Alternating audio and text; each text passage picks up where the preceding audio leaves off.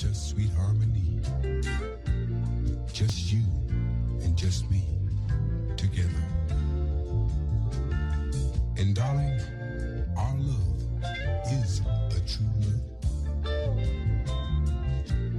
Just you and just me together. And darling, our love is a true love. Just you and just me together. And darling, our love is a true love. Just you and just me forever. And that's all we need. It's just sweet harmony. Just you and just me together. And darling, our love is a true love. Just you and just me forever.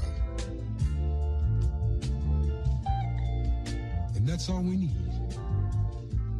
Our love and sweet harmony.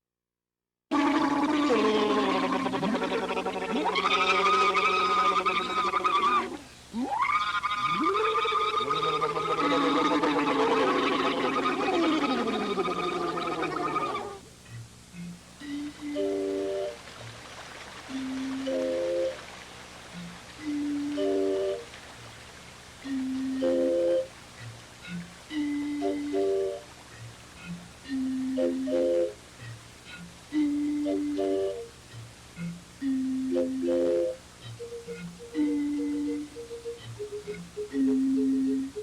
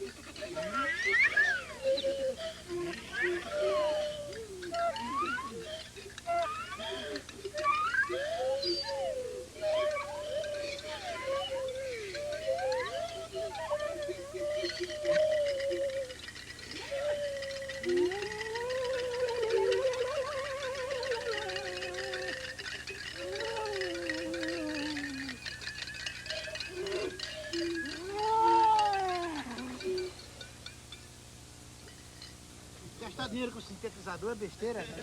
Campeão, mas contigo, deixa em 7 e não toca dentro da água não. Ah, é.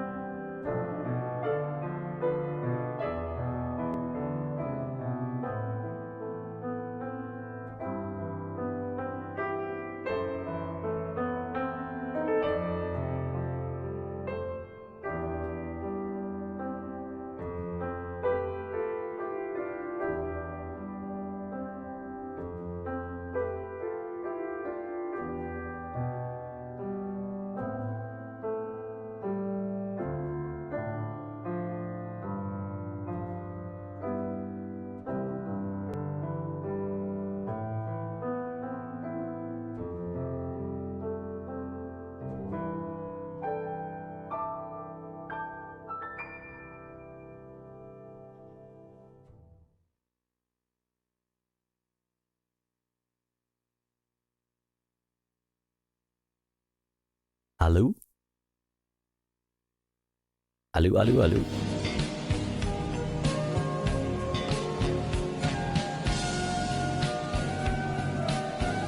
First. Yo.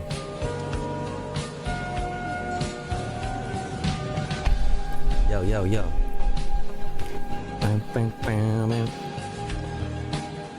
What up, what up, what up, what up, what up? Hello, everyone. Brett, thanks for the raid. What's good? I was about to ask what you did on stream, but I was literally there. What's up? Welcome in. What's up, Cinemarxists? What's up, what's left LAers? What's up, what's left LA fans? What's Gucci? How are we doing? How are we feeling? What's the vibe? What is the vibration? How are we doing? Good to see you all. Exclamation point. LA voter guide in the motherfucking chat. Very helpful voter guide. That's right. What's up, Witchery Rocky? What's up, Radical Statical? What's up, Darank Dank? What's up, Okama Henry? What's up, Tech Tink? What's up, Iacha? What is up, Elvin Lumberjack? What is up, Adric? What is up, Moto Lemur? What is up, VCC? What is up, Solar Satori? What is up, Punky Gal? What is up, Celticness? How's it going? Roynal McDonald, Narwhal, Sol Siempre, Snilk. How's it going? Baxapath, Threm, Reclaw Codes, Violence Against the Rich, Becca Rose. Hello, Becca. Speed Racer. How's it going? Finally, Piano Fan. Finally, Dog Stoned, and I'm in early. Huge W. Huge W. What's up, Bolt Clower? Welcome in. Cryptid, hello, how's it going? What's up, Sun Smash? Who else is in here? Amora, Zyrum, Profiley Face, Ram Ranch. Who did I miss? Jennifart, Sound Killer, a whole bunch of people. What's up, everybody? Welcome in. Dream Tuning, hello. Panda Bear Tellum, welcome in. Very cool setup you got, thank you. I'm voting Dono Trump. Hell yeah. Let's go. What's up, Virtual Meal? What's up, Torin? How's it going, everybody? Good to see you. How are we feeling? What's the vibe today? Hope you're all doing well. I'm a bit like tired. I don't know. I feel like eepy or some shit. I don't know. I'm feeling kind of tired. Playing Armored Core Ranked. Armored Core looks fucking cool. It looks fucking cool. But I feel like everybody I saw playing it, like, stopped playing it when they were, like, they got over it real quick. You know what I mean? It doesn't seem like a game that people are, like, keeping up playing, but I mean, I could be wrong. Best Armored Core game they've made. You know what I've been playing, chat? Black Ops 6. Yeah, I know.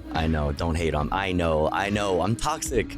I'm not voting for Kamala Harris. There, I said it. Oh, no. But Celticness, think of all the things that Kamala Harris wants to do for the Irish people. Right? Think about it. The party officially started. Let's go. Dun dun dun. Kamala! Missouri voters can block the reaffirmation of a judge who was corrupt prosecutor on the Ferguson case and is associated with the Federalist Society named Christian Stevens. Please look up the judges before you pass them up. That is a huge, very good point. If you're in Missouri, consider this. And if you're an American generally, consider this. That's why we spend so much time talking about everything that's going on, down ballot, and not as much time talking about the presidential election. Okay, there's no shortage of places to go for nonstop yappage about the presidential election. That's why it's important that, we talk about things like that. Pigs are pigging in LA. I saw. That's why I said we're gonna put it in the title today because LA is partying. If you don't know, Los Doyers took it home tonight. Los Doyers put the fucking Yankees in their goddamn place. I actually don't give a shit about any of this stuff, but I'm an Angelino, born and raised, and fuck the Yankees, okay? LAPD creating a perimeter around Douglas and Sunset now. Look, okay. Ableism is not allowed in this chat, okay? So don't even think about it.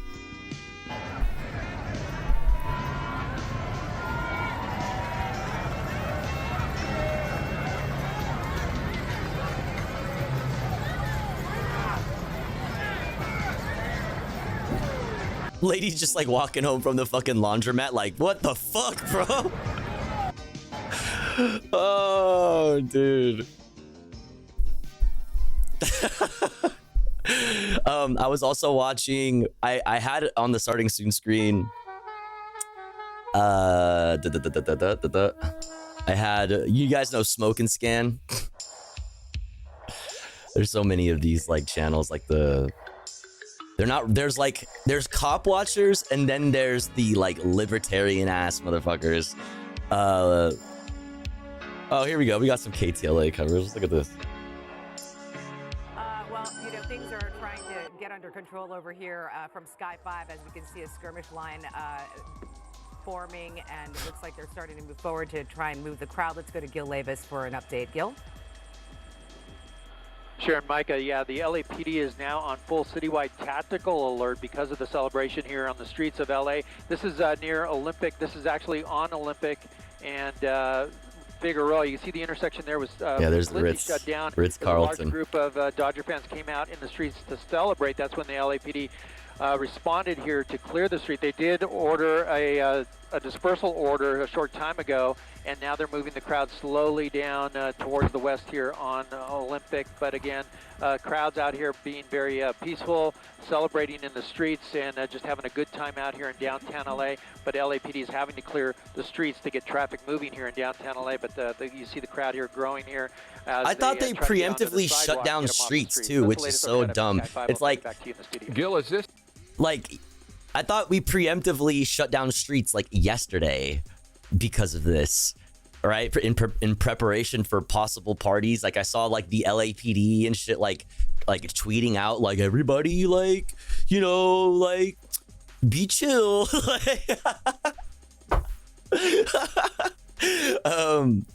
It's like, what the fuck? I don't know. And it's in downtown, dude. Like, just let them walk around, bro. Just let them walk around.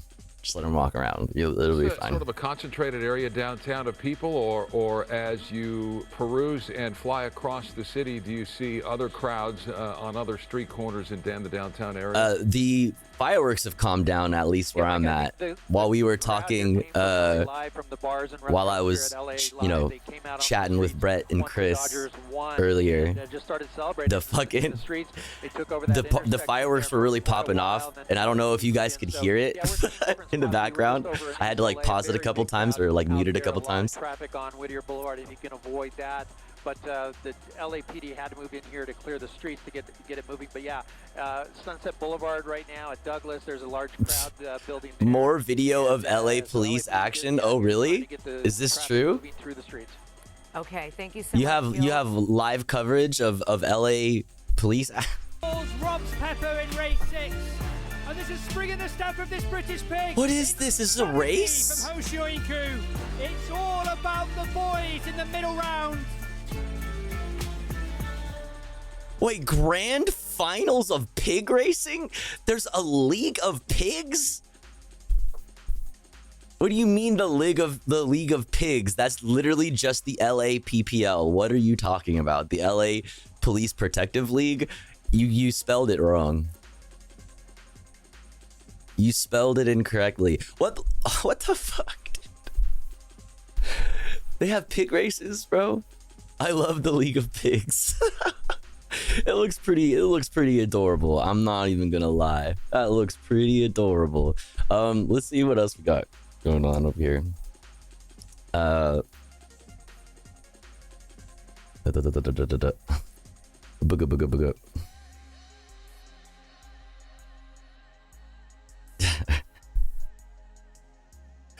Really glad we're giving these goons $1 billion extra over the next 4 years.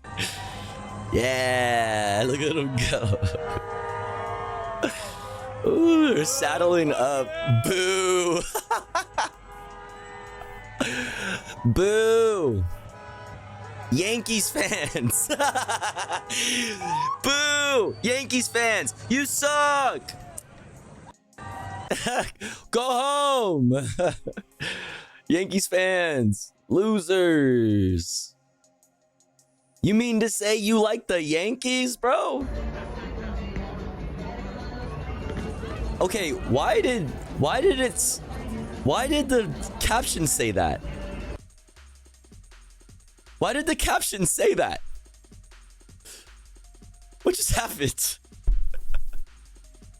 Why the fuck did the captions just call me that?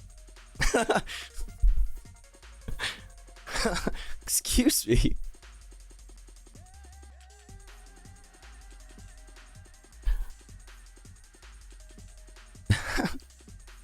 Run it back? No.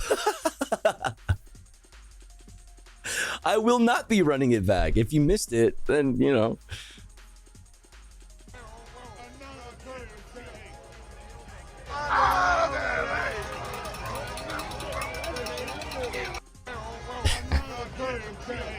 Motherfuckers in the background making no sense at all. Those dudes are not speaking words. That is no language. They are not speaking any language. Fuck yeah, baby. I love to see my Angelinos fucking out and happy, you know, out in the streets, enjoying each other's company. Not these guys, though. Yankee fans.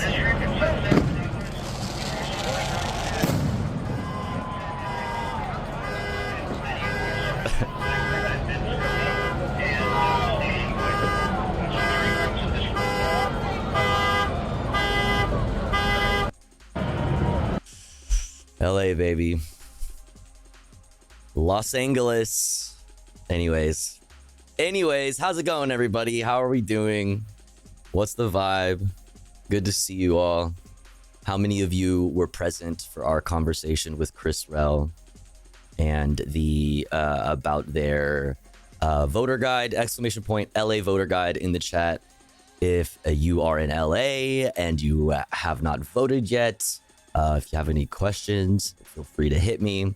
But we're probably going to just have like a pretty chill, in comparison to the average Tofu Ghost stream, we're going to have a pretty chill broadcast today. Okay. It's going to be pretty chill because I'm feeling like abnormally tired right now. I need to get like yet another energy drink in me, even though I drank one while we were chatting earlier. And realistically, my body probably doesn't need that much caffeine. But I don't care. Why are cops always seconds away from beating people? That's okay. Like, all jokes aside, that's literally like the whole thing is like that type of reaction, that type of present. You're supposed to give that type of, you're supposed to have that type of presence. That is part of your training. You are supposed to be like reactive in that way to maintain your like your presence of authority and to literally make sure that people are afraid of you. That's how you control somebody, is you make them afraid. It's yeah. They literally are just like a second away from killing you at any given moment. Like, if you are literally though, and I, you know, which is why it's, you know, hopefully it's, you know, you're you know your rights, and you're you know how to like talk to police officers in a way that like protects your safety, if that's something that like you know that is important for whoever you are specifically. Yeah, because at any given moment and in any interaction with the police officer, they are like ready to pull that fucking gun out and just put a fucking clip in you. Seeing the traffic stop training videos is really telling. Yeah. Get electrolytes. Caffeine needs help. Electrolytes. Word, I guess I could get some electrolytes. I don't know if I have any. Gotta go to the store and get some electrolytes. Water's for pussies. Just kidding. I've been drinking tons of water also. As said, I've not seen a cop with a weapon in hand in over 10 years. Last time was an armored truck being robbed. Jeez. More. I was getting angry talking to a cop one time and he turned his camera off. Yeah, if that's not intimidating, then I don't know what is. I mean, listen, there was a time where I used to be a lot more confident, and it's literally gotten me into trouble being a lot more confident in my, communicating my anger with police officers. But it's literally landed me in jail and before, and like I don't want to know what it's like going to jail as a trans person. I've done it as a non-trans person, or yet. But I've never done it as a trans person. I don't want to know what that's like. The barbecue lighter is sending me so hard. Okay, don't fucking talk bitch. When shit gets rough, like, okay, listen. You think fucking lighters grow on trees? You think they just grow on trees? You think that money just grows on trees? Okay, listen, when there is no other fucking lighter available, it's either this or I walk my ass to the kitchen and light this shit in the stove every fucking 5 minutes because it always goes out in my hand because I just be sitting here smoking and talking at the same time. Damn it. Country girls make do, that's right. What's up, butter dog with the butter on it? Too fucking real. That's right. So quit talking shit, bro. Fuck. Gas stove. It is a gas stove. It is a gas stove. It is. All right, chat. Let's fucking get this party on the road. That's not how that saying goes, but I'm gonna start saying that now. I bought a 50 pack of Bix for $48, and I've haven't bought lighters in 2 years. Okay. I think you underestimate how much okay. Respectfully, to the average person, a 50 pack of Bic lighters will probably last you your lifetime. And I totally get that. But I think you underestimate how much I use lighters. Okay, like there is at least like 6 to 8 hours of it documented Monday through Friday. But every other hour of the day and every other day that I am not online documenting my marijuana use, it continues. Okay, I think you need to understand, I go through a single Bic lighter a lot faster than I used to. Like a single Bic lighter will last me maybe like 2 to 3 weeks. And that's being generous. That's being generous. Tofu never finished a J is true. What are you talking about? What do you mean? Tolerance break queen? Yeah, no, for sure. What's up, Catboy? What's up, Catboy? Hope you're good. What's up, Laney? We do not have object permanence. Tofu was on weed, chat. She'd be smoking. Yes, right. I swapped to vapes lately. Get on my okay. Get on my fucking level. You don't know me, bro. Like, you don't I don't think. Get on my fucking dude. Have you met me,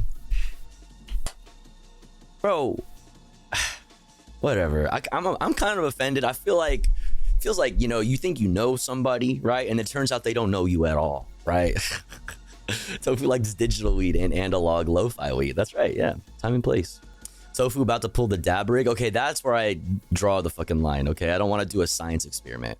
All right, I'm not a fucking mad scientist. I'm just a simple bitch who wants to get fucking toasty, all right? Like, let's relax. I don't want to fucking break out the beakers, put on fucking eye safety gear, like, personal protective fucking gear or whatever the fuck it's called, and like I'm not trying to do all that, dude. Heat up a fucking heat up some fucking glass fucking magic wand. Like it doesn't, none of it even makes sense. None even makes sense. There's all these different like tubes going into things. This one has water in it. This one has an extra fucking thing with even more water. And I don't know why. Like it doesn't even make sense. And every time I fucking take a dab, which has been a really long time since I've taken a dab. Every time I've taken a dab, it's always just ruined my life for like a half an hour. And then after that, it's chill. But it's like a half an hour, you're like,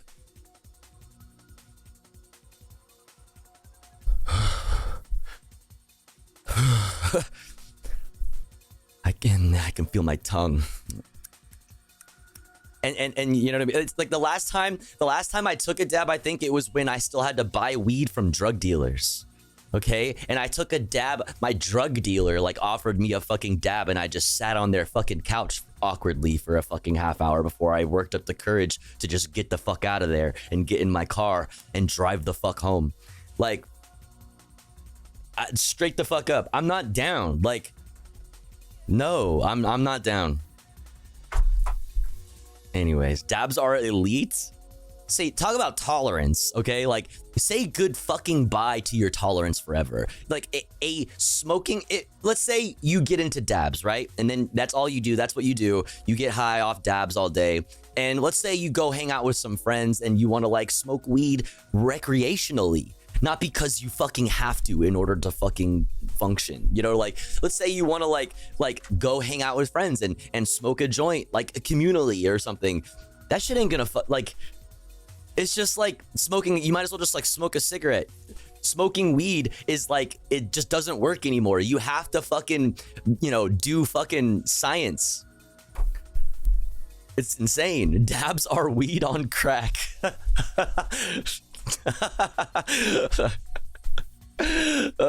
Couch lock tofu. Yeah. Faded than a hoe. That's right. I would have loved dabs before I got sober, but like, holy shit, that kind of concentration is bonkers. I mean, yeah, for sure. I mean, it's like, it's definitely, if you can somehow be like the only person who was able to do this and like somehow manage to like maintain your like some kind of like healthy tolerance level, like if you force yourself to only like, I take a dab at fucking, you know, 10:30 a.m. and then I take a dab at like, I allow myself to take a dab at like, you know, 3 p.m. and then one before bed at like 9 p.m., 10 p.m. Like if you're able to do that, which nobody who takes dabs is like, you know what I mean? Nobody who is a dab user like is responsible about doing that, right? Like if you were able to do that, like, yeah, I only take 3 dabs a day. That would actually be ideal. It would be super healthy and you would just be like faded than a hoe for like an hour and a half and just be like, you know, and then it just like wears off. And then like you take your other dab at, you know, in the middle of the day, then you take your dab before bed, right? Like that sounds like that would be a really ideal relationship with marijuana or THC. But nobody does that because that's not how that works. Like, no, that is not, nope. I think also I have like an addictive personality and I do have to remind myself of that. And when like, you know what I mean? If I like ever like start, like for example, I used to need what's it called? Z-Quil to fucking sleep. You know what I mean? Like I have always had issues like sleeping, which is why since I started streaming, I've always streamed in the middle of the night like a freak. That's just like always been me, just never being able to sleep properly ever. So like when I had like a real job, like, you know, back in the day, and like I had to be places at certain times all the time, like I had to like do whatever I could to put my ass out.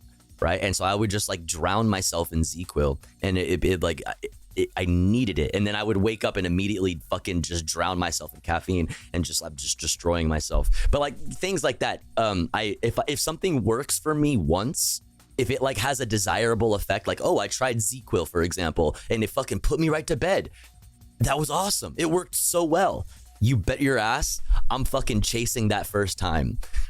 Always, no matter what it is, even if it's something like not like a drug, right? Like if something works, I'm always trying to like, if it works, I use it until it stops working. And I have to remind myself that I'm like that. Yeah, like melatonin, all that kind of stuff. So yeah. Yo, Mum Z's with the 5 gifties. Thank you so much. Thank you. If you got a giftie from Mum, make sure to thank them. That's very, very kind. Thank you so much. Getting us started off at 5 out of 25 now for the daily sub goal. Reminder, now that Mums has got us started off on the sub goal, if we hit the sub goal, it locks us in for comfy content after the news, okay? So after we're done with the news, if you want to like hang out and unwind with some chill content, let's try to hit that sub goal. You know, if you enjoy the stream, if you enjoy the content, if you'd like for me to continue doing this full time, you know, consider supporting. Subbing yourself is the best way. Gifting a sub to one of your friends in the chat is another great way. Make sure to say hi, throw some emotes in the chat. If you're lurking, use the please give me a sub redeem. Throw some bits, throw a dono, $3 specifically for a TTS message. So if I'm ever ignoring you in the chat and you want to yell at me and force me to pay attention to you, you can force me to pay attention to you for the low price of $3. So consider this. Thank you again, Mums. But let's get into the stream. We've been yapping. It's okay. We have a pretty chill stream for us today. So like we can afford some yappage today. We can afford some yappage. We have not played chess in a year. Dude, I want to get back into chess. I really do. Yo, Mohoff with the fresh tier 1. The #1 best way to support your streamer is just to sub yourself, because it helps us get the sub points we need to achieve Partner Plus, which would give us a 70-30 split. So thank you so much. Let's fucking go. Thank you, Mohoff. Thank you, and welcome in.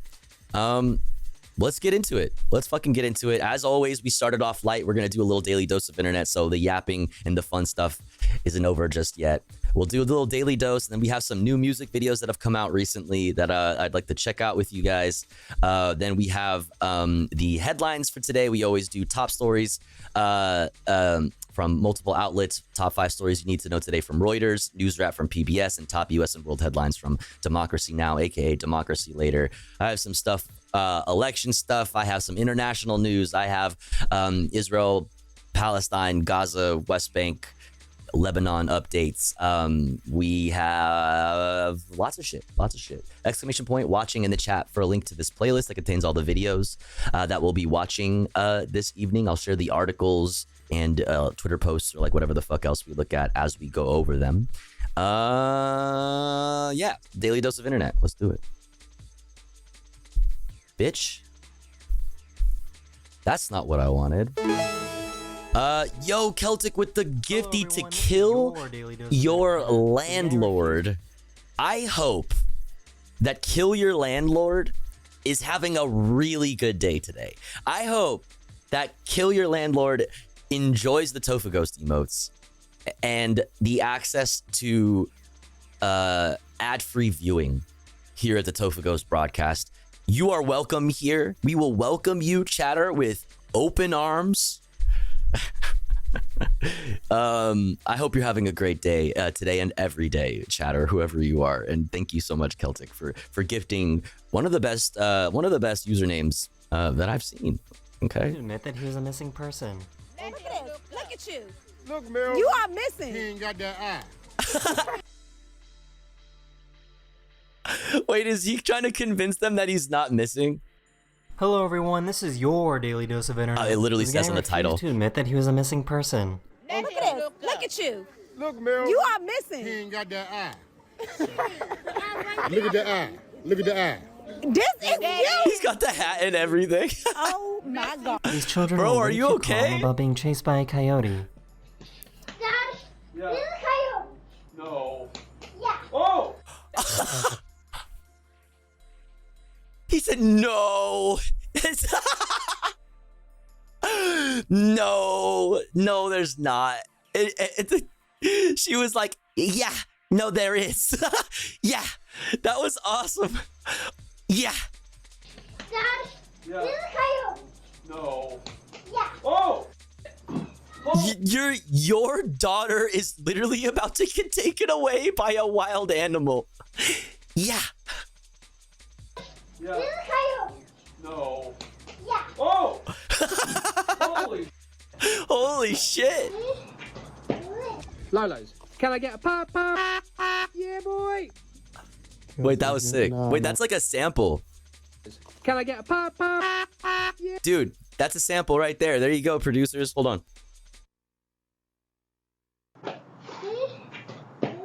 Lolo's. Can I get a pop pop? Yeah, boy. Yeah, boy. No, quiero saltar hasta allá. Oh, you're fucked. Oh, you're fucked. Don't do it. It's not worth it. No! This repo man tried to take back her car after she failed to make her car payments. Drive up!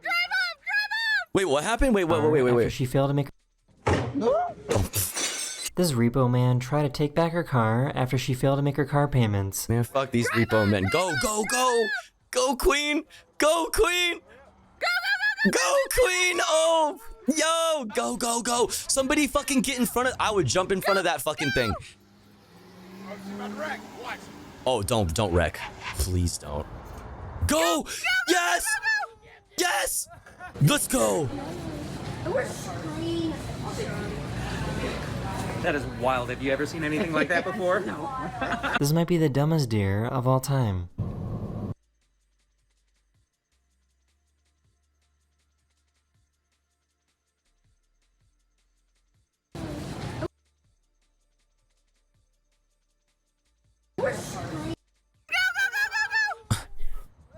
Picture.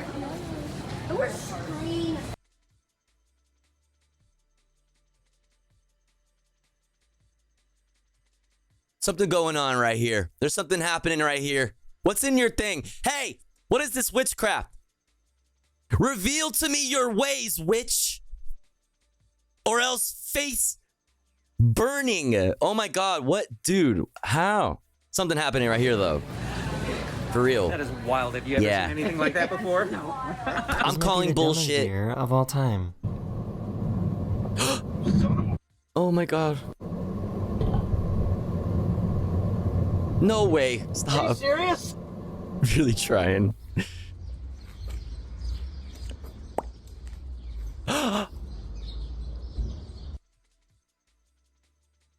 No.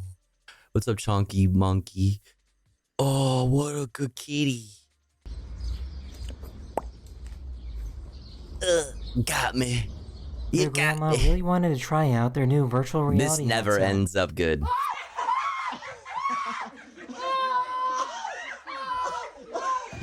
Oh no, dude, you're gonna kill her. Oh my, are you a witch? Yeah. I mean, you look so cute. I love your outfit. Can you actually record something for me? Yeah, for sure. Okay, sorry, record.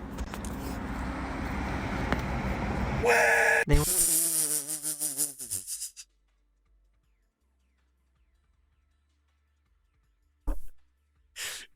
For me? Yeah, for sure. Okay, sorry, record.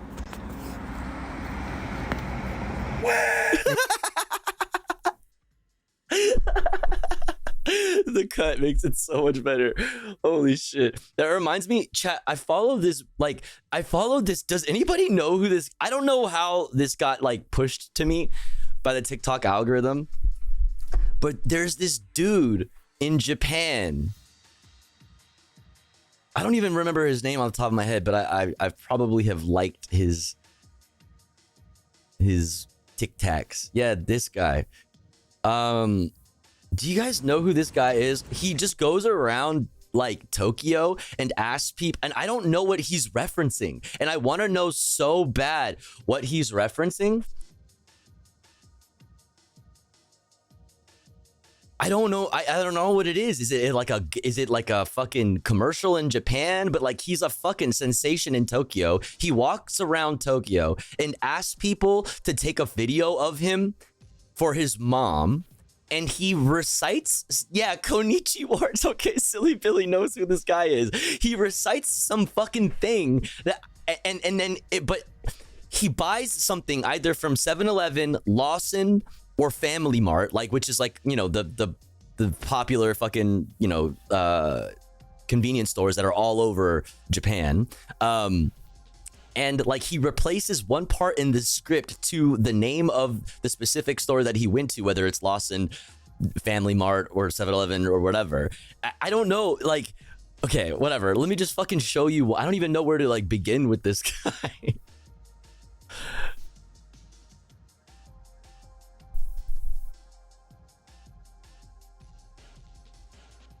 I don't even, okay, let's just do this one. It's got a 1.9 million. Okay, now TikTok is being slow. すいません。すいません。一瞬僕の動画撮ってくれないですか? He's asking them to take a video of him. けど、いいですか?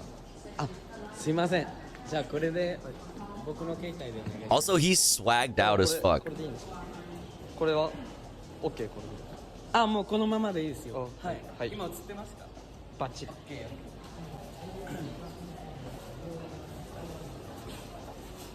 皆さん、こんにちは。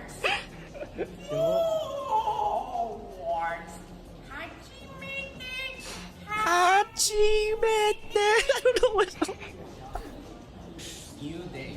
I love these videos and I don't know why.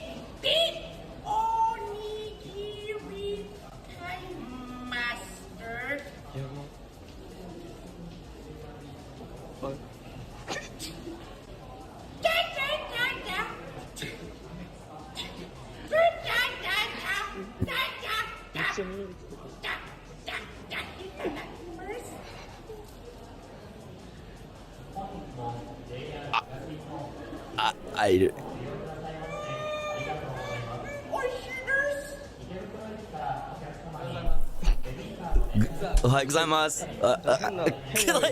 and he just like he breaks into the he like goes back to normal. He goes back from the character. I don't know what it is, but I'm obsessed with it. Like I don't know what it is, but I'm obsessed with it. And he's like a fucking sensation. People think he's fucking hilarious. People like recognize him in the streets. And they're like just look at this. Oh, Bill Boneless, thank you for the raid. What's up? I hope you had a good stream. Look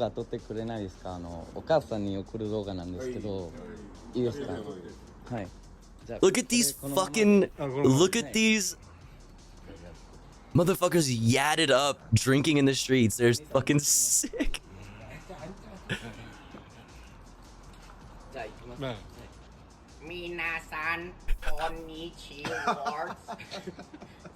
Like, they all know what it is. What is he referencing? 7-Eleven.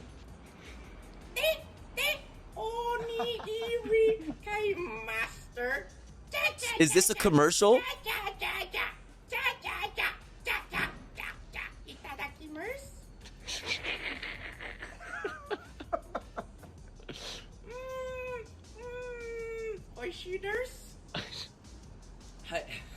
Hi. Arigato. And he goes back to like being, you know what I mean? Like the way he's like code switches is insane. Cause he's like not Japanese, right? But he's living in Japan and he speaks perfect Japanese as far as I know. I mean, I don't know if it's perfect, but like, look at like some band pulled him on stage. Somebody please explain this to me. Probably. すいません。一瞬僕の動画撮ってほしいんですけど。Sorry. はい。Oh, no Japanese? No Japanese. Sorry. Can you guys take a video like with my phone I sent to my mom? Yeah, okay, yeah. Just 1 second. Yeah. All right. We got it. Cool. All right, yeah, I got it. Yeah. You wanna? Yeah, come out here. Oh, here? Yeah, two base. That's why it's insane. Like he just like walks up to some Yakuza dudes who are drinking in the alley, walking their dog, and he's just like, "Can you take a video of me?" Look at this packed ass arena. Minasan, konnichiwa. Warts, hajimete. 7-Eleven.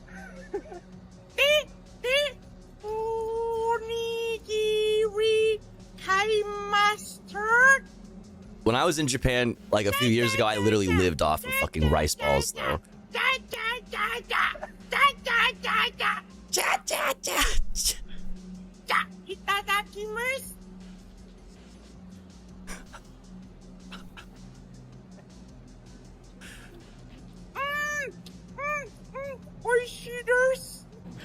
I think so. Ohayou gozaimasu. You guys are playing from now? Yeah. Damn, can I watch you guys? Yo, that's insane. I don't know who this band is. Oh, they're Culture Wars. Oh, this Culture War. Okay. But I don't know. So I don't know. すいません。日本語 OK ですか？僕の Dude, 動画 so swag. Look at this fit, dude. The people in Tokyo are so fucking cool. That's like the #1 thing that you need to know about Tokyo is that everyone there is cooler than you. Like straight the fuck up, they're all just like swag. Look at this fit. It's fucking awesome. 自分の携帯で。はい。あ、はい。 I think it's just his thing, no references. But like, how did everybody knows it though, and like laughs about it? I feel like so left out. San konnichiwa. Yeah. Anyway, let's continue. That's what it reminded me of. I don't know. I need to know more about this guy. I'm obsessed. I'm We're obsessed. hoping that the Pope would accept this pizza that they made.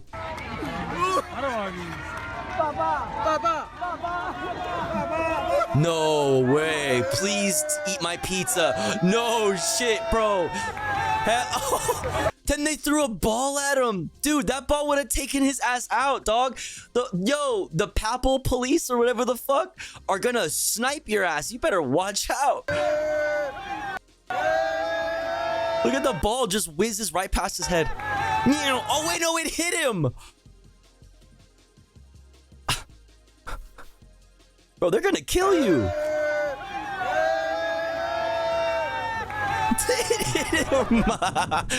Oh shit.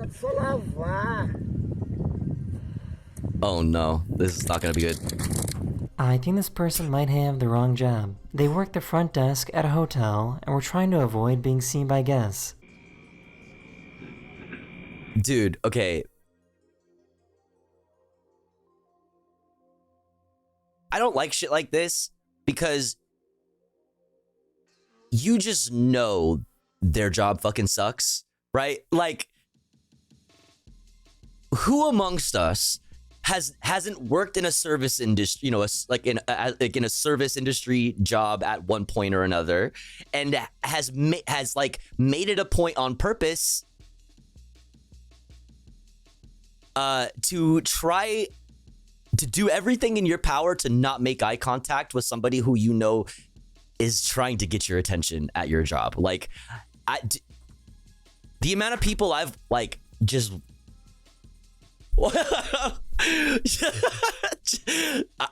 I cannot blame you, okay? Like, so anyway. Oh shit. Okay. Okay, this is a whole other fucking level though. Oh my god, dude. She put herself in fucking harm's way. She put herself in physical harm's way. To get away from that customer probably fucking sucks, dude, okay? Like, listen, if this person is putting themselves through this much effort to get away and not be seen by that customer probably, you know what I mean, is horrible. No. Not the spinning chair! No! No way! No way! No way! No way! This shit is straight out of a fucking movie. That's some cartoon shit, bro. That's some Looney Tunes shit. Like, it's almost like she made the noise when she, like, what was it yesterday? Somebody, like, was doing that thing where they, like, ran in the, like, you know, air, like, and like skidded out, and there was like a dust cloud behind her when she ran away, and then like blew a hole through the wall, fucking Wile E. Coyote style, and then the customer goes up to the desk and it's just a spinning chair. Amazing. Cinema.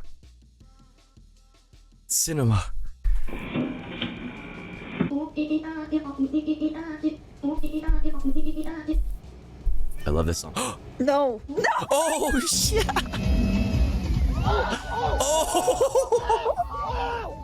They left their window open in their hotel room and came back to this. No! That was my room full of goddamn birds.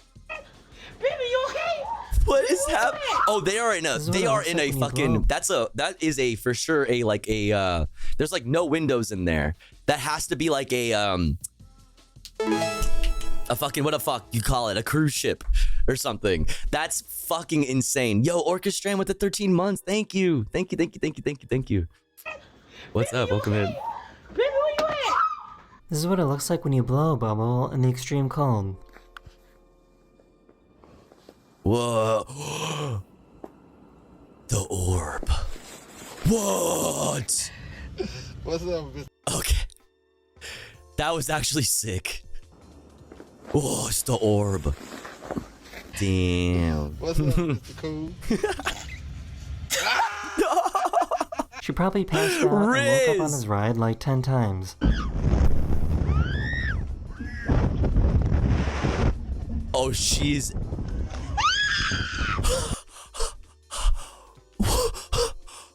Wait, but she was smiling. Yo, she was out having the best dream.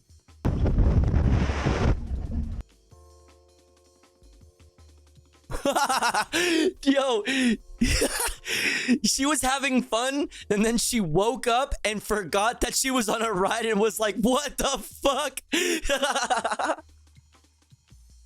She was having fun until she woke up. Look at how much fun she's having.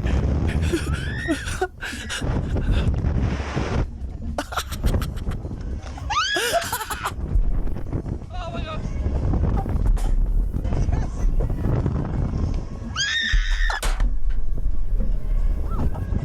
So I guess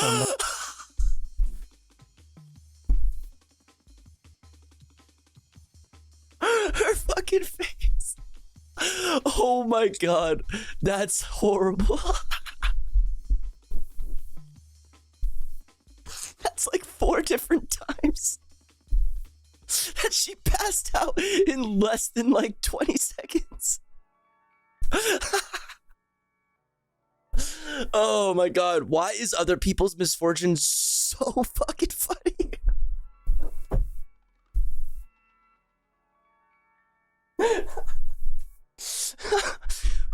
It hurts. All right, I don't want to laugh anymore. I don't want nah. Okay. Okay. beggars can be choosers. No, not that one. No, not that one. I don't want that one. Oh, you want that one? Give her a good one. Yeah. This is probably the skinniest Jeep you will ever see. Yo, okay, bitch. Bitch, cunty. Okay, that would fall over. Like, you just make a left. You make a left and it's a fucking paperweight. You make a left and it's a fucking skipping stone. Oh my god. It looks cool. So, oh wait, chat.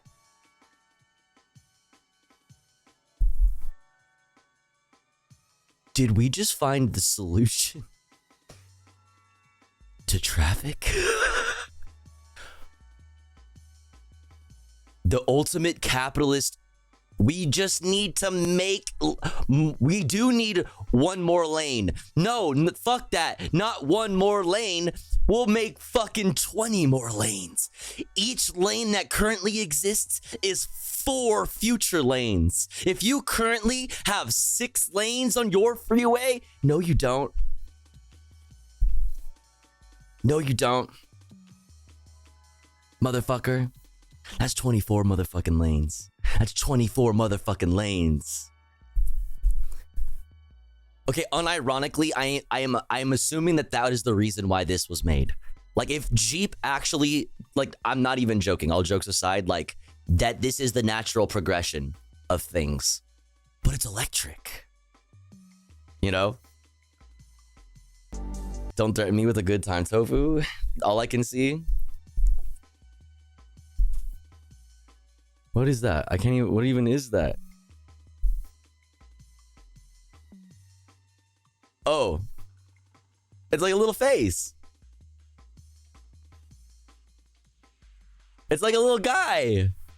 Oh, now it's cute. Just looking at the haters that you're leaving in your dust like, What the Sigma? What the Sigma? For some reason, this frog refused to let go of this fish.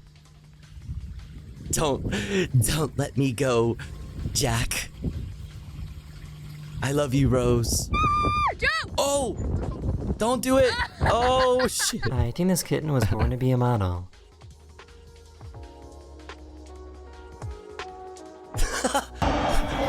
Riz.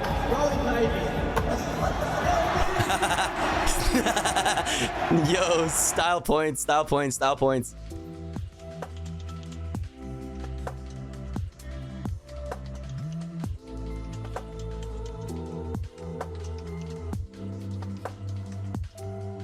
This aquarium in China put a fake robot whale shark in an exhibit. Even though it looks pretty cool and realistic, all the visitors were angry because they were there to see real animals. Wait, it's fake? Oh shit, it looks crazy. Oh, okay. These guys have to climb this mountain every single day to empty the garbage cans. They used to have to carry the garbage all the way down from the top of the mountain, but now they use robots to carry the garbage and help them out. Yeah. Oh! Ow! This bird Yo, is that brave just enough that to protect hurt. its nest from these scary evil Dude, I thought that tractors. was two birds. Dude, stand on business. Stand on business. Yo, fuck that tractor. Yo, this is my home. Stand on business. That's right. In case you didn't know, last week a giant comet visited Earth. Oh shit. She wanted to prove that she could conquer this escalator in reverse, and everyone was cheering her on. You are so annoying for that.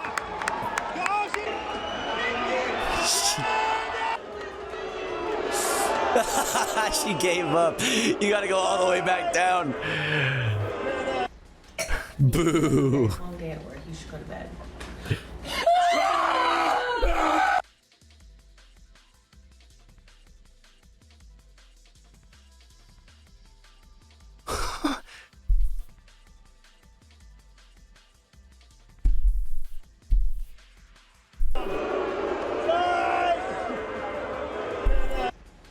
Honey, you're gonna have a very long day at work. You should go to bed.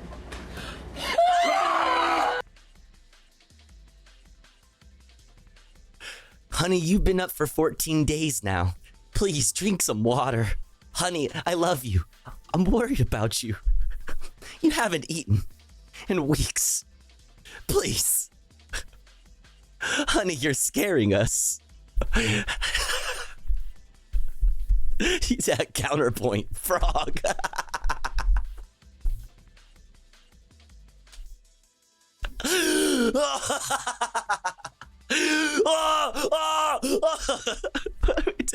This is so weird. Mom, Dad's off his meds again. You have a very long day at work. Also, why does Dad look like Kevin Costner? Wait, is that not Kevin Costner?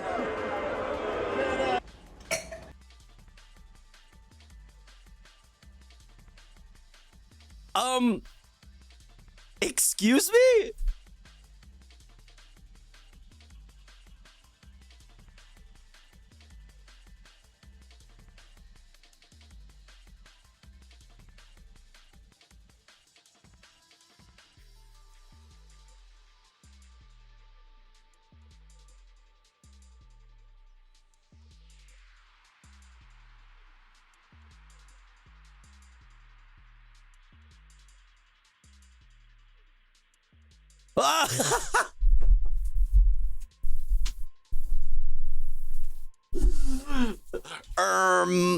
What the Sigma? Honey, you're gonna have a very long day at work. You should go to bed. Frog! Pocket frog! In my last episode, I showed you a similar video with a cat, but I guess this trick works with dogs too. You can turn on the lamp with the dog's nose. Oh, we saw one yesterday that was a cat. Dog lamp. I'm really not Dog sure lamp. if this is satisfying or makes me nervous. What are you doing? Excuse me. Stop doing that. Where are you going? Okay, there's like, it's like ground. Okay, fuck, dude. There's like ground underneath it. Ice expert here. Don't do that. Abolish ice, dude. Look at this shit. Tell me you don't want to abolish ice after that. That's crazy, bro. Oh my god! What the fuck? Oh! Oh, baby! Oh my god! Oh! Oh! Oh! Wait, you guys, they didn't account for that? There's no way they didn't account for this when they were like designing the fucking place. Like, dog, you're supposed to jump off this shit into the fucking foam pit. If you put fucking fluorescent lighting right there, that shit is gonna get hit. You just need to like poke it. You just need to tap it, and it will explode. The foam pit looks temp. You think so? Maybe. Well, now the foam pit has to be emptied because it has glass in it. Like, now nobody can go in this foam pit because it's infested with a million little tiny pieces of glass. Oh my god. That's like some fucking, not Scar. What the fuck are those stupid ass movies called? Saw shit. Like, I remember, like, I think, like, I don't even know which Saw it was, but I'm pretty sure it's the only Saw movie that I've seen that has this trap in it or contraption. Like, somebody like that was like addicted. Like, God, it's so fucked up even thinking about it. I hate those movies, dude. I haven't even seen them all, and I hate them. She was like addicted to drugs or something. She's like a recovering addict, and so his choice for her was to like push her like into a fucking big vat of like needles and syringes and shit, and she was like poked with them, and oh god, just thinking about it's fucking me up, dude. It looked like someone left their booger on a rock, but this is actually a flatworm. Ew! Ew! Ew, it's scary!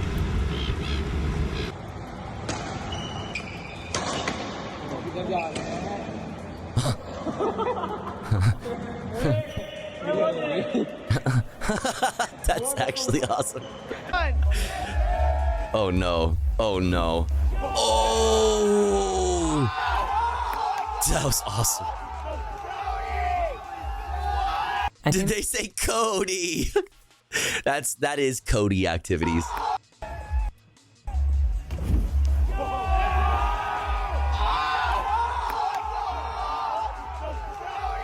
Oh no, Jody. It says it right here, Jody.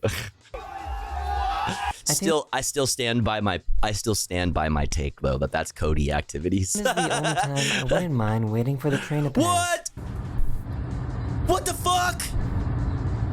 I want to do this. Where the fuck is this? The little laugh. I want one of those. What the fuck? For the train to pass. That's so fucking cool. Dude, yo, Tofu, what are you doing this Saturday? Oh, actually, I'm getting together with my fucking, the boys, and we're gonna fucking, we're gonna go ride mini trains around, We're gonna take our mini trains to fucking, I don't know, to the beach, bro. Me and the boys are gonna go mini training. Oh my god. Look at all of them. There's so many mini trains. the little laugh. Whoa. This guy made himself the perfect dream editing I've seen setup. this shit. It's not the dream editing setup, dude. It's like, okay, I would do this, but not because it's actually the dream editing setup, but because it's cool. All right. All right, I used to actually do this. I have a projector, and I used to do this. You can't see what I'm looking at, but like in front of me, there's a wall, and behind my big surprise, but behind like my my monitors and my desk here, like there's a big wall here. It has like soundproofing, like, you know, I have like sound treatment panels all across my room because this has been my studio for years. But like I used to also have this wall blank so that I could project another display. So like instead of having just my 2 displays on my desk, I also have a ginormous display up ahead of me, or above on the wall. It's just fucking awesome. And I've been like considering bringing it back into my setup somehow, or like using it like for the stream, but I don't know how I would do it. I don't know. Okay, dude, you have walls. I get it. Listen. Hey, whoa, chill. Yo, chill. All right. Think of the porn watching. Never mind. Okay, also, he's just being annoying and clicking things, and it's stressing me out. Like, he's not actually doing anything. Like, he's just like fucking just being a freak on the fucking keyboard for annoying reasons. You know what I mean? But like, it's still pretty cool. I would do this. The guy made himself the perfect dream editing The ultimate goon cave. Yeah. To one person's ultimate dream editing setup is another man's fucking ultimate fucking goon cave. You never have to leave.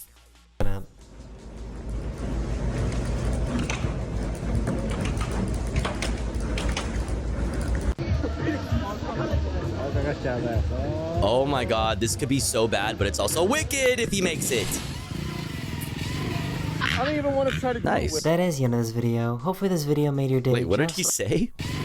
I don't even want to try to do it with. That is the end of this video. Hopefully this video made your day just a little better. Hopefully. And I'll see you guys again very soon. Later.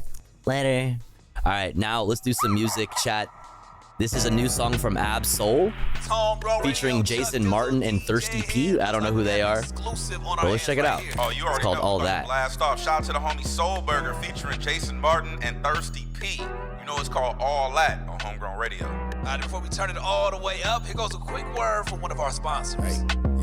Same soup, I just had to reheat it. They know my name, I ain't had to repeat it. I'm with the ride with the blah, blah, blah, blah. All that, like Kel and Keaton. Yeah, I'm with all that. I'm with all that. All that? Yeah, bitch, I'm with all that. I'm with all that. All that. Whole lot of gang shit, whole lot of motherfucking gang shit, bitch, I'm with all that. Whole lot of gang shit, whole lot of motherfucking gang shit, bitch, I'm with all that.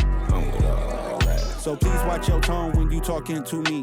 Conde Garçon, Converse on my feet. Yeah, I just ate, bitch, Bon Appetit. Hey. Young refugee, are you ready or not? Rebeat to rap with key beat to lock. Hand me my keys, then I skate off the lot. Enemies retreat before we bleed your block. Early morning, late night, Jay Leno. Run me my cake or else I'm blowing out your candle. Yeah. Don't be the last straw that broke the back on the camel. Y'all know where I'm from. Shoo, Del Lamo. Del Amo, this is some fucking LA shit. My name, I ain't had to repeat it. I'm with the ride with the blah, blah, blah, blah. All that, like Kel and Keaton. Yeah, I'm with all that. I'm with all that. All that? Yeah, bitch, I'm with all that. I'm with all that. All that. Whole lot of gang shit, whole lot of money.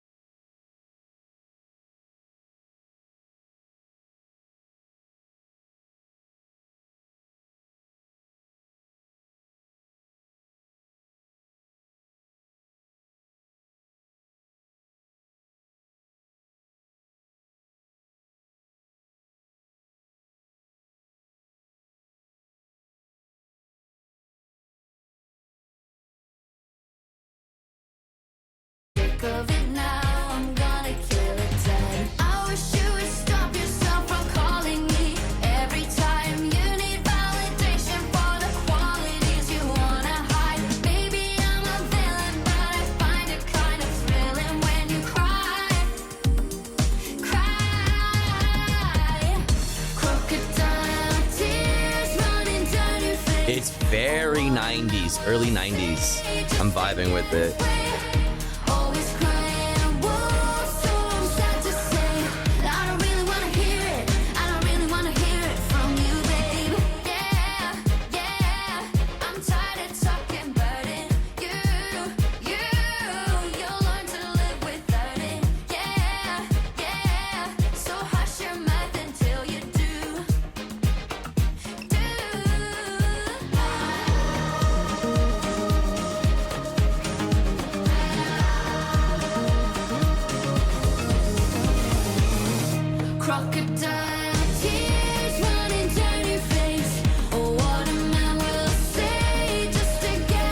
Something out of Tarzan. That's not. It's very, very 90s pop. Yeah. Well, Tarzan was also, you know, Phil Collins, the fucking legend. But I know it. I know what you're saying. True Blue era Madonna. Yeah, I think 90s Madonna is a good comparison. But that was Lauren Mayberry, Crocodile Tears. Coming up next is Benny the Butcher, 38 Spesh, OT The Real. The song's called Internal Affairs. Hey, yo, Derringer, you crazy for this shit, nigga? It's that stabbed and shot too. Not even a question, 38, what up? Ain't even nothing to talk about, nigga. You know niggas can't take it when we on it like this. Yo, I sat bitten, my sentence long, name written on prison walls. My bitch took off, my team held it down and my chips was gone.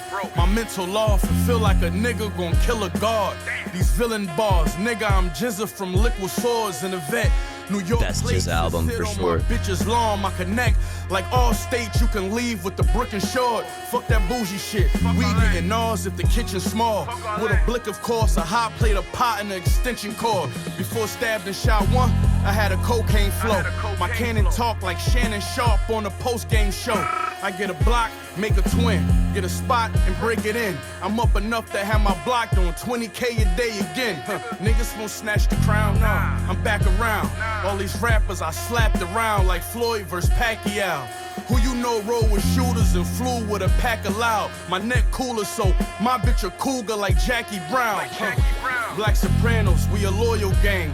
I brought a hoard of cane back in the Camry, then got the oil changed. If they stop, you get my lawyer name.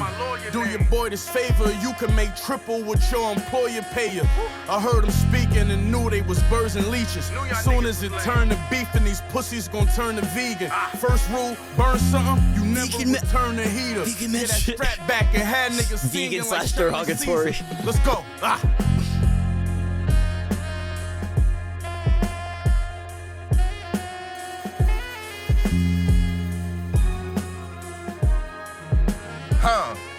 Hey, y'all living a rap life ain't where I got my cash right from. I lived a fast life, I ain't have a past like dumb. I learned if you don't chase bitches, then the cash might come. My bag heavy, yours lighter than my half-white son. You ain't had your stacks right, your act tight dumb. A charity case, you're nothing but a cash might come. My bag heavy, yours lighter than my half-white son. You ain't had yours is lighter than my half-white son. A charity case, you're nothing but a tax right bum. Got me wondering where you get your advice from. You're around them bitches so much that you act like one. My Spanish hoes call me Papito. We was the ones up top that knocked COs in the county. We made gumbo from hot Cheetos. Humble, I came home and got kilos. Y'all bums asked for help and got free clothes. Then turned to alcoholics and got egos. So run in my house with your friends like Casamigos. And I give y'all all shots for cheap, but it's not Tito's. That beat is insane.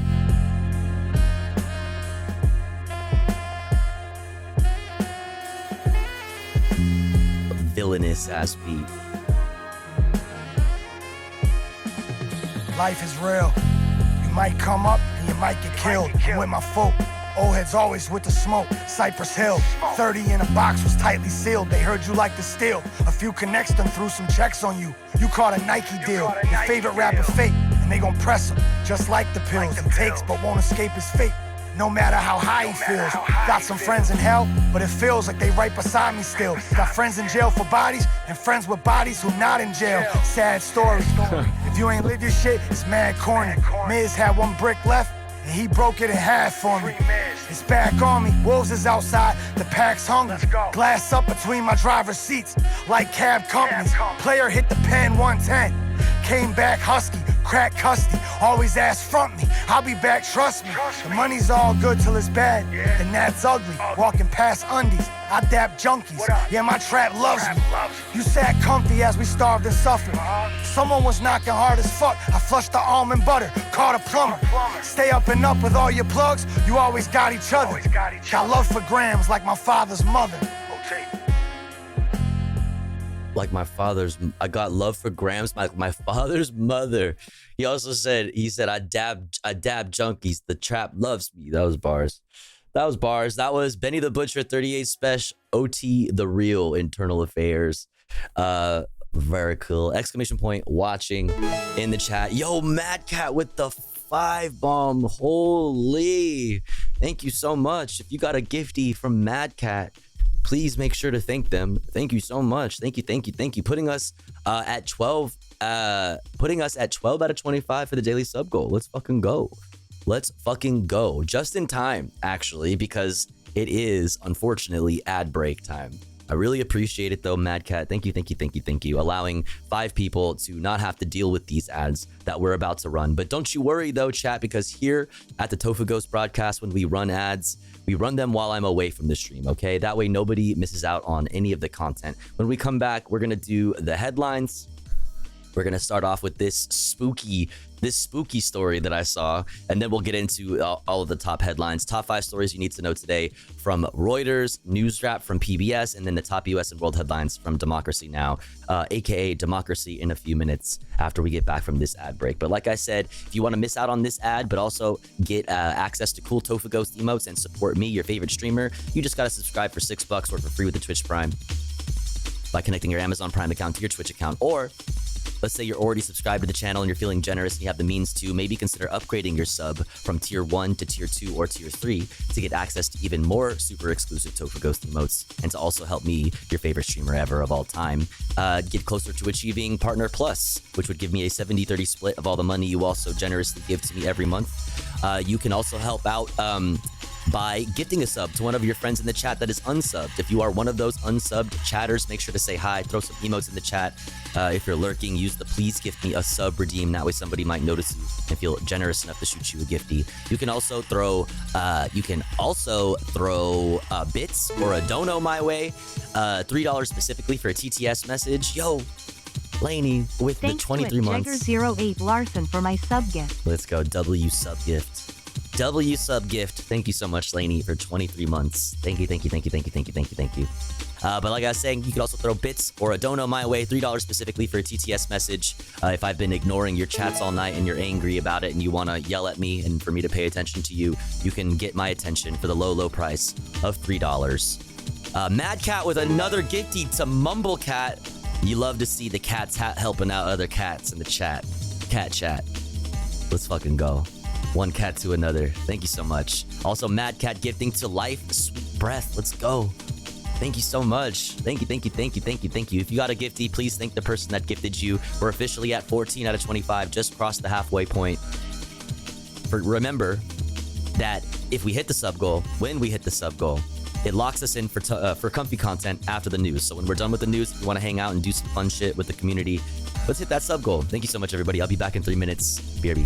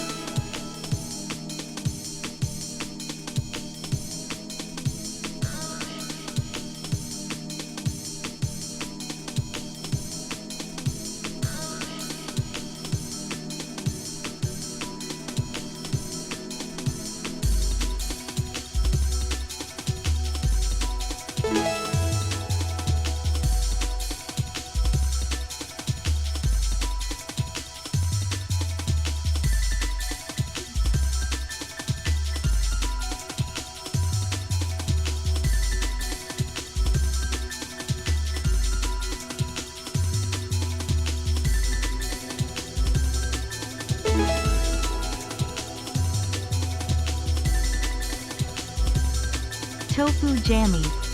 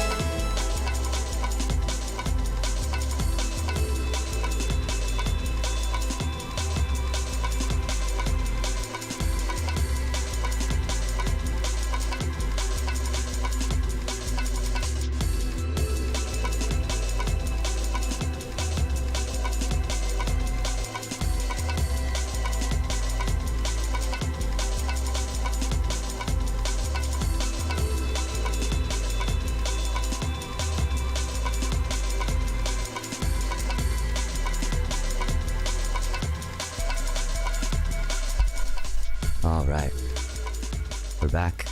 Thanks for waiting. Thanks for sitting through those ads. Sitting through the ads is a good way to help out the stream, even if you don't have any money to throw my way. But speaking of helping out the stream, Mad Cat, holy, thank you so much for even more gifties. Mad Cat for the gifty to Sleepy. Mad Cat for the gifty to Moto Lemur. Also Folistan for the 6 months at tier 2. You absolute legend. Thank you so much, Folistan, for the tier 2. Thank you, thank you, thank you, thank you, thank you. I hope you enjoy the emotes. Thank you for helping me get closer to achieving Partner Plus. Mad Cat with another gifty to Nilokon, and Mad Cat with another gifty to Shet, and also Mad Cat with the gifties that I already saw, but are very much appreciated nonetheless, to Life, Sweet Breath, and Mumble Cat. Thank you so much. Thank you, thank you, thank you. If you got a gifty, please make sure to thank them, whoever gifted you. It's very, very kind, very generous, very, very kind. I guess we could get into it. Let's finally get started. We're gonna start it off with a spooky news story that I saw. A spooky story on this All Hallows Eve. Officially, now that it's exactly 12 a.m., the clock strikes midnight, and it is All Hallows Eve. So we have a spooky story for you, and then we'll get into all the regular real news. Top 5 stories you need to know today from Reuters, news wrap from PBS, top US and world headlines from Democracy Now!, aka Democracy, very, very soon. Then we're going to get into some other news. Security tight as ballots flood in for counting in LA. Pivotal races that will determine the balance of power in Congress. what I think we need to be spending way more time talking about is things like this.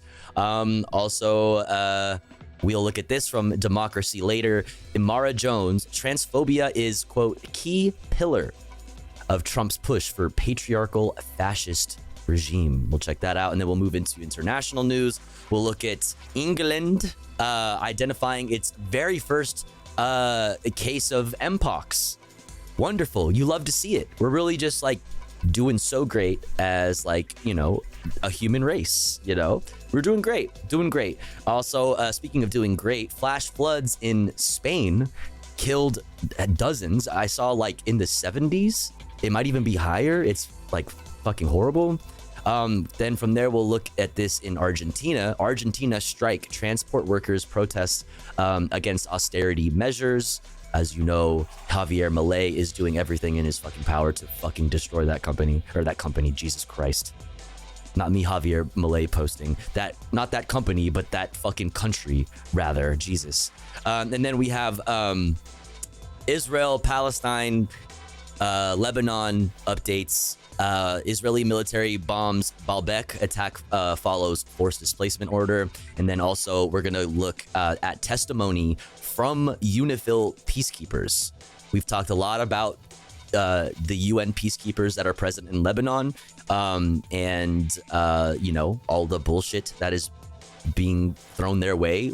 Bullshit being thrown their way like fucking, you know, tank rounds and, you know, shit like that. So we'll get their testimony. And then from there, if we're able to hit the sub goal, chat, we can do comfy content.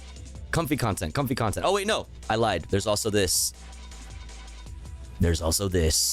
Harris addresses Brandon's garbage comments.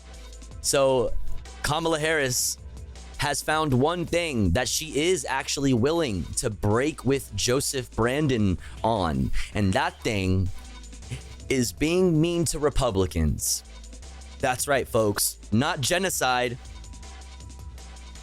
No, not supporting a rogue state that is driving the region and possibly the world into a fucking war.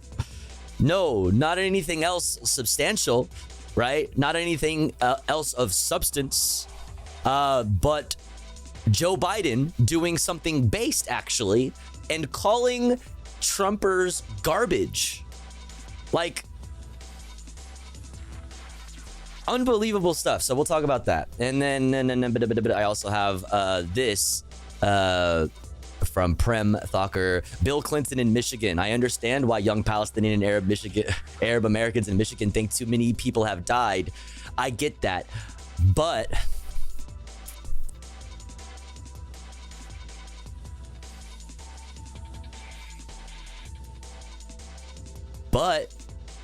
so we'll talk about that in a bit. Let's get into it. Exclamation point watching in the chat for a link to the playlist. Let's start off with this spooky story. How scientists brought a 400-year-old vampire back to life.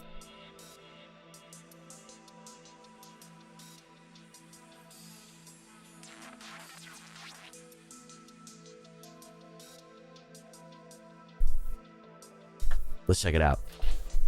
This is the face of a 400-year-old woman, once believed to be a vampire. She's been brought back to life by a team of scientists. Has science gone too far? We need to stop. We need to put an end to this whole science thing until we figure out what the fuck is going on. These motherfuckers are doing what now? Has science gone too far? Vampire. She's been brought back to life by a team of scientists using DNA, 3D printing, and modeling clay to reconstruct her features. Entombed in an... Yo, why is she kind of... Oh, hey. Is it a problematic age gap?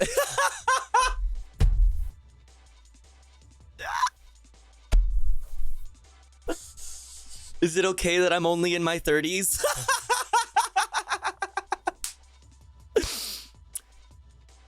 Hey. An unmarked cemetery in Bein, northern Poland. Zosia, as she is named, was found in 2022 by a team of archaeologists from Torun's Nicholas Copernicus University. Archaeologist Oscar Nilsson says her burial revealed a human story wrapped in supernatural beliefs. She was found in a grave 2022 with a sickle placed over her throat. Oh! That's her? Oh! Yo! And she went out like a badass? That was her. So, oh my god. So, that's the bad bitch that has a fucking sickle placed around her neck in the event that she ever fucking stood up. Yo, she was so bad in her fucking lifetime that when she died, they were like, no, this one can't come back. We need to make sure that this one can't come back. 400 years later.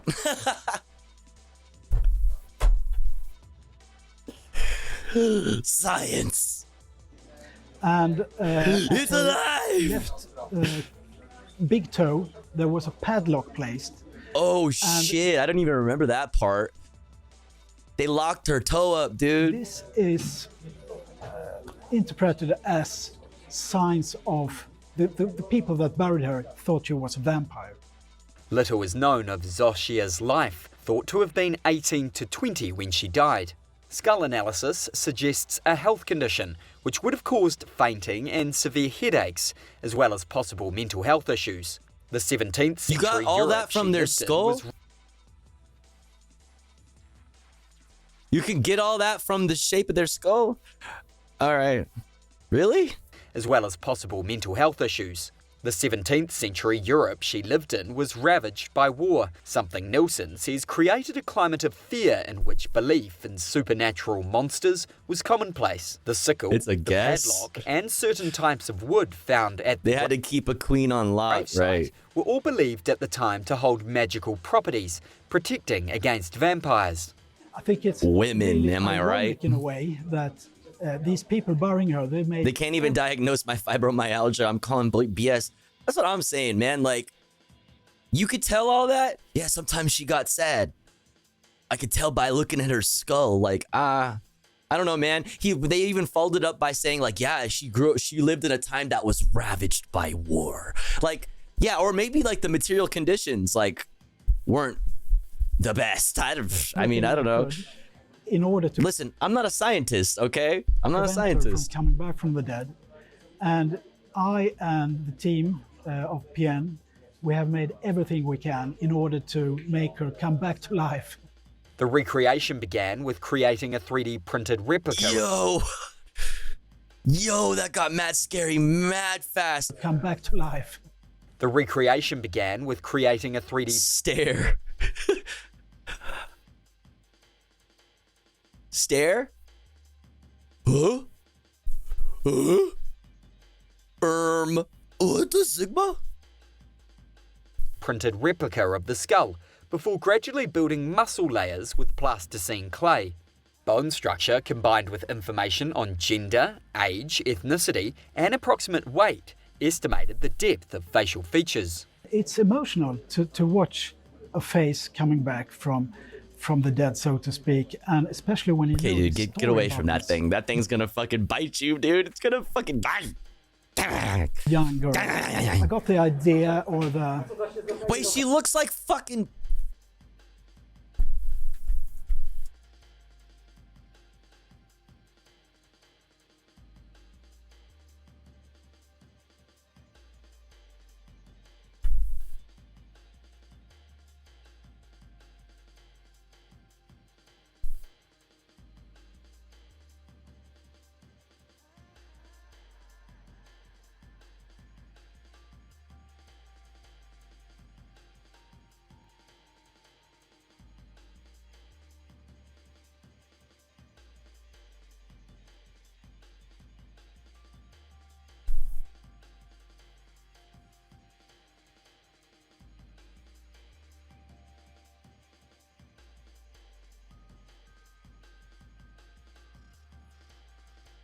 Welcome back, Greta.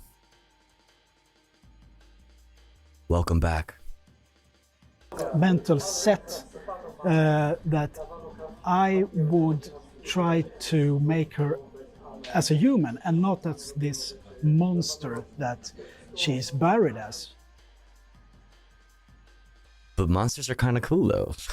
Have you considered this? All right.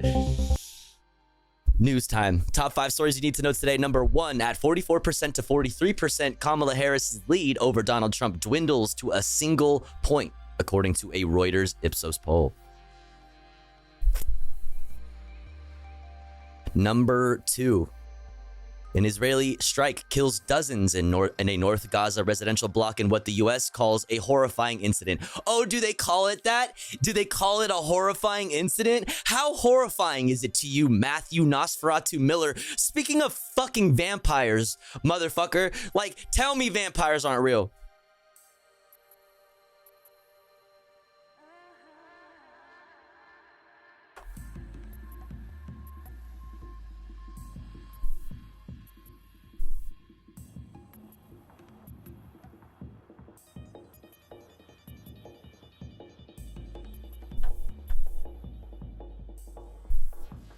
Like, tell me that vampires aren't real. Sorry, Greta, not you. Fuck you, man. Fuck you. Horrifying. Number 3. China's looming fiscal package is set to stabilize rather than boost growth. Okay. Number 4. Canada alleges that Indian Minister Amit Shah is behind a plot to target Sikh separatists. Yeah.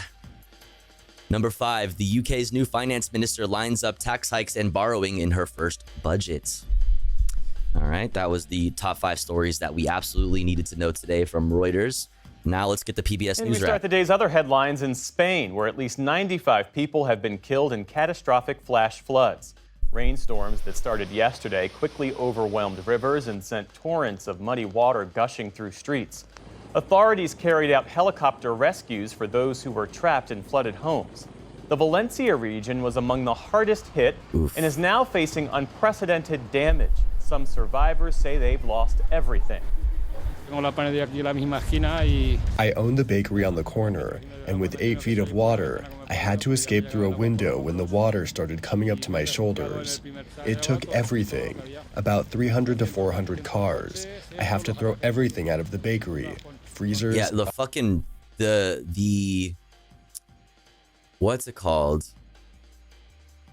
Oh, maybe they changed, I think they changed the thumbnail that I had on this video, but the thumbnail was just like somebody looking down from like the top of a building at like what was like a road or whatever, and it's just like all water and filled with cars, like fucking bumper to bumper, just filled with floating cars, just like on their sides and shit.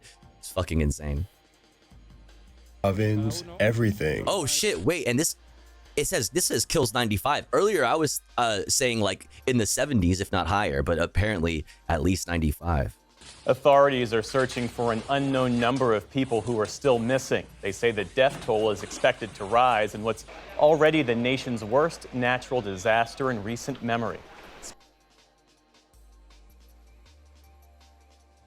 Oh, yeah. Climate protesters need to stop blocking roads. Dude. Like, chat, this is Spain, right?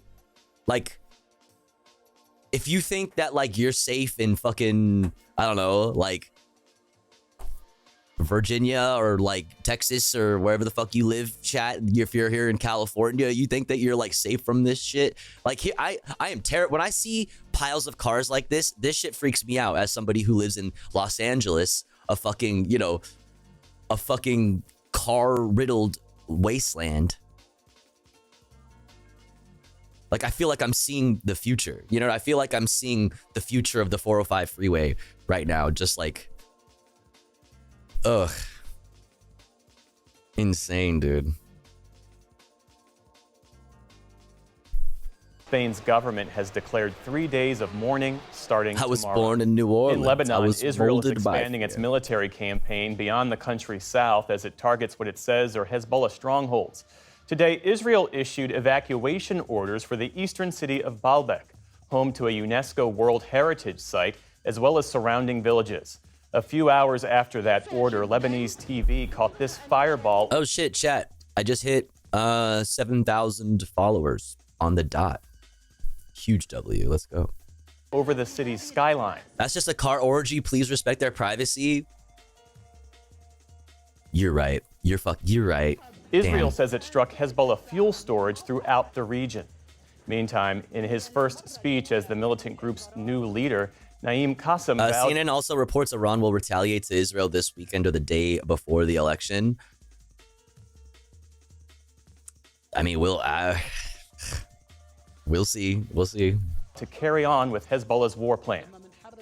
نحن مستمرون في التصدي للعدوان. So far, it seems to me that the messaging from Iran has been one of like, we really don't want this to continue escalating, even though, like, you know, they have like also the desire and the, you know, to like not like, to put it in the most proper geopolitical terms, like look like a bitch. You know what I mean? We will continue to confront the aggression. If the Israelis decide to stop the aggression, we say that we accept, but with the conditions that we see as suitable and sufficient. We will not beg for a ceasefire as we will continue fighting, no matter how long it takes. Those remarks came as international mediators ramped up efforts to halt the fighting in Lebanon and in Gaza. Palestinian officials say new Israeli bombardments killed at least 30 people in the Gaza Strip, one day after Israel waged one of the deadliest single strikes of the conflict so far. North Korea's top diplomat is in Russia for talks today. Her visit comes as the deployment of North Korean troops to help Russia's war effort in Ukraine raises concerns in the West about a possible expansion of the conflict. Today, U.S. Defense Secretary Lloyd Austin met with his South Korean counterpart at the Pentagon. He said that North Korean troops wearing Russian uniforms and carrying Russian equipment are moving to the Kursk region near Ukraine's border. He called the deployment a dangerous and destabilizing escalation. This is pretty serious. Again, we're going to continue to watch it and continue to work with our allies and partners to discourage it. I call upon them to withdraw their troops out of Russia. It does have the potential of lengthening the conflict or broadening the conflict if that continues. It's all unfolding as Russia and Ukraine exchanged dozens of drone strikes overnight that killed at least 4 people. In Ukraine's capital, Kyiv, 9 people were injured, the most, including like, a child, after strikes hit an apartment building sus of and that a shit. kindergarten. There have been more voting-related developments here at home. The U.S. Supreme Court is allowing Virginia to proceed with purging the voter registrations of about 1,600 people whom Republican officials suspect are not American citizens. All 3 of the court's liberal justices dissented. The ruling comes after Virginia appealed a federal judge's ruling that deemed the voter removals illegal. It's rare for non-citizens to try to vote in a U.S. election, but Donald Trump and his Republican allies have frequently raised fears about immigrants voting illegally in November. Authorities in Portland, Oregon say the suspect behind a series of ballot box fires is likely an experienced metal worker. That's based on the design of the incendiary devices involved in the blazes. Oh, they described the suspect as a white man between 30 and 40 years old who they say may plan more attacks. Authorities in the city of Vancouver, Washington say 475 ballots were salvaged from a fire on Monday. An unknown number of others were destroyed. They're working to find voter information so they can contact people about getting new ballots. The FBI is among the agencies investigating. No arrests have been made.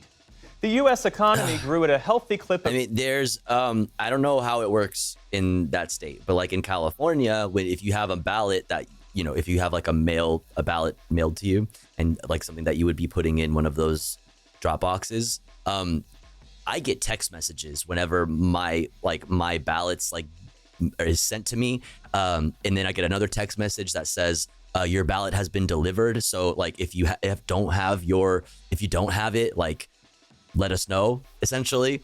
And then like when you turn it in, when you either bring it to a polling place or you put it in a Dropbox, you receive another text message very quickly when they pick it up and scan it and say that like, okay, we got this person's, you know, so-and-so's fucking ballot. And then they have another text message that I get when it gets counted. It's like, I don't know if Washington does too, a lot of glots. I mean, you know, Oregon is right in between. So I don't know. Hopefully they have something like that as well. That way you can find out very quickly and a lot more easily if your ballot was one of the ones that like got fucking torched or whatever. 2.8% in the latest quarter when compared to this same time last year. Also, let me hit you with one of these. Largely to ongoing consumer spending, which rose by 3.7%. That's I'm out of VIP slots. Finally, I've hit my maximum VIPs. That's crazy. That's crazy. We might have to audit the VIP list.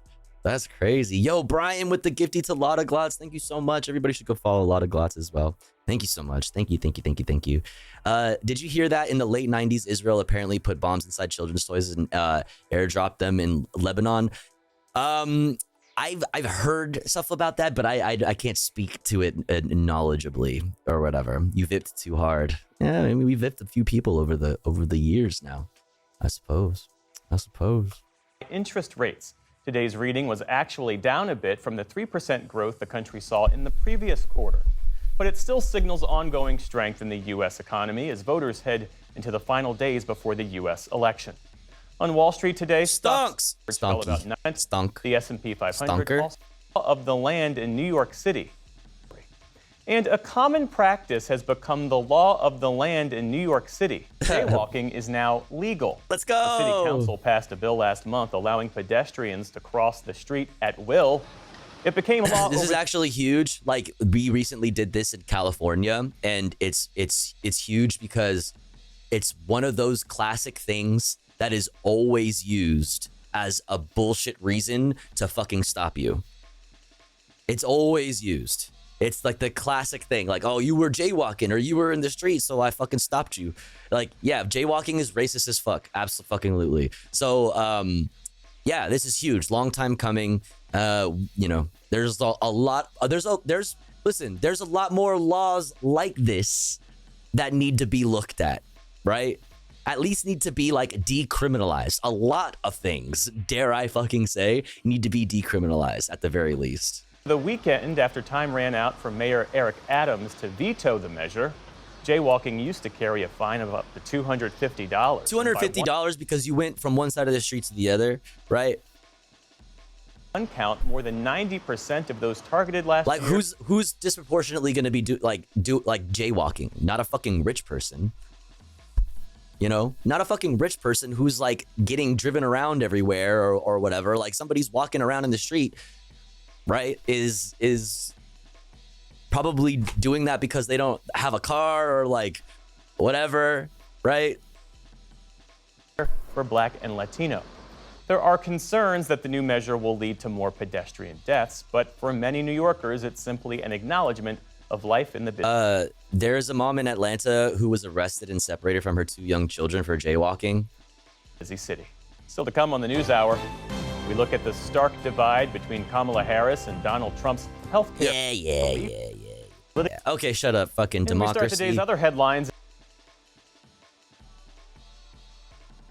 Did I just have a stroke? Did my brain just do this? Democracy Now! Welcome to Democracy Now!, democracynow.org, the War and Peace Report. I'm Amy Goodman. And I have a fucking blazer with a fucking popped collar looking like a G. Wait, what is this like? Is that a Hurley? Is that a Hurley logo? It's not a blazer, but a windbreaker that has a fucking this like turtleneck thing going on, and she's wearing it in the studio, which is like extra swaggy. You know what I mean?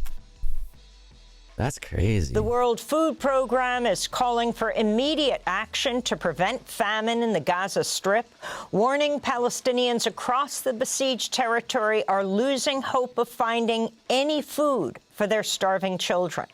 The aid agency said Tuesday it has nearly 100,000 tons of food ready for shipment from Egypt and Jordan, enough to feed 1 million Palestinians for 4 months. It's going to be hard to Israel get that has out. largely denied access to convoys. Going to be hard to get that out and get all of this aid that does exist, you know what I mean, out when you're fucking banning UNRWA. Right? Shutting down like the biggest fucking, the biggest organization responsible for a big portion of the logistics required to get aid out. The situation is most dire in northern Gaza, where the Israeli army has blocked all aid access for a 25th consecutive. I mean, like, we could just say what they have said about North Gaza, that the whole strategy is to literally starve people out. If you stay, you will die is the fucking policy. If you stay in North Gaza, you will die. So you forcefully displace people, or they stay behind and they're starved or bombed. Both. Consecutive day. This comes amidst dire warnings from aid organizations over Israel's decision to ban the UN relief agency UNRWA. On Tuesday, the UN Humanitarian Office called the policy collective punishment, a war crime. No shit. While UNICEF spokesperson James Elder warned of a complete collapse of Gaza's humanitarian system. You take away the healthcare workers, you take away the nutritional support, you take away the people who will provide the life-saving supplies for a population that is physically, absolutely on death's door, and psychologically, of course, in uncharted territory. You take away these healthcare workers, you take away the nutritionists, then we will see many more children die.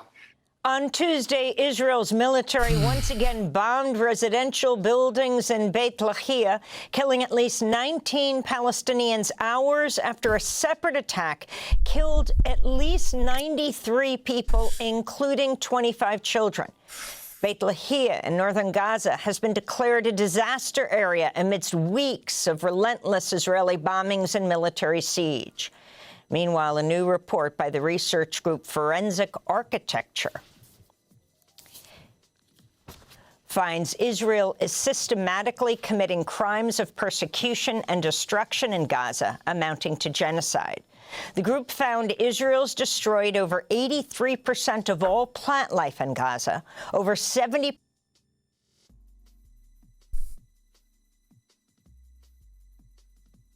83% of all plant life.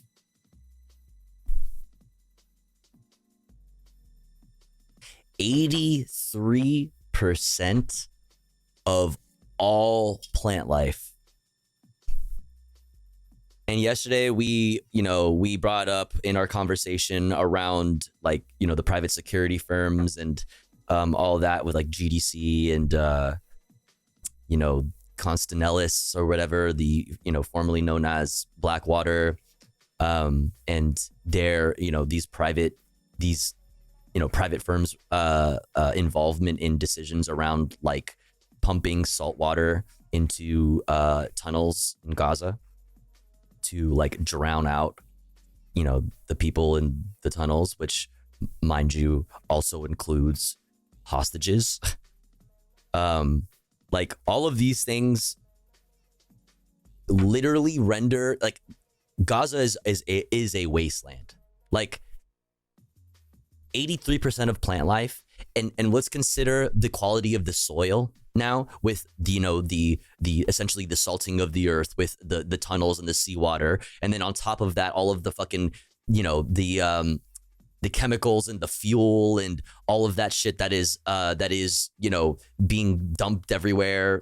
It's toxic. It's literally a toxic wasteland where sewage is flowing in the fucking what used to be streets. The soil is dead. The soil is dead.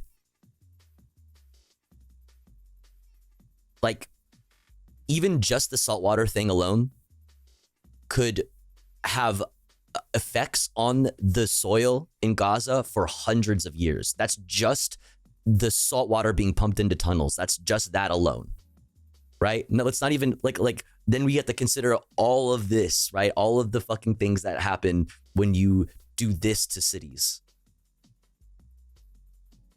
It's toxic. It's a toxic fucking wasteland.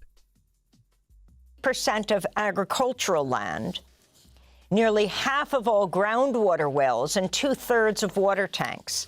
Of Gaza's 36 hospitals, Israel's forced 35 to stop service at least once. Targeted 31 in bombings and attacks, and violently invaded 10 hospitals. In Lebanon, residents of the city of Baalbek in the Bekaa Valley rushed to flee their homes and businesses today after Israel's military ordered them to leave the city and surrounding villages.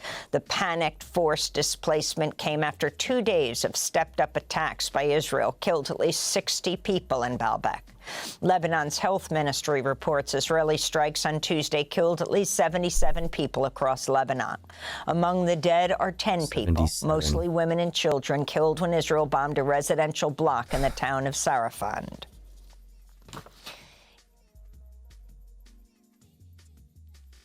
Did you think this was about Hamas? Does that horrify you? Oh, did you think that this was just about Hamas? Oh, you thought this was actually about Hamas. Oh, you fool. In the occupied West Bank, lawyers for Marwan Barghouti say the longtime Palestinian political prisoner was assaulted by Israeli guards as he was held in solitary confinement. The beating in early September reportedly left Barghouti with numerous injuries to his upper body and a bloody ear that later became infected due to medical neglect. Barghouti's lawyers say he was previously subjected to at least 2 other attacks by Israeli prison guards. Marwan Barghouti is the most high-profile. Disgusting. And then you have motherfuckers in the Knesset in Israel, saying with their whole chest, arguing that, these jailers and the IDF and the Israeli police have the right to rape prisoners because they're less than animals and they're not human. So, the morality that tells you that torture, maiming somebody, fucking sexually assaulting someone, the morality that tells you those things are evil and wrong and you shouldn't do them doesn't apply to them because they are less than human. And you have people in the government openly fucking saying that. You have people rioting for the IDF soldiers' right to rape prisoners.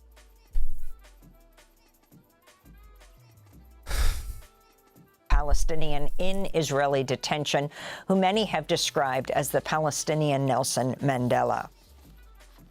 Diplomats from Norway said Tuesday they're preparing a UN General Assembly resolution asking the International Court of Justice to rule on whether Israel's siege of the Gaza Strip violates international law. On Tuesday, U.S. envoy to the United Nations, Ambassador Linda Thomas-Greenfield, told the UN Security Council Israel must allow food, medicine, and other supplies into all of Gaza. Or what? Or what? Or you're gonna fucking be the sole vote that says we can't fucking hold them accountable? Like, what? Bitch?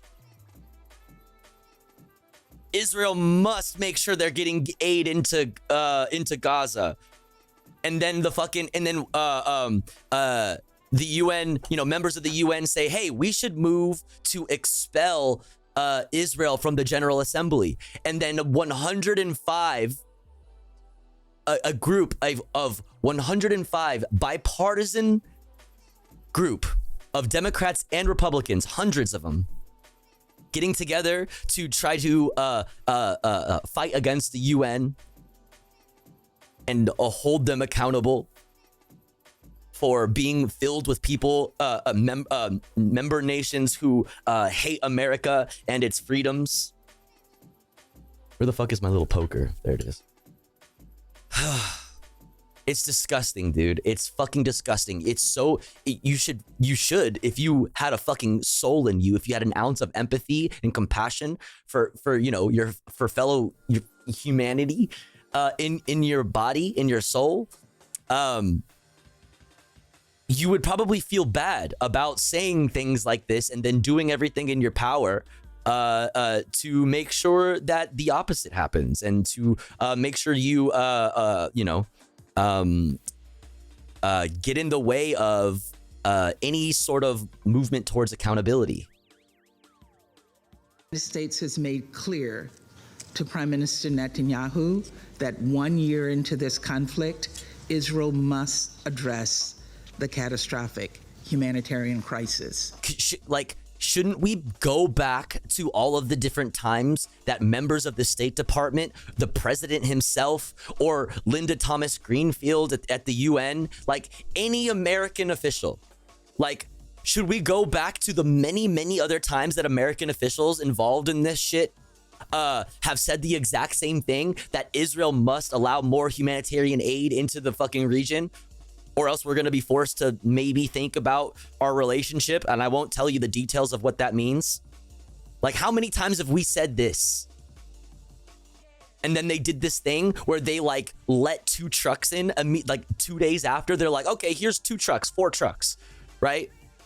And then fucking Matthew Miller gets up to the podium and is like, well, you know, we see, you know, we wanted to make sure that they were, you know, our partners in Israel were doing everything in their power to, you know, make sure more aid gets into the region.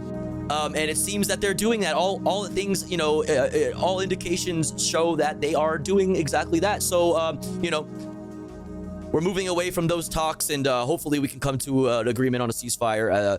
The ball continues to be in Hamas's court, same as it ever fucking was. Holy fuck. What's up, Raiders? Sorry, I had to fucking finish my fucking thought. Welcome in. I hope you had a good stream, Kaisa. Thank you for the raid. What's good, Kaisa Raiders? Hello, hello. Shouts out, Kaisa. If you don't already follow, please do. Please do. Shouts out, Kaisa. Kaisa is my fave. Go follow, go follow. We are talking about the news. So, you know, here at the Tofu Ghost broadcast, we always start it off like light, and we do a little daily dose of internet, new music that has come out recently. Then we get into the headlines. We looked at the top 5 stories you need to know today from Reuters, PBS News Wrap, and now we are looking at the top US and world headlines from Democracy Now! Yo, Henry with the 5 bomb, thank you so much. Thank you. If you got a gifty from Henry, make sure to thank them. Very kind. Thank you so much.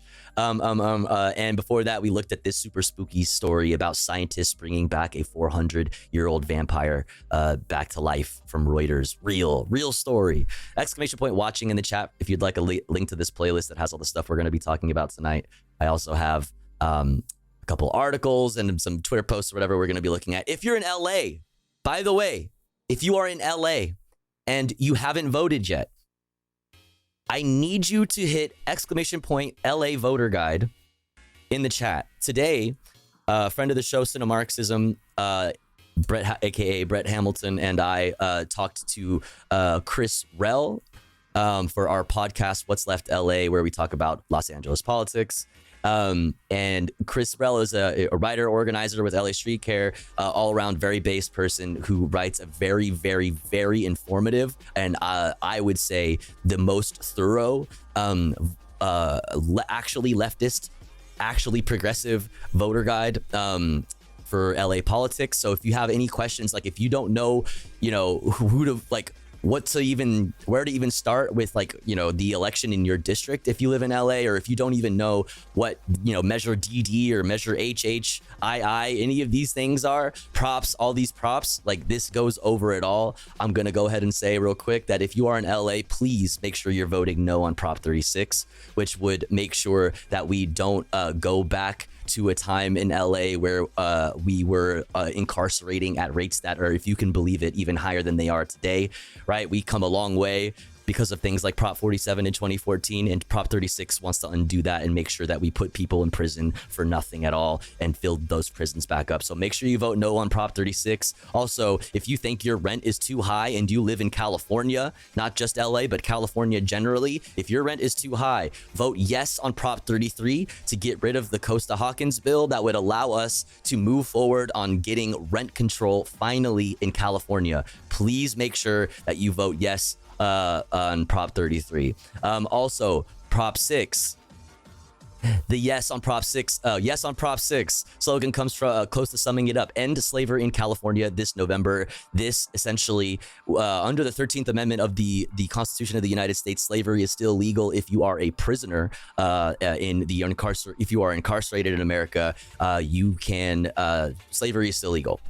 It's called prison labor. Okay, if you think that's bad, which it is, you should vote yes on Prop 6 so that we can change the language around prison labor on the state constitution and move toward hopefully abolishing the concept of prison labor in the future. But what this would do is essentially make sure that prison inmates cannot be forced to do prison labor. Okay, they can only do prison labor if they want to, and they cannot be punished, like put into solitary confinement or have their asses beat or anything like that if they deny doing prison labor for only 60 cents an hour. Okay, so that's, make sure all of that. If you're in LA, also make sure you vote for George Gascon, and we need to make sure that Nathan Hochman does not become the district attorney. Okay, Nathan Hochman supports the death penalty. He wants to put people in prison for nonviolent offenses. He wants to double down on what Prop 36 essentially would be. So !LA voter guide. I just had to get that out of the way. If you're in LA, please make sure you're doing that. But let's get back into this nonsense. In Gaza, that the United States rejects any Israeli efforts to starve Palestinians in Jabalia or anywhere else, and that Israel's words must be matched by action on the ground. Or else what, Linda? Or else what? You'll be the sole vote that gets in the way of holding Israel accountable? Or else what? Yeah, if Israel doesn't do everything in its power to make sure that aid gets into Gaza, I might just make sure that they get more weapons. If they don't do what we want, I might just give them billions of dollars. Fuck. What are you gonna do, Linda? Oh, fuck, Linda. Hi. Thank you for sharing. I needed the info on props. Yo, if you don't, please. And if you have any questions, if anybody's in LA, no matter what we're talking about, if you have a question about a specific measure or a specific prop, or you want to ask about your district, like District 69, nice. Let me know, and I'll gladly answer any questions you might have. But also, if you just want to look at it yourself, !LA voter guide in the chat will get you this. Also, if you go to Cinemarxism's chat, or if you go to Cinemarxism's his fucking Twitch account, his Twitch page, his VOD from today, it should still be up, or I assume it's up, his VOD, that has our podcast, What's Up in LA, where we talk to Chris Rell, who writes this, and we, went over a few of the most important ones, and, things that they want to draw attention to. So it was very informative, very good conversation. Go check it out. It'll probably be up on YouTube. I don't know. But yeah, let's get back into it. Palestinian ambassador to the UN, Riyad Mansour, called on UN Security Council members to match their words with action, saying stop this genocide or forever remain silent. The entire population of North Gaza is at risk of dying.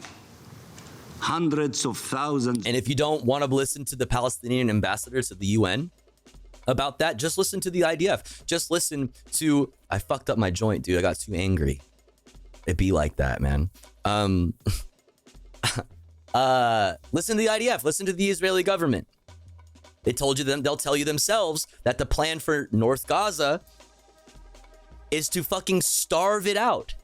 That if you remain in North Gaza, you will die. Whether it is because you have no food, no aid, nothing can get in there, or we'll fucking bomb you or we'll kill you. You will die. That is called forcefully displacing an entire population, popularly known as ethnic cleansing, which is known widely as a war crime, a crime against humanity. Like, they're just telling you themselves what they're doing. If you don't want to listen to the Palestinian ambassador, if you don't want to listen to me, a block of tofu, if you don't want to listen to fucking whatever, somebody that you think is fucking, in the pocket of Hamas, big Hamas or whatever the fuck, like, listen to Israel, listen to the IDF, listen to the fucking freaks that make up the majority of the Knesset. So Palestinians are at risk of imminent death, faced with the death penalty for refusing to leave their land. Sudan's paramilitary rapid support forces have committed staggering levels of sexual violence, raping civilians and kidnapping women as sex slaves, which may amount to war crimes and crimes against humanity. That's what makes it worse is that either side, like the RSF is a special kind of fucking evil, the rapid support forces, who she's talking about right now, but either side of this, like, fucking just horrible, fucked up situation are both responsible for really fucked up war crimes. And this region has been experiencing fucking hell. I talk about it all the time, but when I was in high school, there was like a drive. I don't know if it was just around like in California in the state, or if it was in like I've heard other people in other states say that they did something similar, but there was like, we had assemblies about Sudan. We had fundraisers for Sudan. I have a shirt, I still have it somewhere from high school that says "Stop the Genocide in Sudan," and it has it's like a screen printed like picture of like a Sudanese woman like crying. And listen, I was in high school like not very recently, so like this region has been just suffering for so fucking long. According to a new report by RSF, supported by the UAE, which is a friend of the United UN States. fact-finding mission. Sudan's 18-month war between the RSF and Sudanese military has uprooted more than 14 million people, the world's largest displacement crisis. We had a hardcore for Darfur concert in high school. Yeah, there you go. Exactly. Calling the t-shirts didn't work. Fuck, man. Fuck, yeah. Unfortunately, fuck, you're right, yeah. The International Criminal Court to expand its jurisdiction and investigate possible war crimes committed beyond the I was region not of aware what was Darfur. going on, but a lot of Sudanese refugees moved into my apartment complex. Really? A previous UN mission said both the RSF and Sudanese army may be guilty of atrocities committed during the conflict. This is Amy Pope, Director General of the International Organization for Migration, speaking from Port Sudan. The situation here is simply catastrophic. There's no other way to put it. We're seeing hunger, disease, sexual violence. They're rampant. And for the people of Sudan, they're telling us it's really just a living nightmare.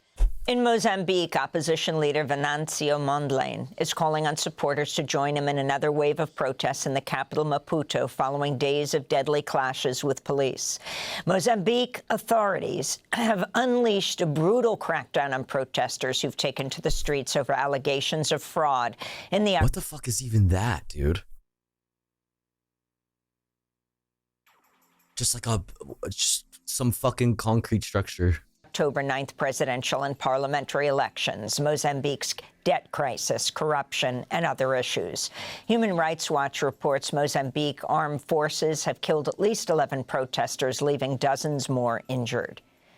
Here in the United States, Kamala Harris has delivered the last major speech of her campaign for the presidency. The closing arguments. On Tuesday, the vice president rallied tens of thousands of supporters on the National Mall on the Ellipse for a closing argument, which she called herself a... Libers! The fucking Ellipse! Oh, it's so symbolic! like. Protector of U.S. democracy and warned of the threat of I'm a gonna second live out. Trump term.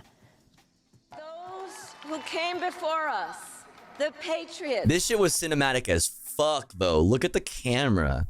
At Normandy and Selma, Seneca Falls and Stonewall, on farmlands and factory floors.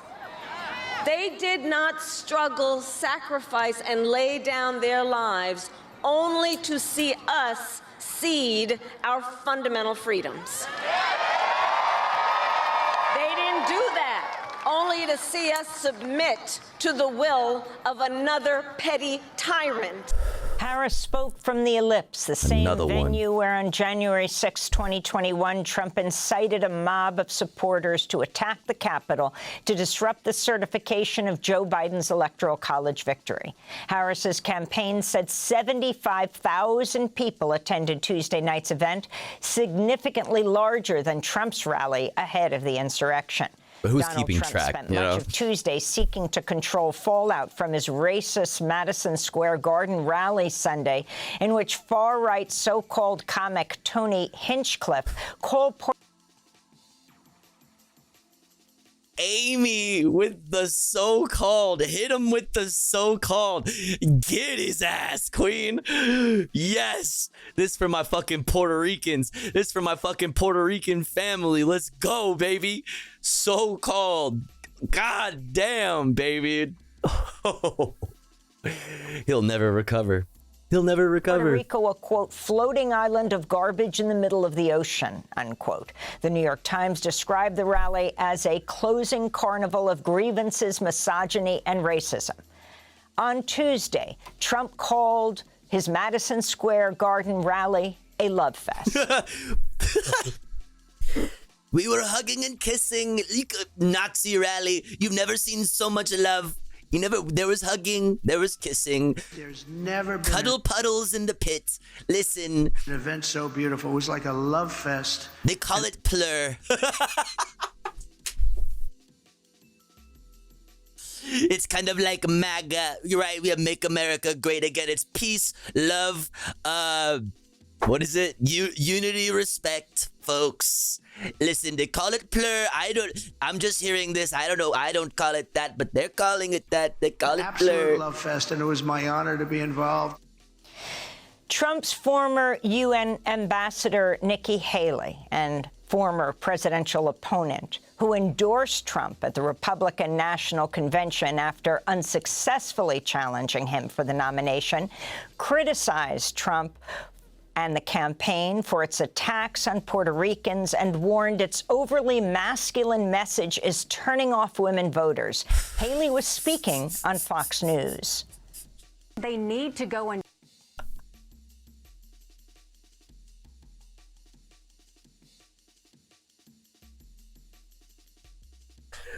What did you think? You're literally a Republican. You're a Republican. Nikki, you're a Republican. You're a Republican.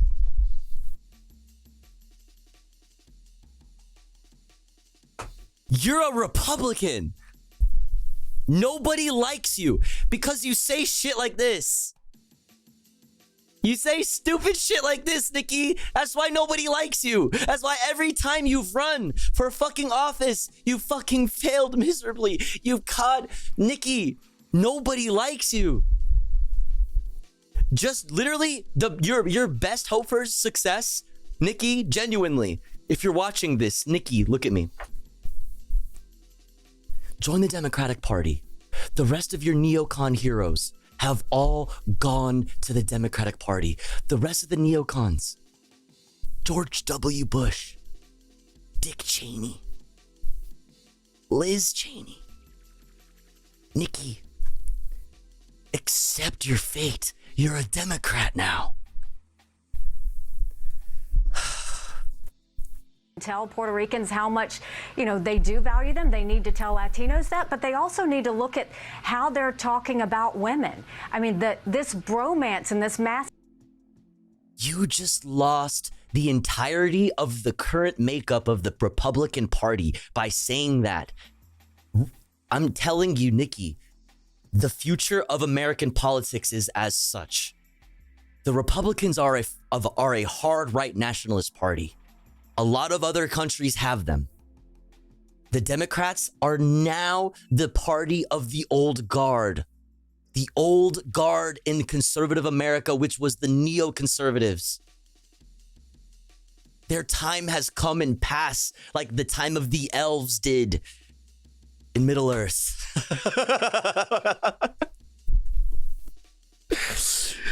You need to get on the ship and go to the Democrat far away, the Democrat land, far away, mystical land. Masculinity stuff. I mean, it borders on edgy to the point that it's going to make women uncomfortable. Every single one of your colleagues in the Republican Party has at least one intern on their staff that is a groiper.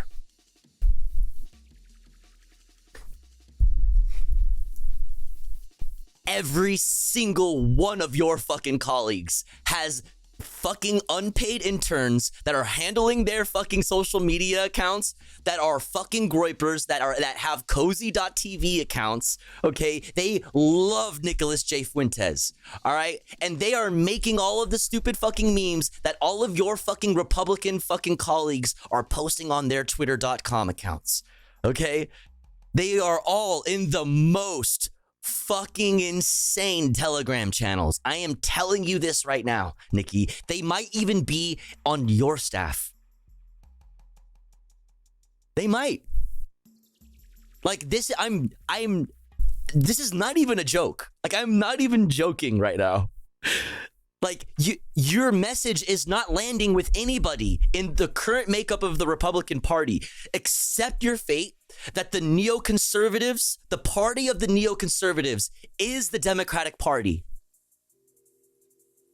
The neoliberals and the neoconservatives have come together to actually form a big tent party. It is the true party of centrism. There is nothing to the left of that. Accept your fucking fate. This is wokery. This is high wokery right now. What's up, Meanwhile, Usama? President Biden's clarified his remarks condemning the racist comments made at Trump's Madison Square Garden rally. On Tuesday, Biden told Voto Latino, quote, "The only garbage You never I see thought about how all their young staff must be groipers? Do you not remember the Ron DeSantis campaign? You might not, because it was pretty forgettable, to be fair. But look at this.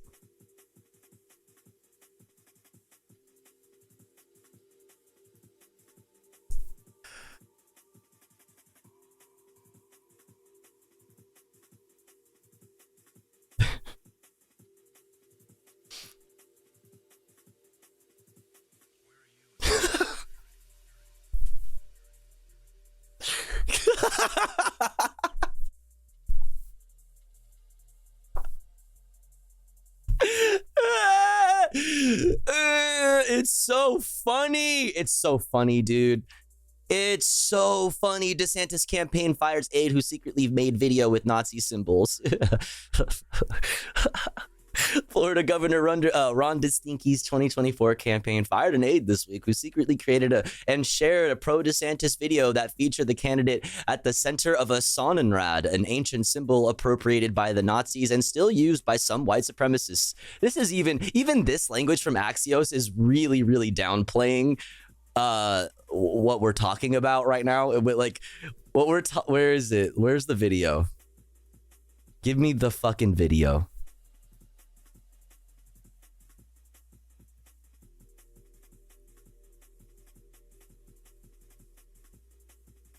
Cowards. Cowards. Give me the fucking video.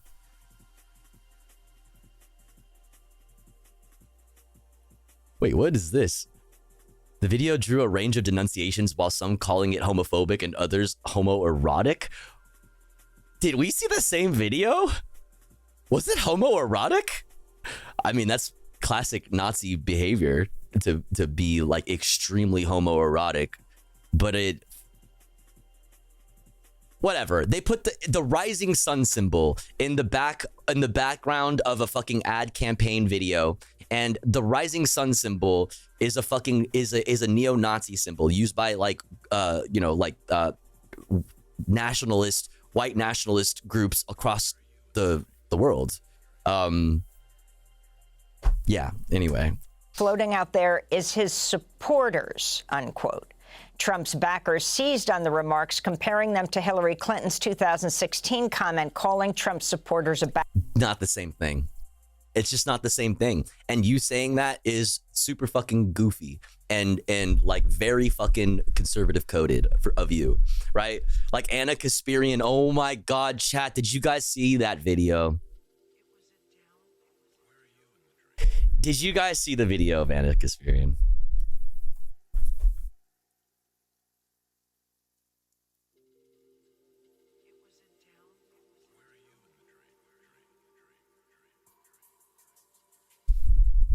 Oh, you found it. Nicholas found it. There it is.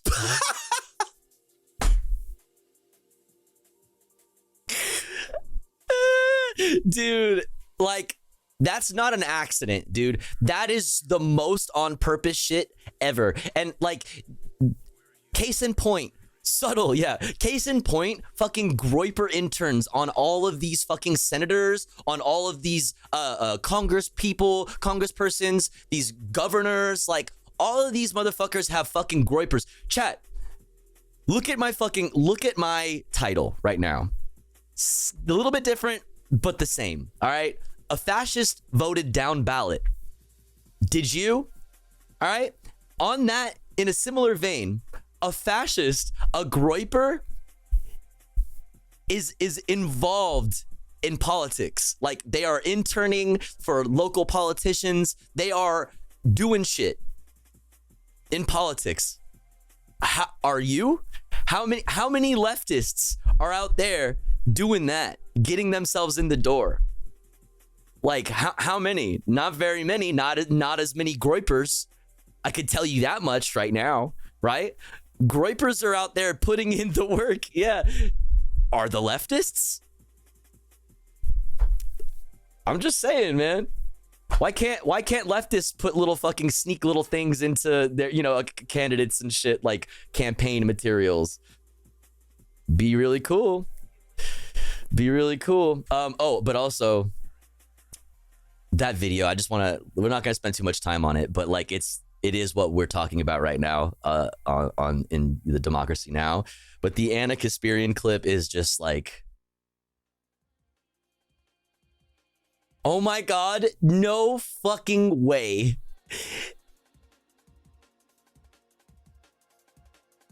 Chat, look what, dude, not Anna Kasparian getting fucking cooked by Twitter.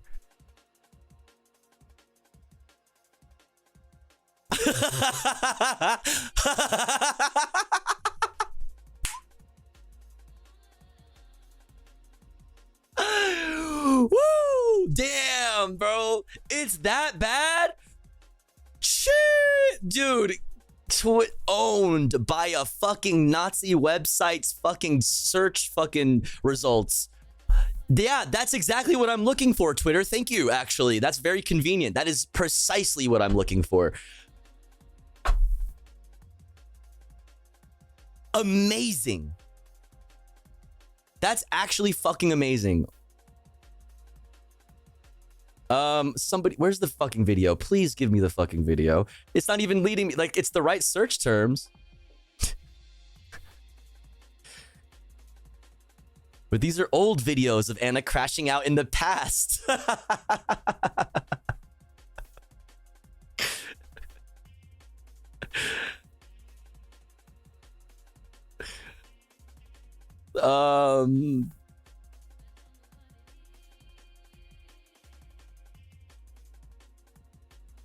Wait, no way. She's really doing this.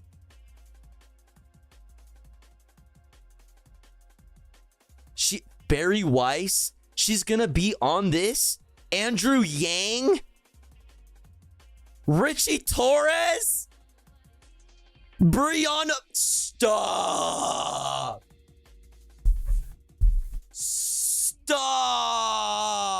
Bro, Anna, what the fuck, dude? Marianne Williams, bro. Anna, what the fuck? All right, somebody get me the video. I'm having trouble finding it. Oh, this is it, Punky? Dude, I'll tell you this, chat.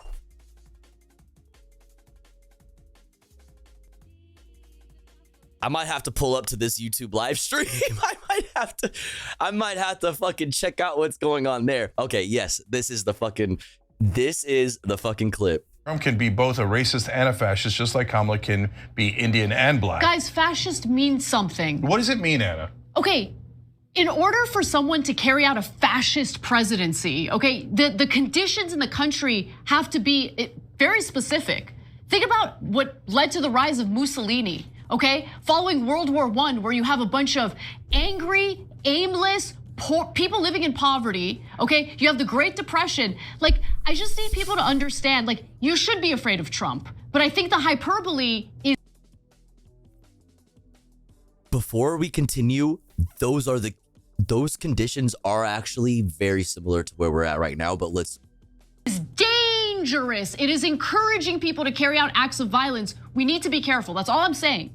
Trump can be. Wait, that's not the fucking thing. No. Where is the rest of the fucking video? No.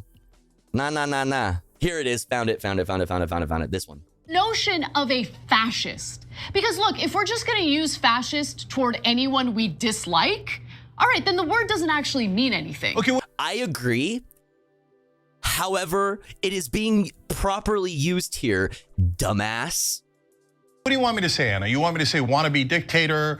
Sure, yeah, that's better. Dictator, but I don't even think he wants to be a dictator. Remember the birthing person's conversation? You know, like we're having, it's this constant like speech policing, but from the right, and it's really fucking awesome.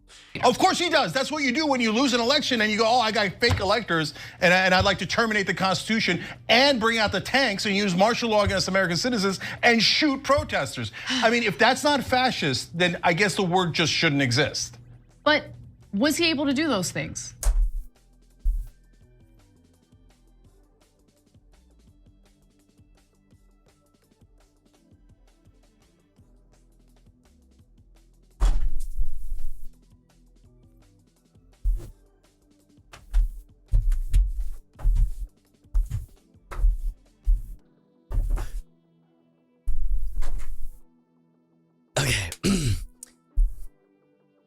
She brought up Mussolini. Was Mussolini a fascist before he did fascism? Was Hitler a fascist before he came to power and did a fascism? Anna says no.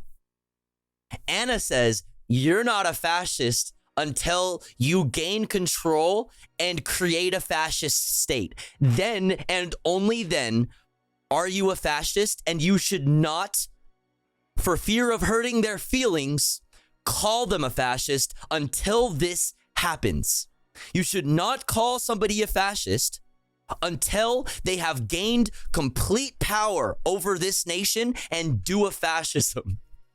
If you say fascism before then, you're being mean.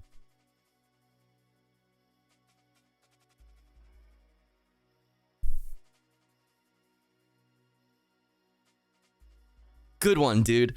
Good one. Trump's his rhetoric is awful. Okay, if you don't want to be called fascist, stop saying fascist things. It's not that hard. Okay. Not that hard. Oh, here, let me have dinner with Nick Fuentes, who's a Nazi, Kanye, who's a Nazi, and let me say there's good people on the Nazi side. Oh, it could be pro-Confederate guys. Might be guys who are pro-slavery who are good guys. Let me do all of these things. Let me say that immigrants are poisoning the blood of our nation, a Nazi term that is only used in the past by Nazis, and then say I'm gonna ban Muslims, I'm gonna do this and this and this to all the other ethnic groups, and then go, oh, I can't believe you called me a fascist. No, he is a fascist. I'm very happy to call him a fascist. All right. And that's why I'm voting for Cenk Uygur in 2024. All right, I'm not gonna get back into it. That's the best part, actually. I'm very happy to call him a fascist. All right.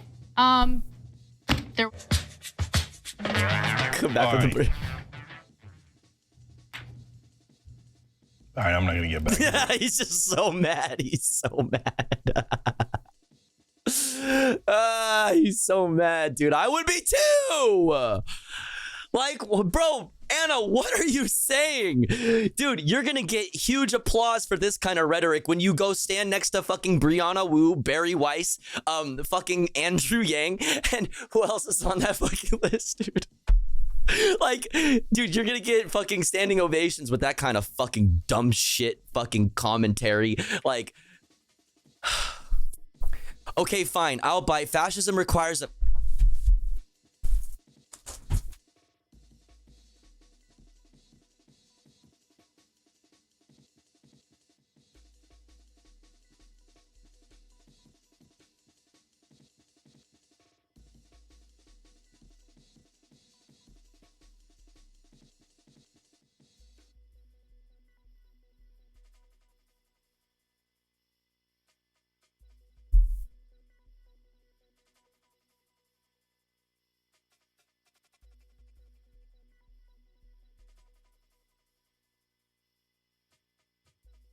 Like I said, you can't be a fascist until you have completely militarized your economy. Until then, you are not a fascist. You are. It is not possible for you to be a fascist until you have militarized the citizenry.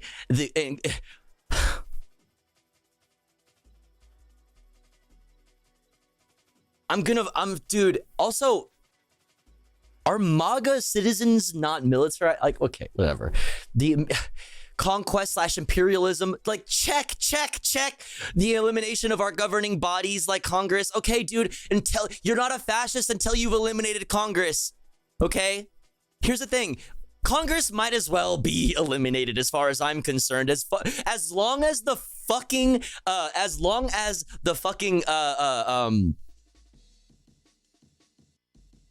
what the fuck is it called? Fuck, my brain is broken. I've been thinking about Anna and now my brain doesn't work. Filibuster.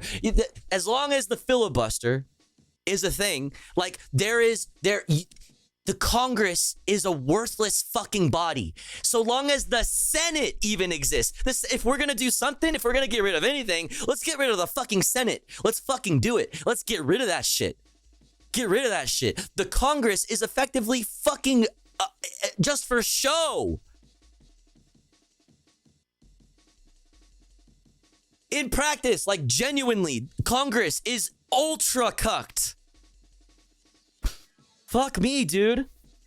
If it's not the Senate, then it's the fucking parliamentarian or some dumb shit that'll just, like, render them completely useless. God, Anna, you're not, the thing is, you're not stupid. I know I've watched you for years, Anna. I've watched Anna Kasparian for fucking years. Oh my God. Dude. There was a time when TYT was the most left, like, you know what I mean? The most, like, progressive, like, media you can get. You are not this stupid. You're not. I know this for a fact.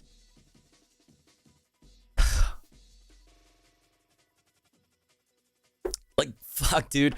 It requires just straight up turning your brain off to come to this stupid conclusion. Why are you dying on this hill? Why this hill? Like the fucking birthing person's hill. Why that hill? There are so many hills. You chose that hill? There's a genocide. Which she has, you know, the right takes on. But, like, you want to die on this hill? You refuse to call Donald Trump a fascist because you don't want to hurt their feelings? Like,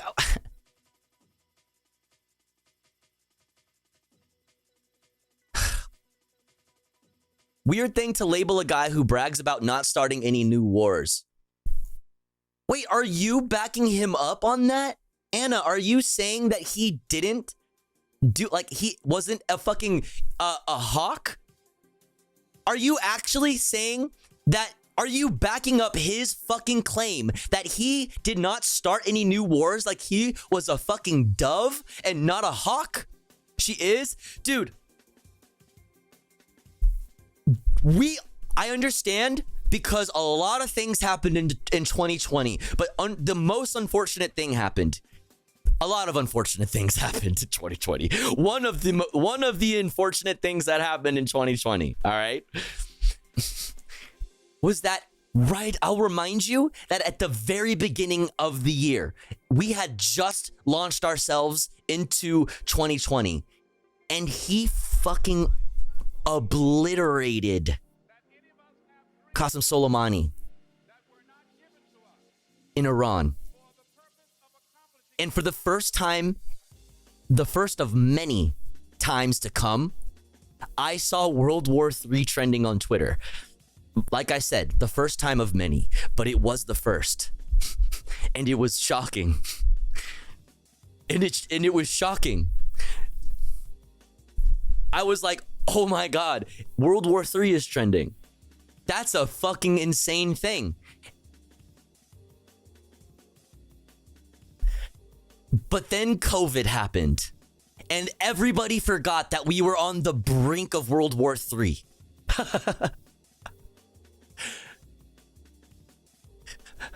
Fucking idiot, dude.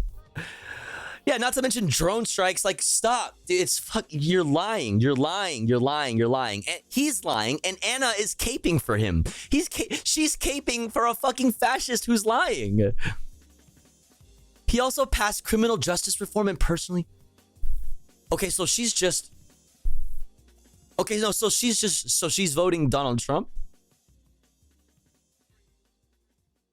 Wait, so she's voting Donald Trump this election, right?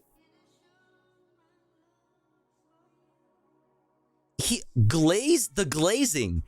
He also passed criminal justice reform? Is that really what you call criminal justice reform?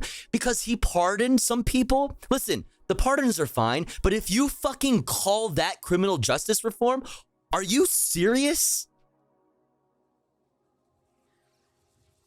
Like, you're talking about...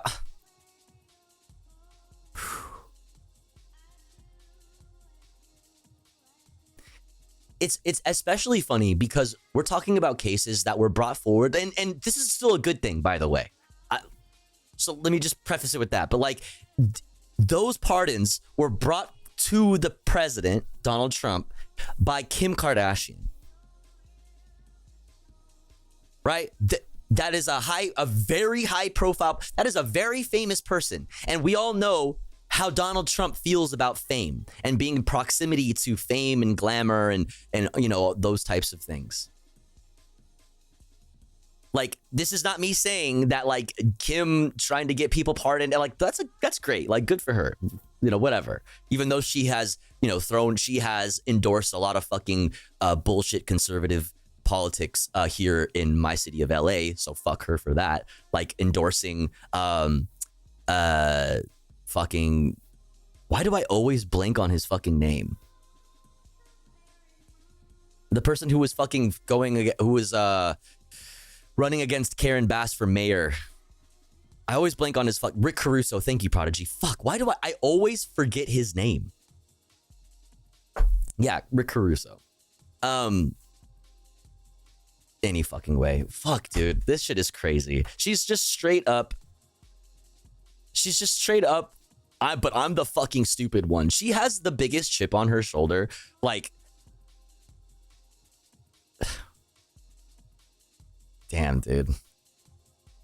Basket of deplorables. On social media, President Biden wrote, quote, his demonization of Latinos is unconscionable. That's all I meant to say, he said. Dude, he said, Joseph, don't, for the first time in my life, I'm sitting here telling you, don't apologize, right? You did nothing wrong, okay? Now, you did a lot of other things wrong in a lot of other areas, okay? But this one is not it. You calling Trumpers garbage right after, you know, referring to the garbage comment about Puerto Ricans, like, perfectly fine. In fact, I would say that it borders on good, actually. It's, you know, like, it.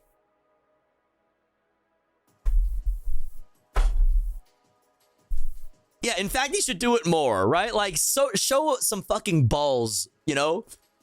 Show the fucking hair on your chest, Mr. President.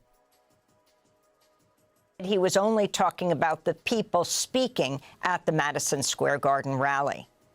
A group of 82 U.S. Nobel Prize winners have signed an open letter endorsing Kamala Harris for president, arguing a Trump presidency would, quote, jeopardize any advancements in our standards of living, slow the progress of science and technology, and impede our responses to climate change, they wrote. Meanwhile, more than 1,000 religious leaders across the U.S. have offered a joint endorsement of Harris. Reverend Dr. Bernice King, daughter of Dr. Martin Luther King Jr., said, quote, Harris will provide us the opportunity to preserve our democracy and rule of law as we continue the people's fight to create a just, humane, and equitable society, unquote. Reverend King added, quote, a vote for Kamala Harris is not an endorsement of U.S. funding for the war on Gaza, unquote. The reason why, we talked yesterday at length about like private military contractors, and we talked about like big tech and big banks and all of that shit's involvement in the military industrial complex, and how, for example, that private military contractor that works with Constellantis, that is formerly known as Blackwater, famous for their war crimes that they committed in the Middle East post 9/11, the biggest example of why I want you to pay more attention to local politics and less attention to presidential, politics or elections anyway. Not that you shouldn't pay attention to them, but like more attention needs to be paid to everything that's happening down ballot. Is Eric Prince, the person who founded Blackwater, who is linked up with a dude who is the CEO of GDC, who is a company that he describes as the Uber for war zones. The Uber for war zones.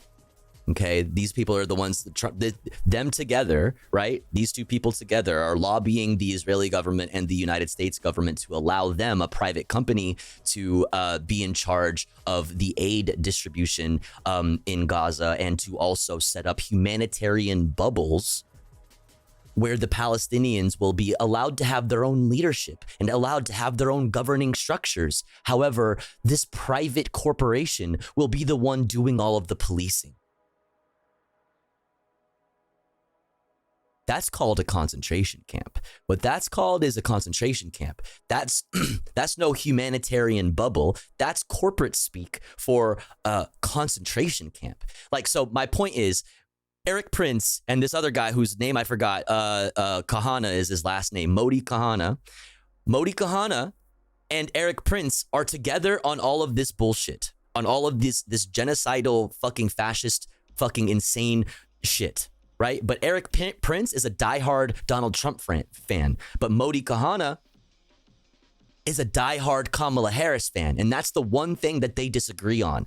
But either way, their business does well.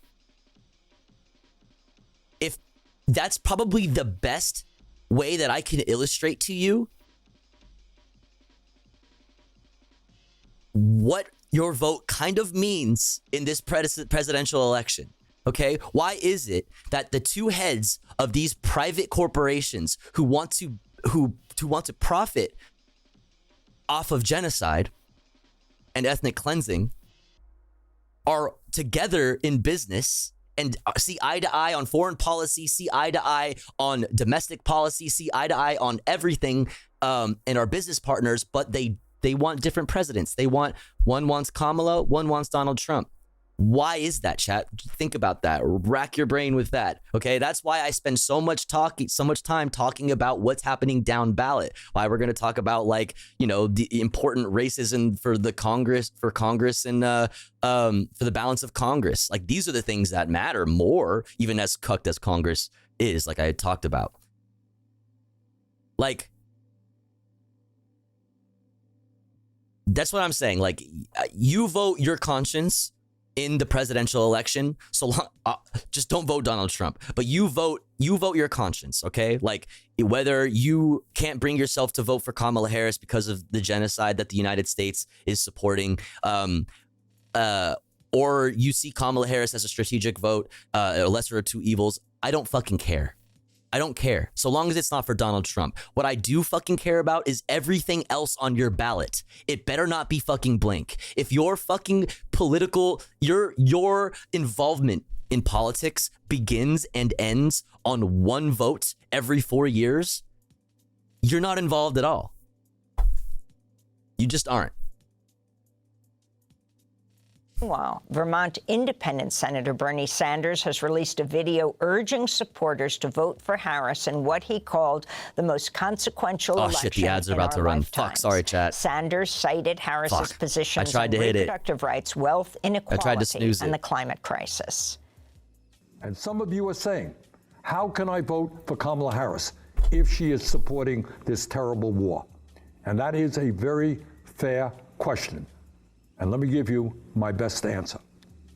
And that is that even on this issue, Donald Trump and his right-wing friends are worse. I mean, while this is true, what this also says is that the genocide continues one way or the other, which is why I don't want to spend time talking to you about the presidential election, right? I'll tell you that you should not vote for Trump, and then the conversation will begin and end there.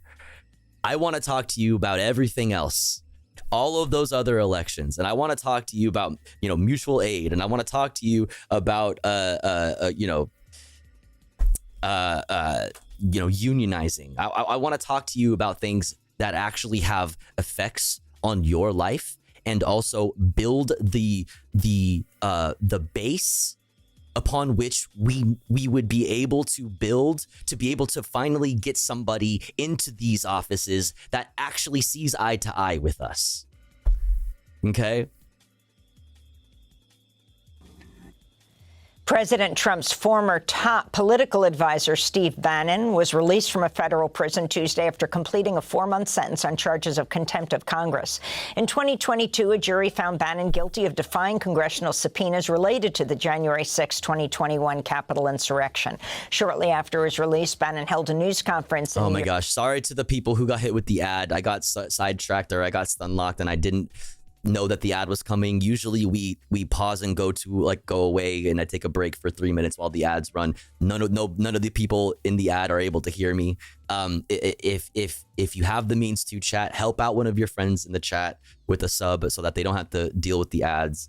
And also so that you can, support the stream. If you enjoy this stream, if you enjoy the content, if you'd like to see it continue on full time because you get something out of the way that I curate the news, please support. You can sub yourself, upgrade your sub to tier 2 or tier 3. You can throw bits or a dono, $3 for a TTS message. If I've been ignoring you in the chat and you want to yell at me and you want me to pay attention to you and your takes, you can pay me $3 and I will be forced to pay attention to you.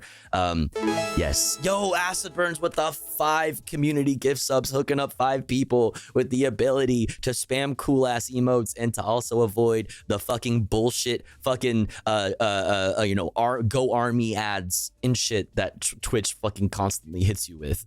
Thank you so much. Thank you. If you got a gifty from Acid Burns, please make sure to thank them. Very, very kind. Thank you. A reminder that, oh shit, wait, we hit the sub goal. We surpassed the sub goal. Wait, what the fuck? We're at 29 out of 25. So we're locked in for comfy content now. Let's go. Huge W. We're going to do chill shit after the news. W. Thank you so much, Acid Burns. City, where he was interrupted by the comic. You see Echo Park news? Is there like updates around like the police and stuff and like people in the streets? Is that Kylo, who disguised himself? If you see shit going on that you think I should see, feel free to put in the chat. As a MAGA supporter. Steve, the "Oh my God, I'm voting for Trump" song is stuck in my head. It's a good one. Next insurrection, and can we storm the Burger King? Why is this on Democracy Now? Bannon still faces criminal charges in New York for allegedly defrauding donors to an anti-immigrant nonprofit called. Yo, holy Grandmaster RNG with the 25 community gift subs. Holy crap. Thank you so much. If you got a gifty from Grandmaster RNG or from Acid Burns as well, please make sure to thank them. That's so kind. That's so generous. Holy shit. We have obliterated the sub goal today, chat. My God, thank you so much. Thank you for all the support. We have hit a fucking a hype train, chat. Thank you for the support. Round here, we call that kind of support praxis. Let's fucking go. Thank you so much, chat. Yo, Rennie with the raid. Welcome in. Thank you, Grandmaster. Thank you, Acid Burns. Sometimes I feel like Karl Marx, but that would be dogmatic. Sipping on his drink, I just spilled it on my fabric. Woke Sky with the 27 months, let's fucking go. Praxis, red book on my lap, you could never catch me lacking. Sometimes I feel like Karl Marx, but that would be dogmatic. Sipping on his drink, I just spilled it on my fabric. If you have the knowledge, then you know you need the praxis. Red book on my lap, you could never catch me lacking. I don't worship idols, man, that shit just be so corny. I be with the masses cause the rich just be so boring.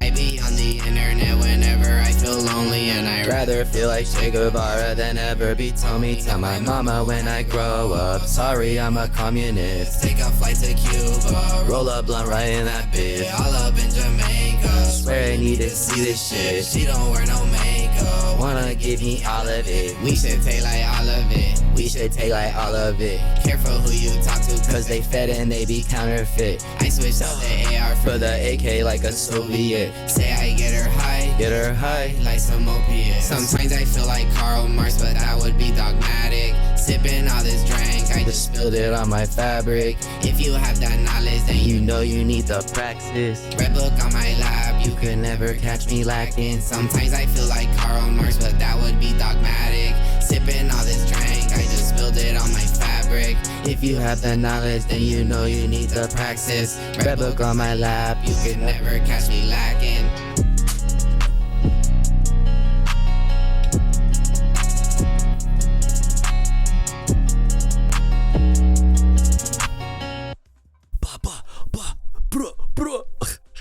Thank you.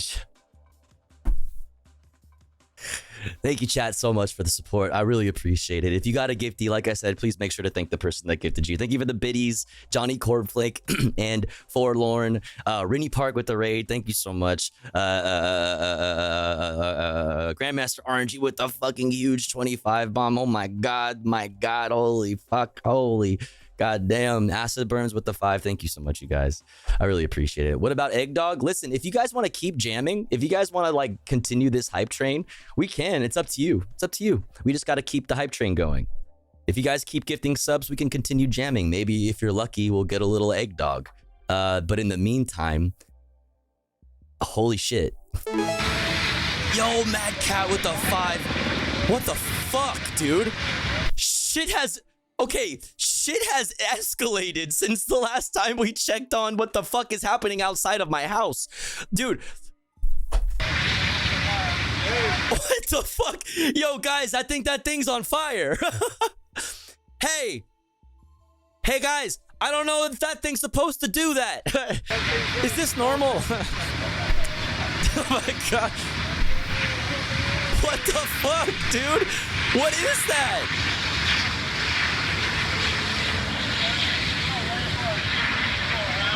What's this all about? The motherfucking Dodgers, bitch.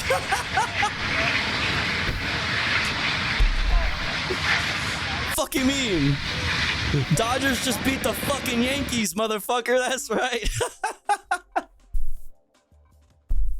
Whatever the fuck that thing is, it had it coming, I'm sure. Fuck New York. Fuck New York. Fuck New York. Fuck New York. All you East Coast chatters, I know there's hella East Coast chatters in here. Fuck you. Yo, Nicholas with the gifty to foreign sticks. Thank you so much.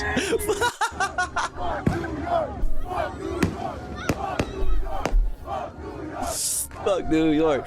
Fuck New York. Oh, that's fucking funny, dude. I'm just kidding. I love you, East Coast chatters. I love you. But it's Dodgers town, baby. Get fucked. Holy sh...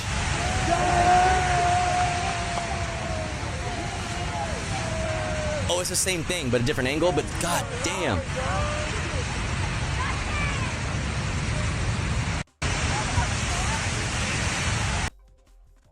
It's lit.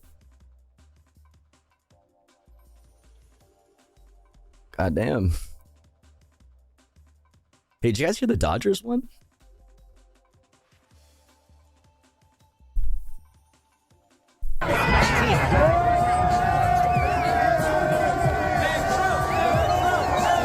Metro, Metro, Metro, Metro, Metro, Metro. We love Metro, except for the fact that they want to make their own Metro police. We don't like that, but we love public transportation. Metro, Metro. Metro, that's so funny. Metro, Metro. Oh, fuck you, hater. Fuck this hater. They burned a Metro bus down the street, bro. Shut up. Fucking hater, dude. That's probably a Yankees fan right there. What the fuck, dude? Fucking found the Yankees fan.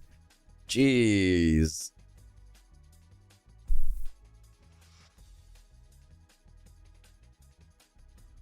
Wait, which one did you send me? All of them. Welcome to LA, baby. More donuts on 8th and Figueroa. Welcome to LA. My king, wait. New alert just dropped. Turn down the music for that one.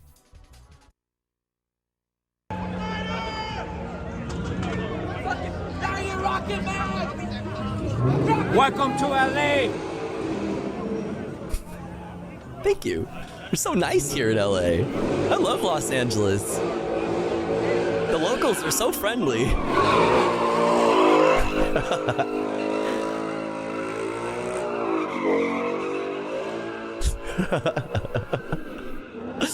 Dude, nothing gets dudes more pumped than a car driving around in circles.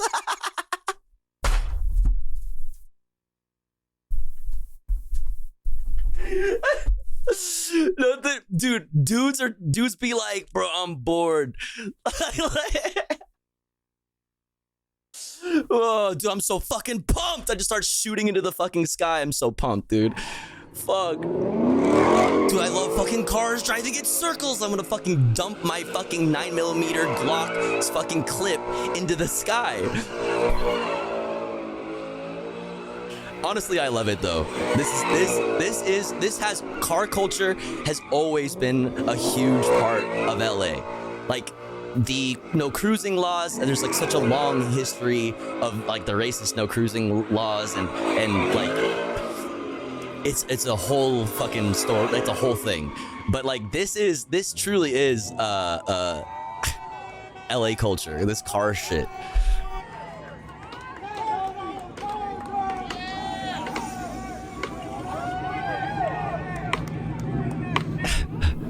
Hell yeah, dude, that was sick, bro. I'm literally hearing someone doing donuts right now outside my house. It's just a constant thing, dude. Like if you're in LA, like that's just a thing. It'll be, dude. No joke. It'll be like 6:30 in the morning. Like the sun is out and shit, and the corner will just be like.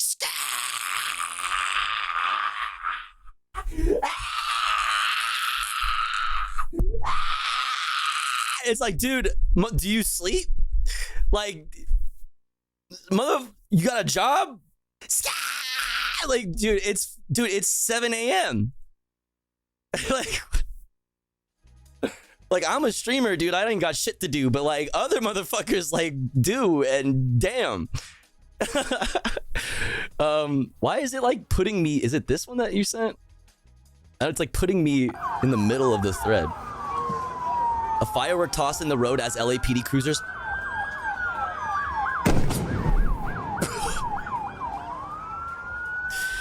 Doyers!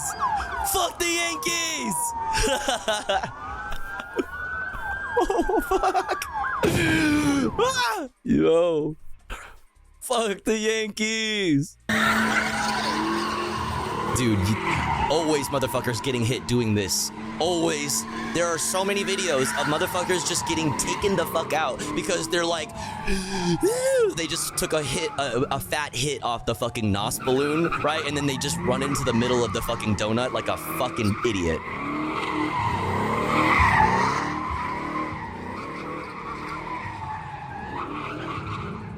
The most LA way to die would be to have a fucking NOS balloon in your fucking mouth getting hit by a fucking car doing donuts in downtown LA.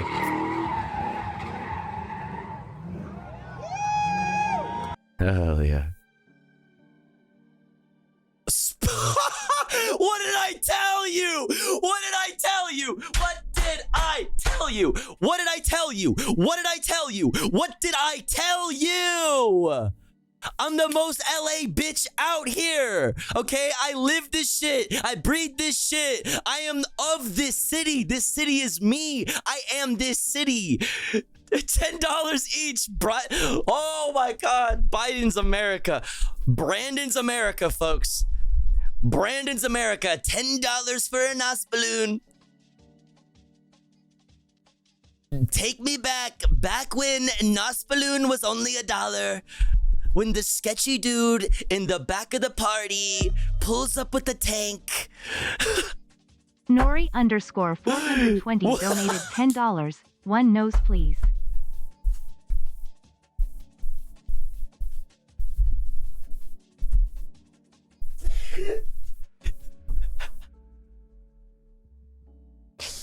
Yeah, you got it. You coming right up. I got you. I got you. You want the flavor? Which flavor you got? I got Galaxy Gas. We got bro, I got the Galaxy Gas on deck. Which flavor? I got fucking Mango Tropical Paradise, bro. I got fucking fucking cherry. I got I got what you Run that shit, homie. Run that shit. Yeah. Hold on, y'all just come up. This Biden inflation right here, dude. Woo! Woo! Doyers! I fucking love this city so much. It's so stupid. Let's go, dude. Fuck the Yankees, dude. Yeah, you really told that Brazilian steakhouse. Fuck the Yankees. Let's go. That's it, yeah. Yep. Dodger celebration in LA playing La Chona. Booze when it stops. Somebody threw a firework into the crowd.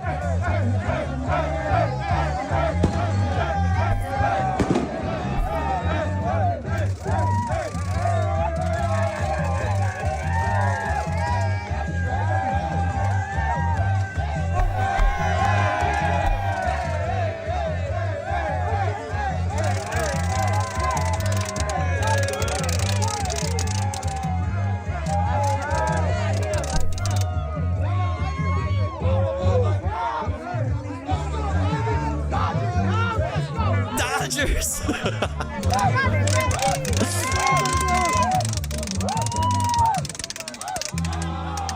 What the fuck is that noise?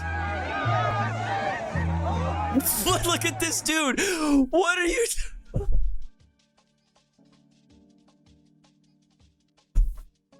He just walks into the crowd. He's just like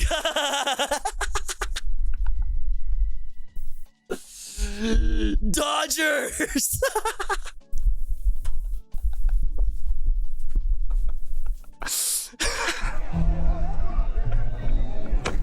Oh my God, dude. Oh, it's fucking awesome. LAPD moving in on the Dodgers celebration. Fuck the Police by NWA playing.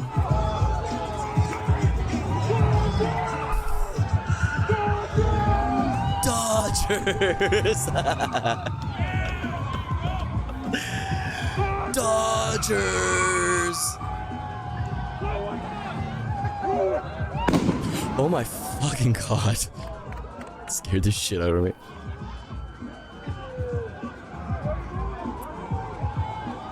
Yo, I pass by this house all the time that has a Hello Kitty Dodgers flag in their window, and I'm so fucking jealous of it. It's so fucking sick. Scooters placed in the middle of the street, fireworks. Oh no, the poor Fogo de Chao. Dodgers. What's happening?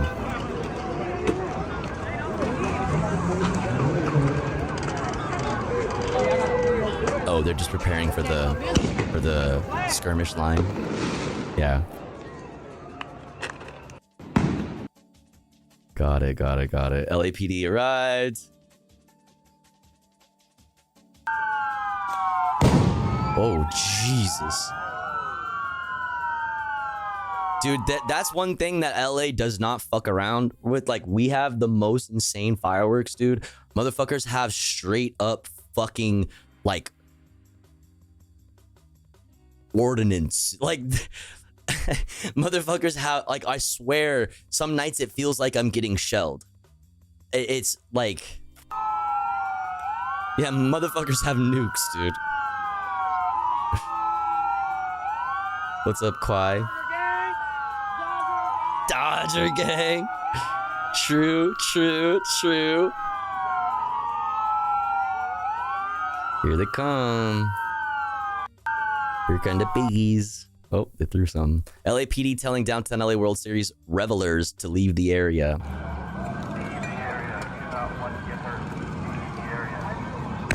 Oh, fuck. Oh. Oop. Damn, it was popping off on this corner. The Fogo de Chao got it bad. Oh, they're hitting the 40 millimeters now. Yep. Oh, there's some glass being thrown. Oh, Jesus.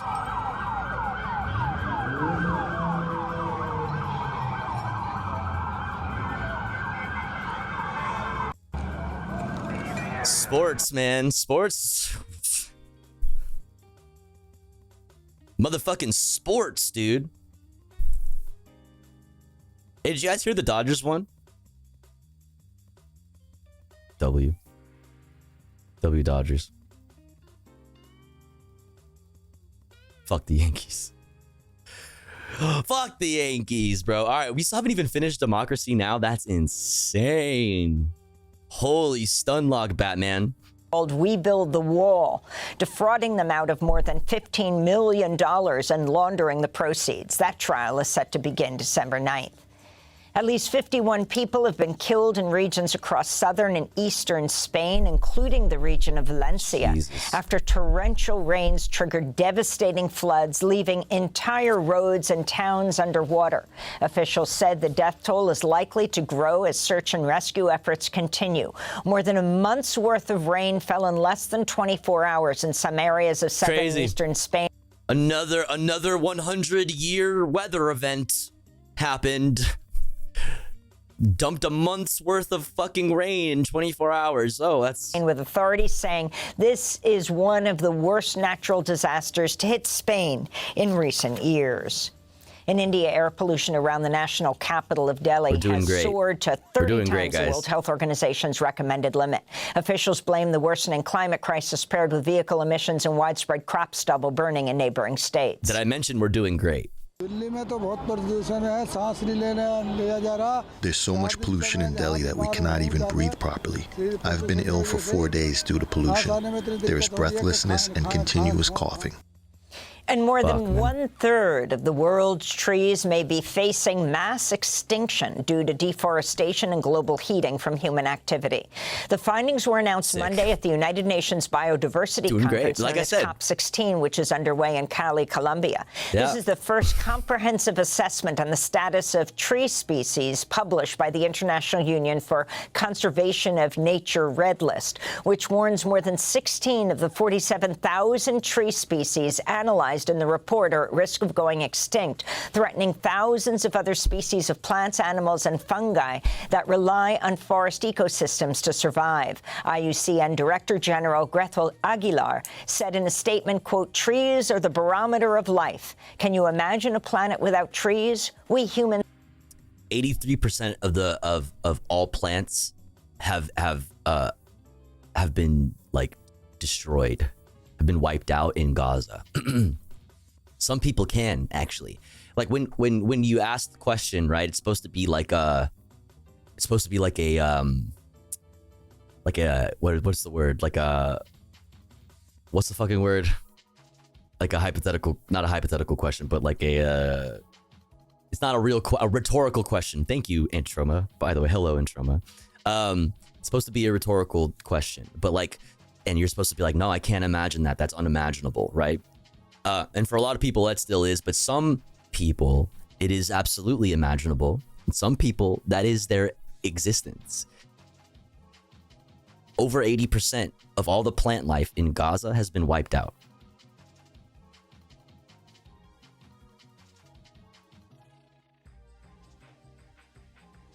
Yeah. Greenhouses, groves, fields, all targeted and destroyed. Can I ask a question? Not a single good question usually has ever... Usually, when somebody says, can I ask a question? Usually, the question that follows is usually not a good one. And the last time I said exactly this, I was exactly correct. But yeah, you can absolutely ask a question. Yeah, you can. You know what I mean? No guarantees on what happens after that, though. Are capable to reverse this and save these trees that we depend on. The task that we have is huge, they said. And those are some of the headlines. This is Democracy Now!, democracynow.org, the War and Peace Report. I'm Amy Goodman. Yo, Riot Vision with the 23 whole fucking months. Let's fucking go. Thank you so much. Rinny void,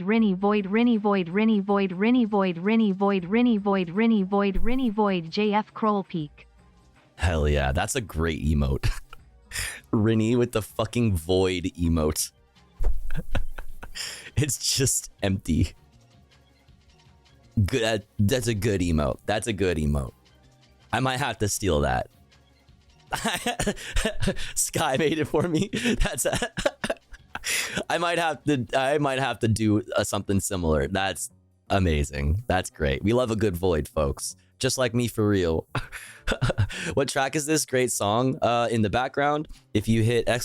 listening in the chat, you get a link to the playlist that is always playing in the background of the stream. Right now, it's the Street Fighter 3 Second Impact Get on a Train drum and bass mix. There you go. Hell yeah. It has exactly 1 pixel of 1% transparency. That's fucking amazing. That's fucking genius. Absolutely fucking genius. Okay. Now, damn, it took us so long to get through the headlines. Damn, it's already 2 a.m. Okay, let's see. Street Fighter 3 Second Impact was great. Yeah. Well, apparently this is the... Do you recognize this song from it? It's a bop. Bring back cool ass fucking atmospheric drum and bass and jungle in every video game.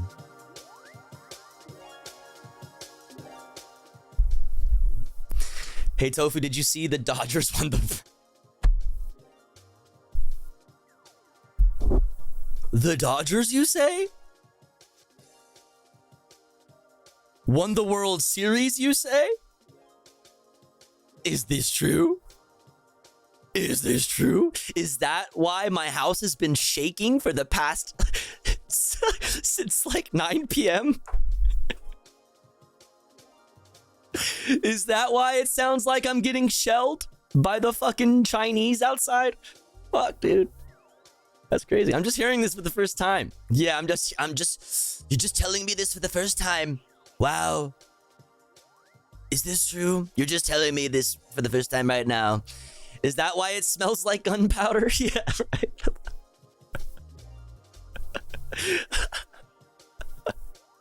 Sports Ground Zero, dude. It's not even Ground Zero. Fucking New York. Wait, shut the fuck up.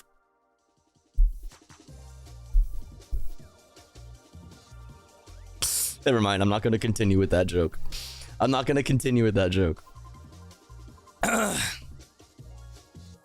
would never joke about a thing like that. Ever. You know me, chat. I would never joke about something like that. Yeah, 9/11 jokes are banned. That's right. I would never do that. I have never made a 9/11 joke in my life.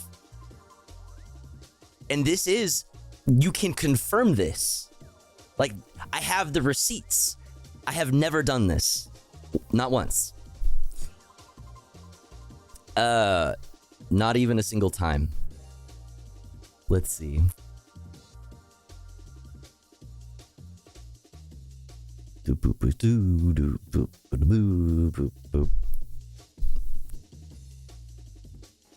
Puppy. Los Angeles officials step up security as election workers count early ballots.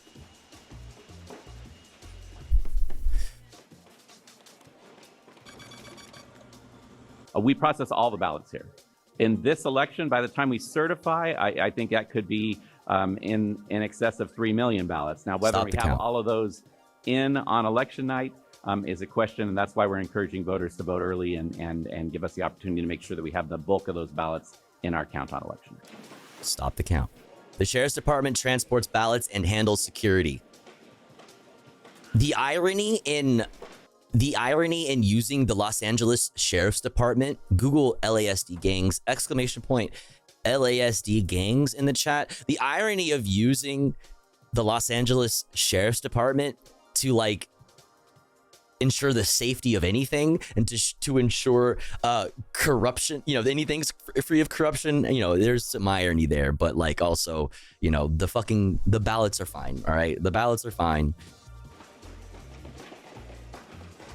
Our deputies will securely transport the sealed ballots that was mentioned earlier. Also, let's also consider the fact that a lot of cops are fucking hogs. Obviously, well, all cops are hogs, but some of them are extra hoggy in that they're hoggy. They're mahaga. They're mahogany. What is this? I wrote the history of. Oh yeah. We've gone over this. Yes.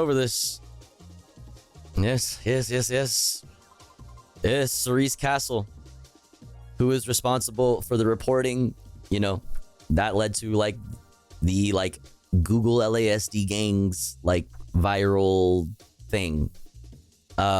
Which if you type LASD gangs in the chat, it gets you, or ! LASD gangs in the chat, it gets you a link to this, which is that reporting, a tradition of violence, the history of deputy gangs in the Los Angeles County Sheriff's Department.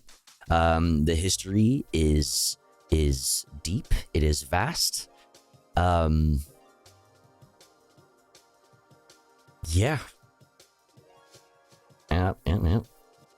Yes.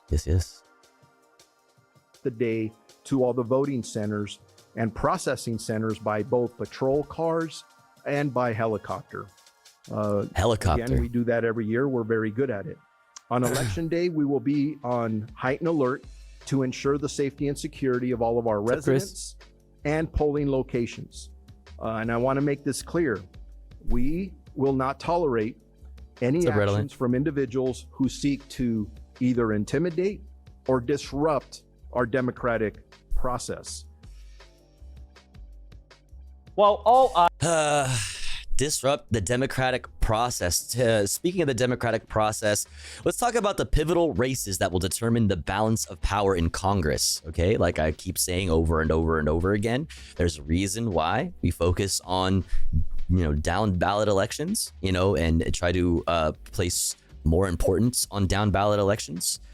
Let's check this out. Eyes are on the presidential race. There are also several key down ballot races that will determine the balance of power in Congress. Republicans in the House hold a razor-thin majority, but Democrats are honing in on a handful of races to help them win back the lower Which is like, no matter, this is what I keep saying to you, right? Like, no matter who the president is, it matters more who, like, what the makeup of the House is. It matters more what the makeup of the Senate is.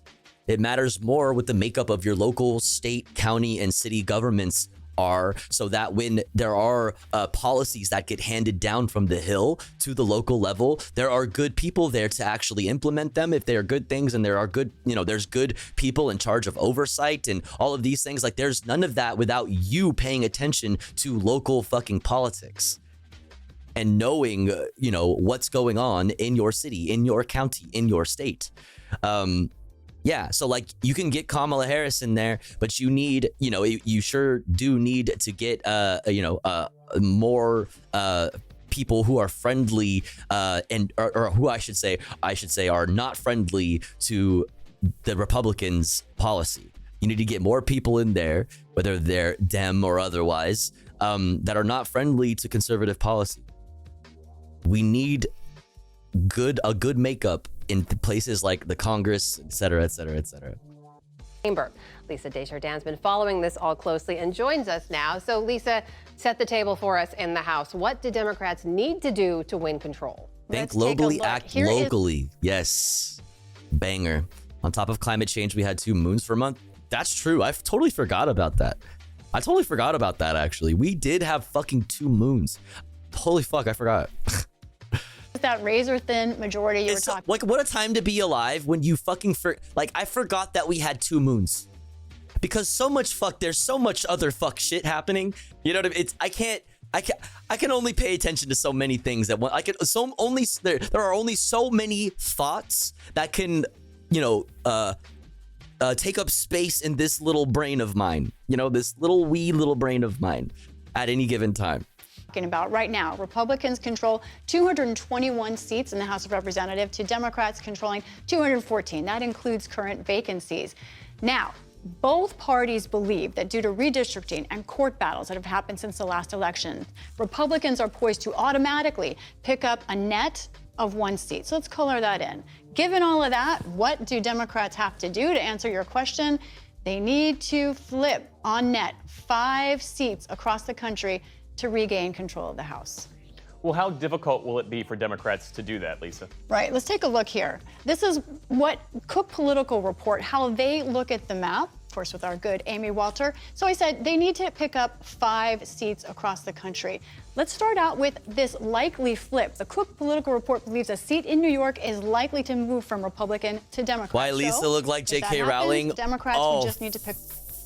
Fuck, how unfortunate. Now I can't unsee that. Now I'm mad at her like she was transphobic to me. Like, you know, when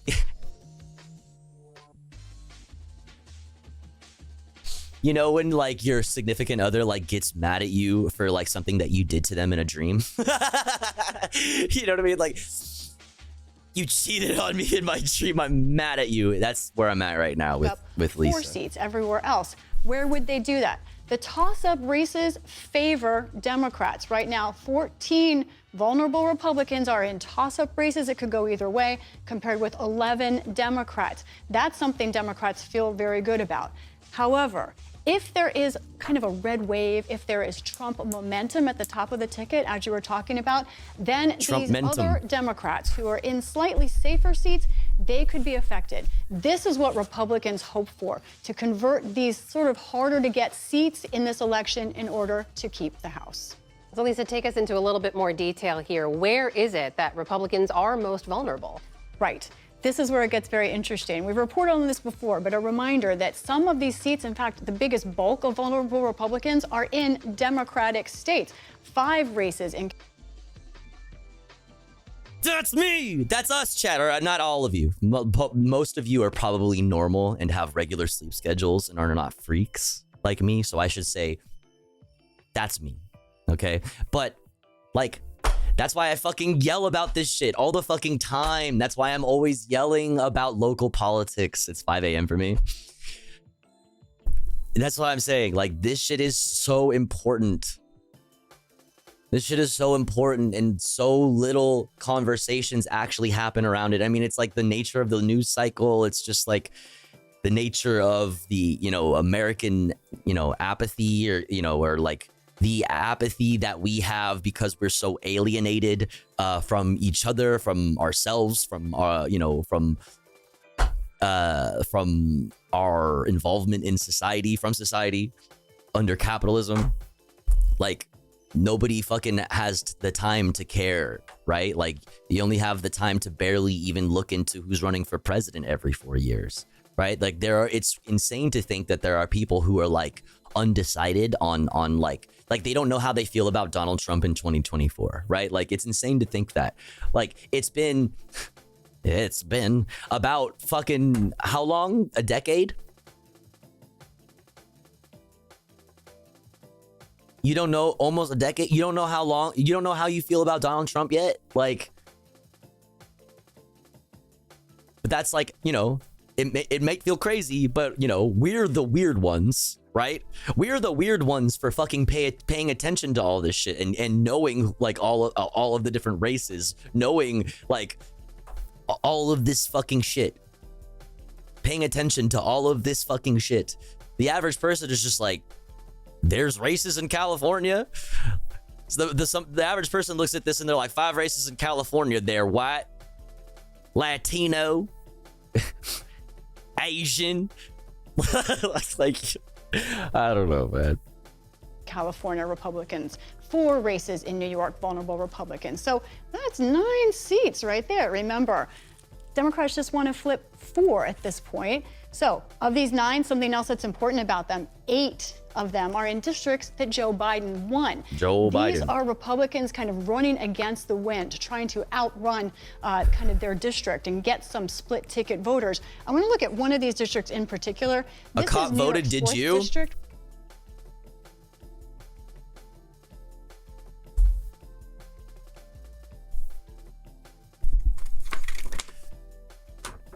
Millions of dollars is spent on convincing you to vote against your best interest.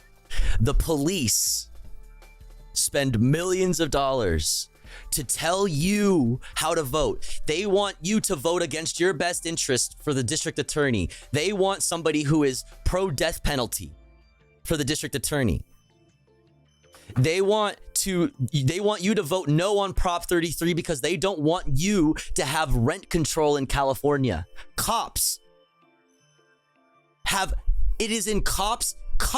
are willing to spend money on convincing you to not vote in favor of possibly having rent control in California. If you're in California, you know how much you spend on rent, and the cops want to tell you not to vote in your best interest. Think about this. Like, these motherfuckers are voting. Are you voting? Right? Like, whether it's the cops that live in your neighborhood or it's the rich people that live in your neighborhood or both. Or it's the fucking groypers that live in your neighborhood. The groypers are they're interns for their fucking congresspersons. They're out there doing the social media campaigns for candidates in their local elections. Remember when we spent hours on that ProPublica pause article about Texas?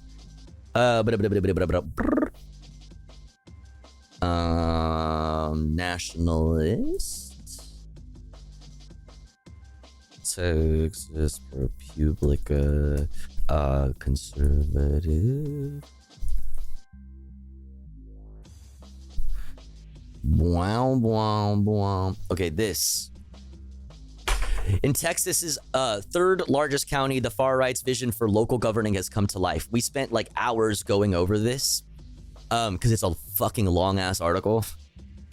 The article itself, the fucking reader view tells me it would take, the average person, which I guess like I am not, the 27 to 35 minutes because it took us like 2 hours. Pro what? It's ProPublica, but I like to call it ProPublica, whatever. Don't worry about that. Don't worry about that, okay? That's not what we're talking about, okay? My point to bring this up was we spent a whole bunch of time talking about how exactly, like, these fucking white nationalist freaks on the local level are killing it in local politics. Like, the last,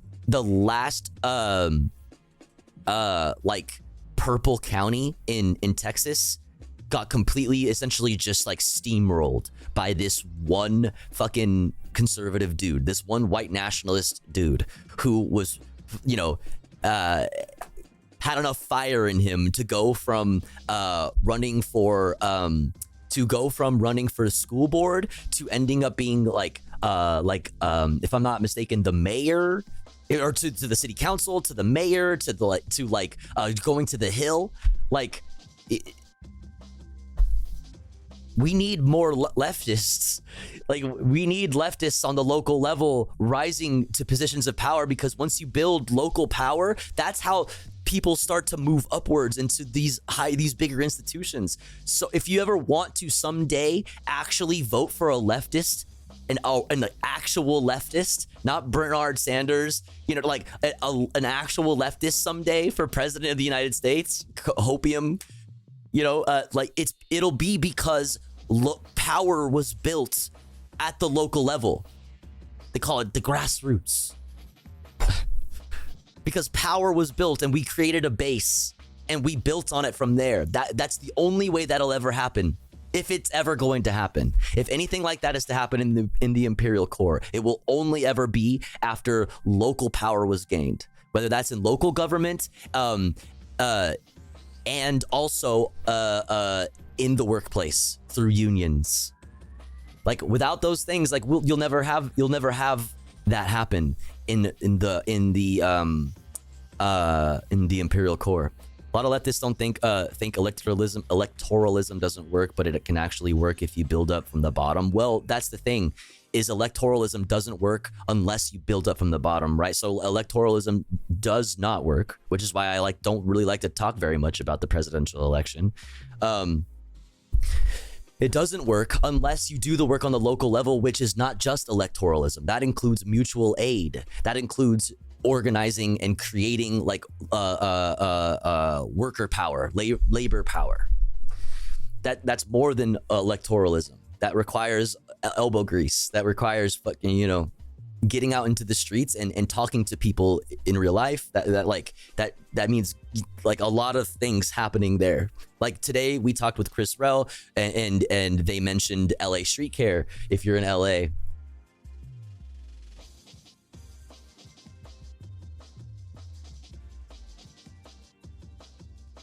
boop boop boop boop boop boop boop. LA Street Care. Oh yeah, Nori's got the Instagram in the chat there, but there's also a Blue Sky LA, which I need to follow. God damn it, what the hell just happened? Fucking Blue Sky. There's a Blue Sky. There's an Instagram that's already in the chat. And here's the twitter.com account. God damn it. But like in LA, if you're in LA, the LA Street Care is a abolitionist mutual aid collective that helps unhoused people. Like that's, you know, things like this are required if we're ever to create power at the local level, right? To create coalitions, actually progressive, actually leftist, actually worker, you know, labor focused power. It has to start with shit like this. And only after shit like this, you know, we're successful at the local level, will something, you know, ever happen at the national level like that.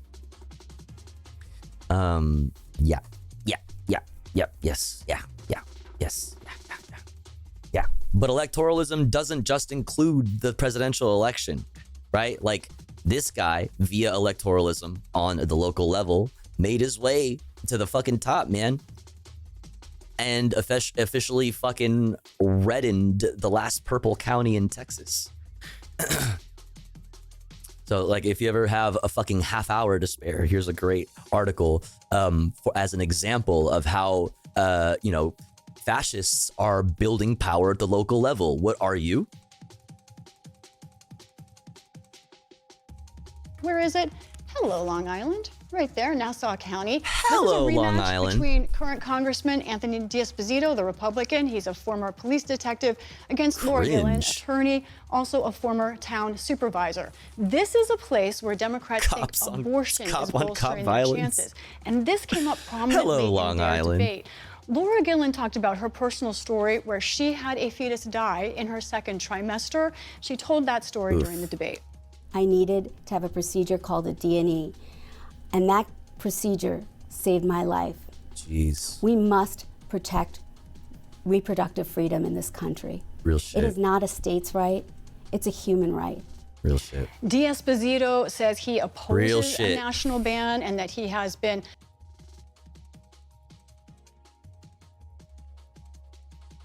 For now, they always oppose a national ban for now until they have the fucking power to do so, right? Like, for now, while it's still unpopular, right? Because it is unpopular. misconstrued as extreme. He talked in particular about something that's been in ads in the district, his position that a physician should have to attempt to give life-saving care to a fetus or baby that survived. You want to know what's so crazy and horrible? I was going to say funny. It's not funny. There's nothing funny about this. I had a ProPublica article that I was possibly going to read today, but for the sake of, because we took so long where we weren't, you know, there's just no way that we could get to it. But look at the subject. It is relevant to what we're talking about here. Bookmarks. Look at this shit, man. God. A woman died after being told it would be a, quote, crime to intervene in her miscarriage at a Texas hospital.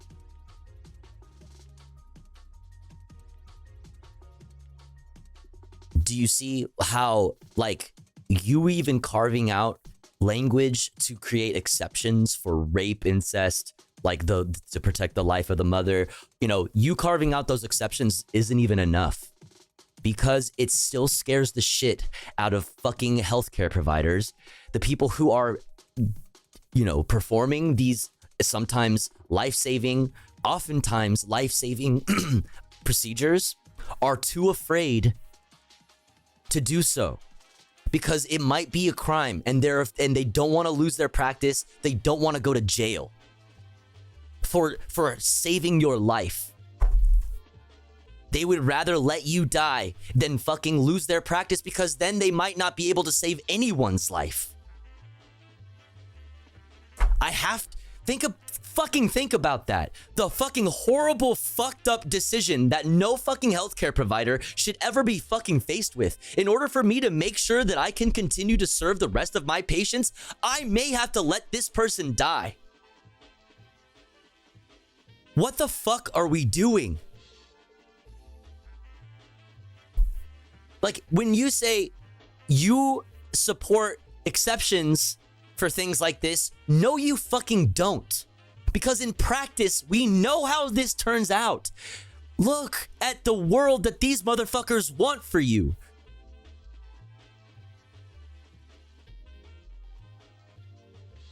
Look at the future. You need not look anywhere else but the present to see what the fucking future holds. And look, Texas. What did I just get done talking about local politics, specifically in Texas? Why do you think that this kind of shit is able to fucking happen? It's because people like that asshole in that other ProPublica article did the damn thing at the local level and rose to positions of power, and now this type of shit is the law of the land and people die. Because a fascist voted local. Because a fascist paid attention to their local politics.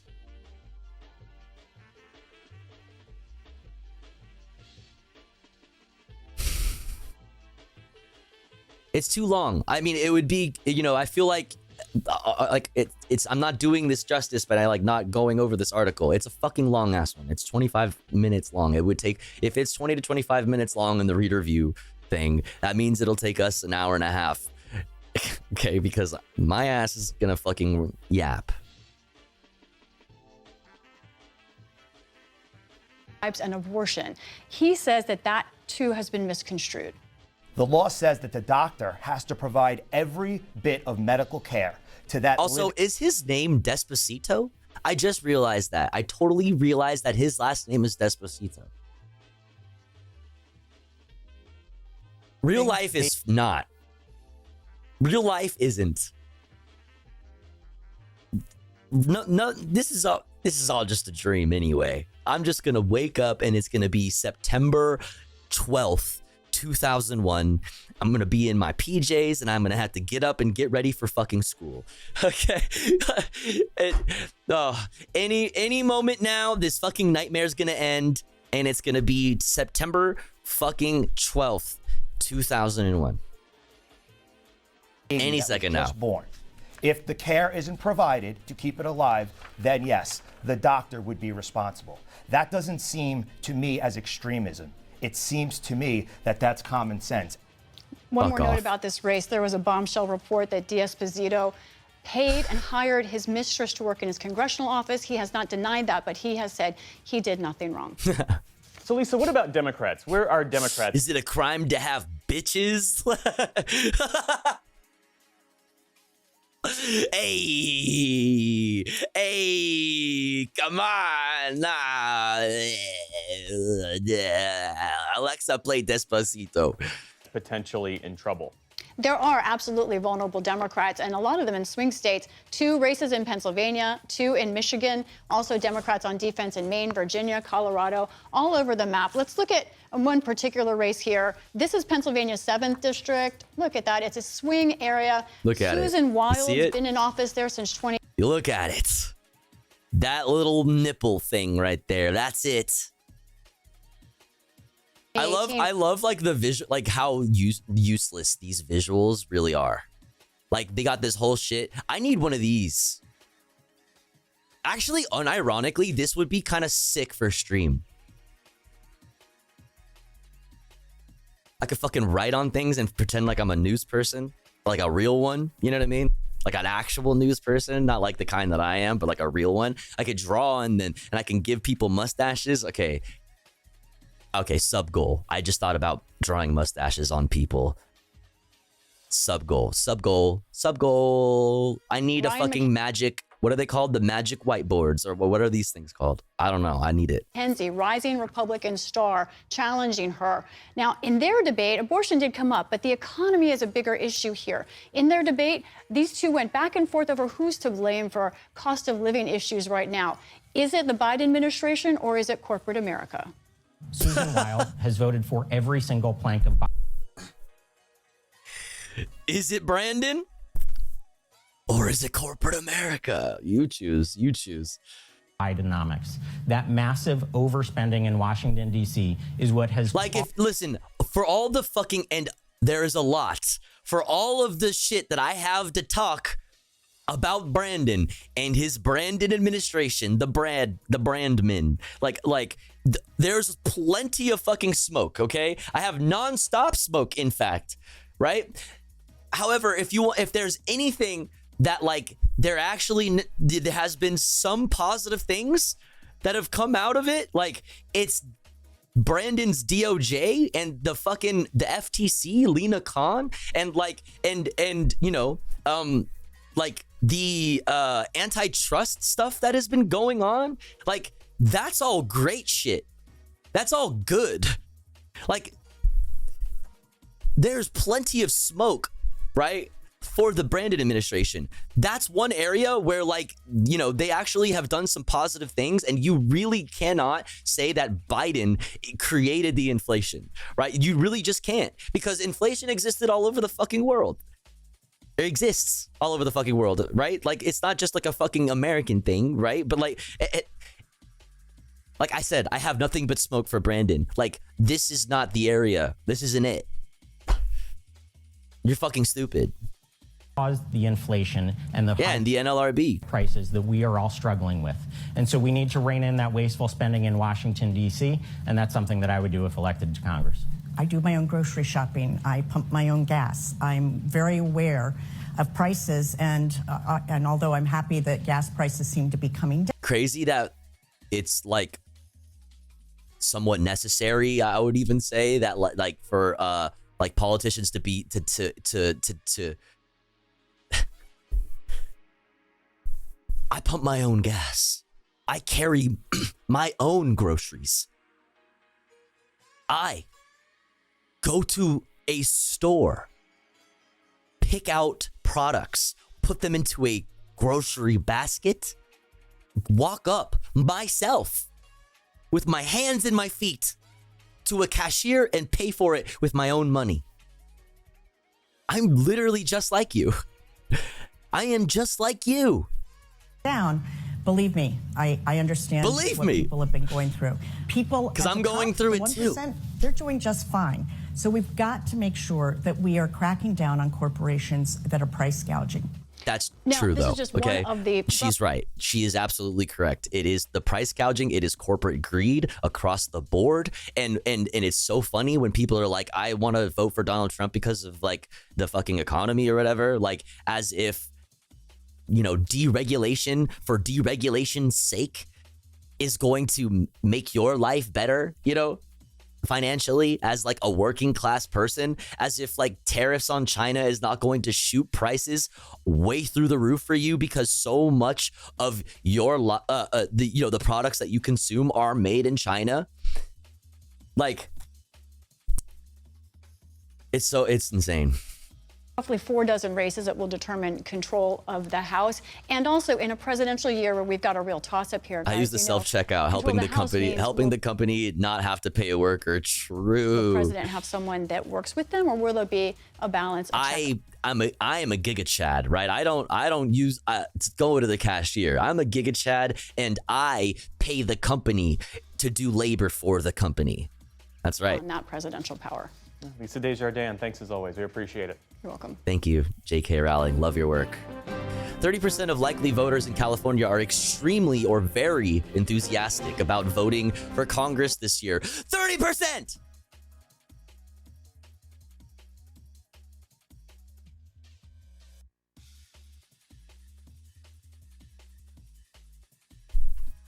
Do you see what I'm talking about, man? 30% of likely voters. 30? But you're in California and you're gonna vote, like you're a likely voter, meaning you do plan on and you are likely to vote in the presidential election. But you live in California, the place where your presidential vote means the least. It actually counts for the least because of the wonderful electoral college. You, as a Californian, have the fucking most worthless vote in the presidential election. Out of all the fucking states, your vote in the presidential election is the most worthless, and you are planning to vote in that election, but not in the rest of the fucking elections happening statewide? Do you see what I'm talking about, chat? To be fair, I wouldn't describe myself as enthusiastic about it either. Probably, you're you know, that's a good point. I mean, we would need to see what the rest of what the language of the survey was. But still, I'm mad. Okay, let me be angry and yell. All right. Don't tell me not to yell. All right, this is my fucking stream. All right, I'll get angry at shit if I fucking want to get angry though. Agreed though. Yeah, no, you're not wrong though. There's probably, you know, worth looking at the language and like the you know, the specifics of the fucking of the survey before you could actually say anything with confidence. But yeah, I voted down ballot because it's my fucking duty, and that's it. Yeah, duty. Nice. Hell yeah. W duty. All right, chat. Coming up next. What time is it? 2:29. Coming up next.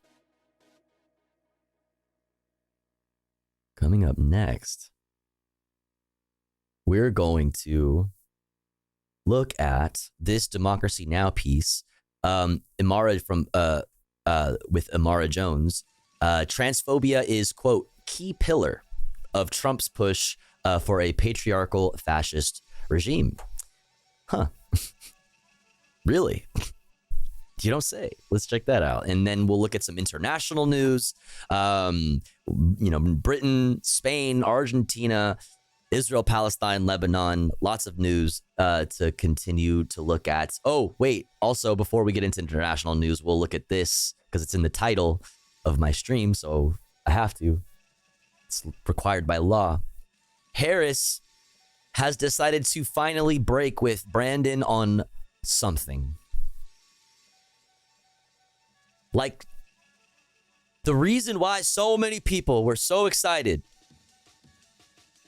for a possible Kamala Harris ticket, for a Kamala Harris, ticket at the top, being at the top of the ticket, and thus possibly a Kamala Harris presidency. The reason why was the possibility, the small chance that she may break with Joe Brandon on some of his policy, some very key things that especially like younger voters care about, younger generations care about. Like, I don't know, genocide for just one, little example. Finally, something has happened in that realm, and it might not be what you think though. Unfortunately, we'll get into it after a quick ad break, though, because chat, it's been more than an hour since our last ad break. And here at the Tofu Ghost broadcast, when we run ads, we run them while I'm away from the stream. That way, even if you're unsubscribed to the channel, you don't miss out on any of the content, okay? But if you would like to support the stream, if you would like to support me, the streamer, and also in doing so, get access to really cool, super exclusive Tofu Ghost emotes, all you need to do is subscribe for $6 or for free with a Twitch Prime by connecting your Amazon Prime account to your Twitch account. Or let's say you're already subscribed to the channel and you're feeling generous and you have the means to, maybe consider upgrading your sub from tier 1 to tier 2 or tier 3 to get access to even more super top secret, super exclusive Tofu Ghost emotes, and to also help me, your favorite streamer of all time in the history of streaming ever, get closer to achieving Partner Plus, which would give me a 70-30 split of all the money you also generously give to me every month. 70-30 would genuinely be a life-changing amount of money for me. So if you have the means to and you would like to help me out with that goal, that's a great way to do so. Another way to help that helps me, but also at the same time helps out one of your besties in the community is gifting subs to unsubbed chatters. If you are one of those unsubbed chatters, make sure to say hi, throw some emotes in the chat, or if you're lurking, use the please gift me a sub redeem. That way somebody might notice you and feel generous enough to shoot you a gifty. You can also throw bits or a dono my way, $3 specifically for a TTS message. If I've been ignoring your chats all night and you'd like to yell at me and you are desperate for my attention, you can pay $3 and you can have my attention. I'll be back in 3 minutes, chat. Don't you go anywhere. BRB.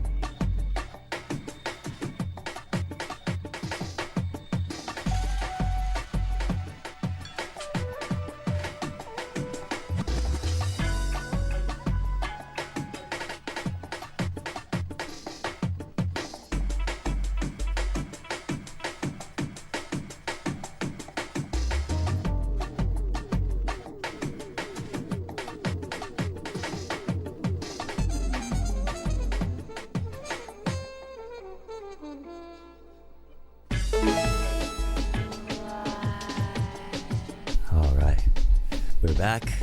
Thanks for waiting. Thanks for sitting through the ads. If you had to sit through some ads, thanks for doing that. Sitting through the ads is a good way to support the stream, even if you don't have any money to throw my way. But speaking of supporting the stream, Mad Cat W, living up to their name, emphasis on the W, being an absolute mad lad, gifting out some subs while I was away. Thank you so much for gifting to LWCN Gamer and also Reclaw codes. Thank you so much. Thank you, thank you, thank you. Very, very kind, very generous. If you got a gifty, please make sure to thank the person who gifted you. It's a very nice thing to do. Thank you, thank you, thank you. We have obliterated the sub gold today, chat. We're gonna fucking do so much comfy content. It's gonna be awesome. It's gonna be freaking awesome, dude. All right, should we talk about transphobia now? I'm always so excited to talk about transphobia. You know what I'm saying? I don't have enough internalized transphobia. I need external transphobia. I need more. Give me the transphobia. Yes. Yes. Transphobia is key pillar Democracy Now! of Donald Trump's patriarchal fascist regime. With Juan Gonzalez. We look now at how Republicans are spending tens of millions of dollars, something like over $60 million, to flood the airwaves and social media with political ads that attack transgender rights. The Trump campaign is running the first ever presidential campaign ad on the topic, and the Senate Leadership Fund, backed by Mitch McConnell, is running ads in key Senate races in swing states, often during major football games. Kamala was the first to help pay for a prisoner's sex change. The power that I had, I used it in a way that was about pushing for the movement, frankly, and the agenda.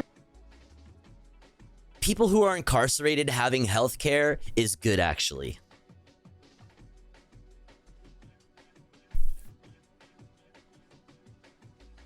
Kamala's agenda is they, them, not you. This and like I've talked about this slogan right here, which is a great one. It's a super good slogan because it hits like a whole flock of birds with one single stone, you know? The movement, frankly, and the agenda. Kamala's agenda is they. Kamala is for they, them, not you. So what you do here is like the two major birds that are hit with the same stone, right? Is you get to do a little JQ posting. You get to do a little Jewish question posting while also being transphobic at the same time. You could be like, fuck non-binary people, and also just asking questions, J questions, Jewish questions, like amazing. Like who's they / them? Amazing. It's like 5-dimensional fucking fascism. It's great. Them, not you. But Brown voted multiple times to allow transgender biological males to participate in girls' sports. Baldwin supported providing puberty blockers and sex change surgeries to minor children. Sex change surgeries are not fucking happening. Okay, sex change surgeries are not fucking happening. There like the cases that do exist are so fucking few and far, and like there are so few cases, so fucking few cases, and we're also considering the fact that there are so fucking few trans people to fucking begin with. There's like none of us. Okay, there's like none of. Oh, where am I? Here I am. Where did I go? Where'd I go? Where's the trans person? Boo. Like there are so fucking few of us, and when you consider that first and foremost, right, how few trans people there are, and then you consider how many of those people who identify as trans are actually getting any sort of surgeries done, that becomes an even smaller number. And then from there, ones where they were under 18, that becomes a number that is so small that it is, you would think it would be unbelievable that they would bring this up as a national talking point. Wisconsin women's domestic violence shelters to admit biological... Like, and can I also just on top of what with the other thing that they said. Supports forcing with blogger. Like, as a child, okay, as a young person growing up, as somebody who spent most of their life masculine presenting, let me fucking tell you that if I had any sort of idea of what the fuck transgender people were when I was young, like if I actually knew about what it meant to be trans, if I had access to information about that, if I knew something existed called puberty blockers, if I knew about that, do you understand how much more productive of a person that I would have been in this society? Do you understand how many years of just deep depression and suicidality that I would have been able to miss completely if I would have had access to things like puberty blockers, if I knew that that was a fucking thing, if I knew that trans people were real, if I was allowed to learn about what transgender people were outside of pornography. Do you understand how much healthier of a life I would have lived? Do you understand? Like, I would have been able to be more productive in society much earlier on, right? Instead of being a fucking depressed wreck my entire fucking life and not knowing why.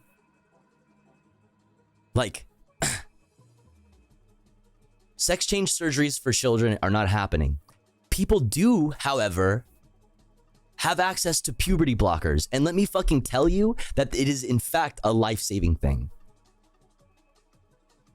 In fact, you can create happy people who otherwise might not make it to their to adulthood.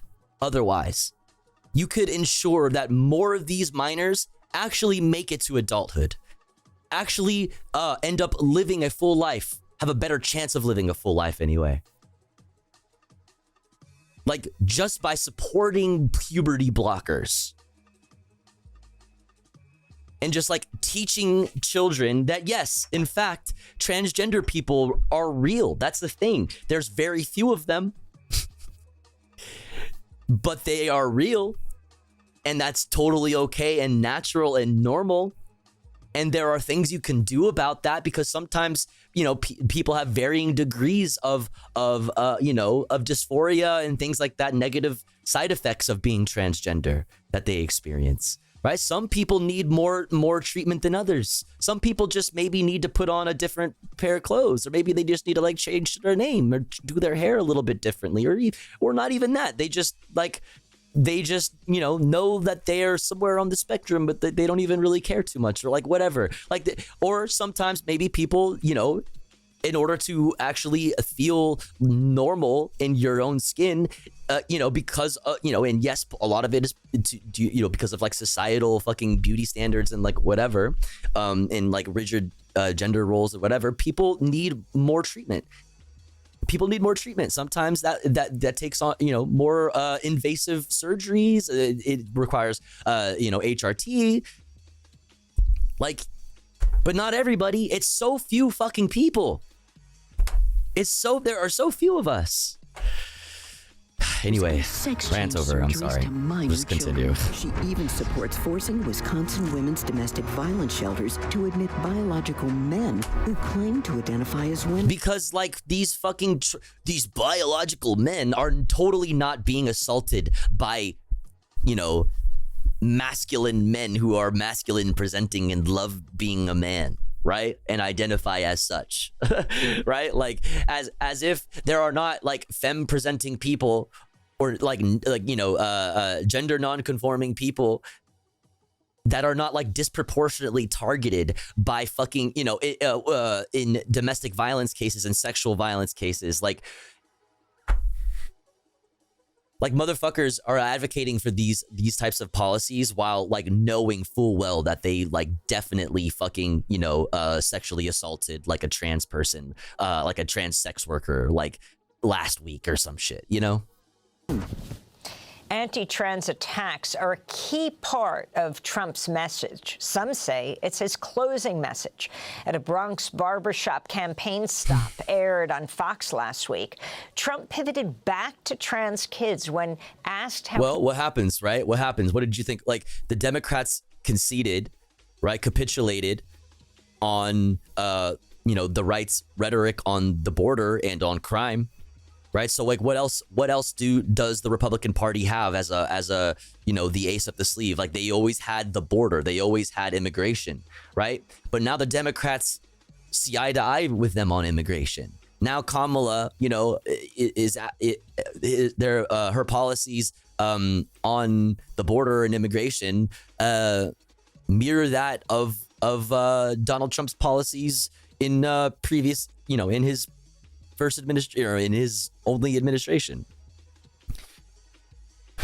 Like, what else do you think they're going to do? They're going to pull the only cards that they have, right? They never have actual policy that they lead with. They never have. They've always like fallen back on the classic backups, which has always been the border and immigrants, right? The new thing for them is trans people are gross. And so when you, like I said, have capitulated to their talking points and their policies on the border and on crime and on all of these things, what else do they have to do? They're now just going to pull the last card that they have, and it's trans people should be fucking obliterated. Trans people should be fucking, you know, fucking vaporized on sight. Like, of course this happens. Like, of course. Exact same experience as you, and like you, I assume that experience is why I loathe the people fighting against acknowledging a child's gender incongruence. It pains me to know that some trans kids are lucky enough to discover who they are, yet are helpless to do anything about it because of the bigoted society we live in. Yes, despite all of the fucking progress we've made, right? It sometimes feels, you know, it sometimes feels like that trans people had more rights back when I was a young person who didn't have access to any information about trans people, right? It feels like the way that people talked about gender and the way that people talked about like trans people, like they were like, you know, widely like transsexuals or like whatever was like the common term then. They were much more normalized. It was much more of a like you know, somebody might be like or like chuckle a little bit at like somebody that they clock as, you know, being like AMAB in a dress or something in public, but like it wasn't like this. It was just like oh shit, was that a dude, you know what I mean, or like whatever, like, you know. Also considering that like butch lesbians, for me, at least in my experience growing up, were very, very normalized. And like masculine presenting lesbians, very, very normalized, very, very like okay, not like taboo, totally normalized. It's femininity that is like really, really, really looked down upon specifically. It's like femininity needs to be put in its place wherever it exists. He would improve schools. Yes, patriarchy. I say reading, patriarchy. Writing, and arithmetic. No transgender. My man has the... I say reading, writing, and arithmetic. Well, make barbers great again. What happened to the barbers? What happened? Why are they not great anymore? No operations. You know, they take your kid. There are some places. Your boy leaves the school, comes back, a girl. I wish... Fuck, dude. Yo, I grew up in the wrong fucking era. Let me tell you what. That's a thing. They got the transgender class now in schools. Dude, that's crazy. People are sending their sons to school and they're coming back whole ass women. That's fucking insane. What? That's fucked up that I missed out on this. Like, hello. But if it's that easy, maybe there's still hope for me, you know, despite my age. Like, can you work with this? Like, point me to this school. Like, I'll do a 21 Jump Street or something and like pretend I'm a fucking kid to get one of these fucking, these transings that they're talking about. Okay? Without parental consent. What is that all about?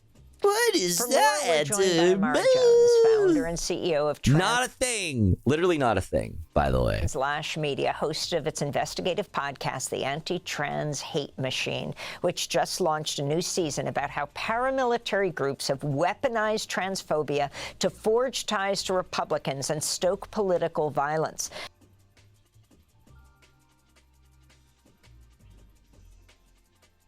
That moment when you are fully confronted, that moment when you're fully confronted with the connection between the military-industrial complex and transphobia.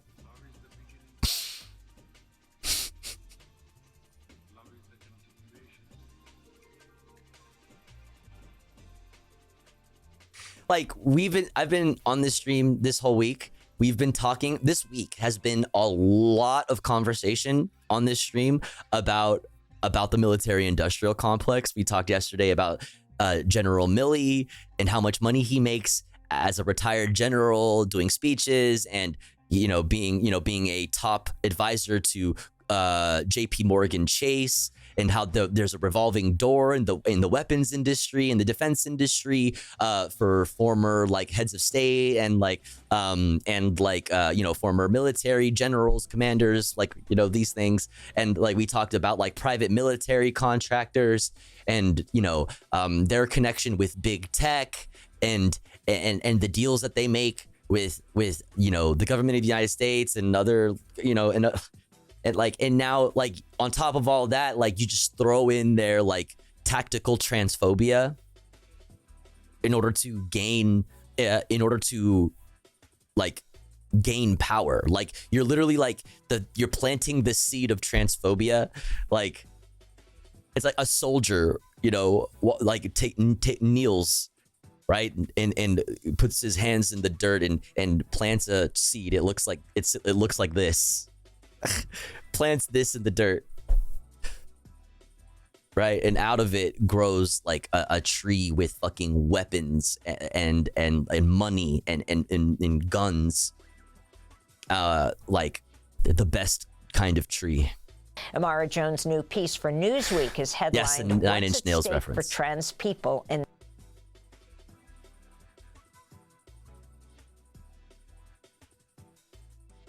If he wasn't a fascist, I would love him. If he wasn't a fascist fucking freak that wants me to be vaporized, he would be so sick. He's so cool. Look at how silly he is. Look at this silly dude. He's so silly. He's such a silly guy. I could appreciate his silliness a lot more, right? If he wasn't a fucking this election freak. In national, state, and local races. Welcome back to Democracy Now! It's great to have you with us, Amara. So if you can talk about the overall climate. I mean, I listened to almost every speech on Sunday at Madison Square Garden. Almost every speaker, including Robert F. Kennedy, talked about trans issues. I think his line was, we're going to protect women's sports. But if you can talk about the overall climate, the tens of millions of dollars being put into ads. Well, I'm sorry that you did that to yourself, Amy, and watched for 6 hours. I think that what we have to be very clear about is that transphobia is not just a plank, but a key pillar of the Republican Party. It has staked a large part of its argument as to why it should be in power and why it should return to power due to transphobia and due to its campaign against trans people. It's sort of that and immigration are essentially the reasons why they say that they should be reelected. And I think that for them, anti-trans hate does a couple of things. I think the first thing that it does is that it helps them continue to animate their base and to essentially give them something to focus on after abortion. For several years, they've known that abortion was going to be on the chopping block and that they had a key part of their constituency that was engaged on gender, and so they have to give that group of people something to do, essentially. Secondly, it allows them to have inroads into places and people that they would never be in conversation with. They normally wouldn't be in conversation with suburban moms who they had been turned off to. They wouldn't be able to be in conversation with certain Black religious people and Latinos who are evangelicals, or even some gay people, right, who are anti-trans, the so-called TERFs. So what this does is that it allows them to be able to shave off just enough votes in marginal races to eke out a win. And that's what they look at this issue as. And I think the fact that they've dropped so much money on these ads tells us that they believe that this race is extremely close or they're behind. And so what they're trying to do is to pick up 1 or 2 votes per precinct in order to win, which was Donald Trump's margin over Hillary Clinton in Michigan in 2016, for example. And the last thing that it does for them is that it cements them as a Christian nationalist party. It is the imprimatur of the fact that the Republican Party has become an extremist movement that has been taken over by the Christian nationalist movement and brands them as such and puts them in league not only with political extremists, but also paramilitary extremists in a bid to destabilize democracy from the ground up. Imar, I wanted to ask you, the Wall Street Journal's editorial board recently ran a piece titled Transgender Sports is a 2024 Sleeper Issue. And they especially focused on Senate races in Ohio, Montana, and Wisconsin. Yeah, sleeper issue. I'm wondering your response and why particularly these states that they're focusing on. What's up with Juan's internet today? Well, those states are Republican-leading states where the Senate candidates in those states have to rely on a lot of Republican votes or independent voters who lean Republican in order to be able to win. Those are also all tight races, right? Which is where you want to deploy, from their perspective, anti-trans issues and anti-trans hate or discomfort at a minimum. And so it is a part of that strategy of eking out votes, getting just enough, and playing Are you in Ohio? And reminding them that the candidates that they might be inclined to vote for in this race, might be strange or somehow anti-American, or in some ways just weird people, to turn the phrase back on Democrats. So it's an otherization that's happening with this issue, and again, it's in these tight Senate races where these Democrats have to rely on Republican votes. And the Republican Party, in a really short amount of time, has primed its entire base to be concerned and to be focused on anti-trans issues. So they're ripe for it. In the last 4 years, they have passed anti-trans laws in half of the country. And just this year, 600 anti-trans bills have been introduced, becoming more extreme each year. So this is just something that Republican voters are naturally inclined to focus on. And so if you're in a tight race and you have to rely on some Republican votes, and as a Republican you see that the Democrat is doing that and maybe making inroads, then you want to deploy this issue as a way to bring those voters back home.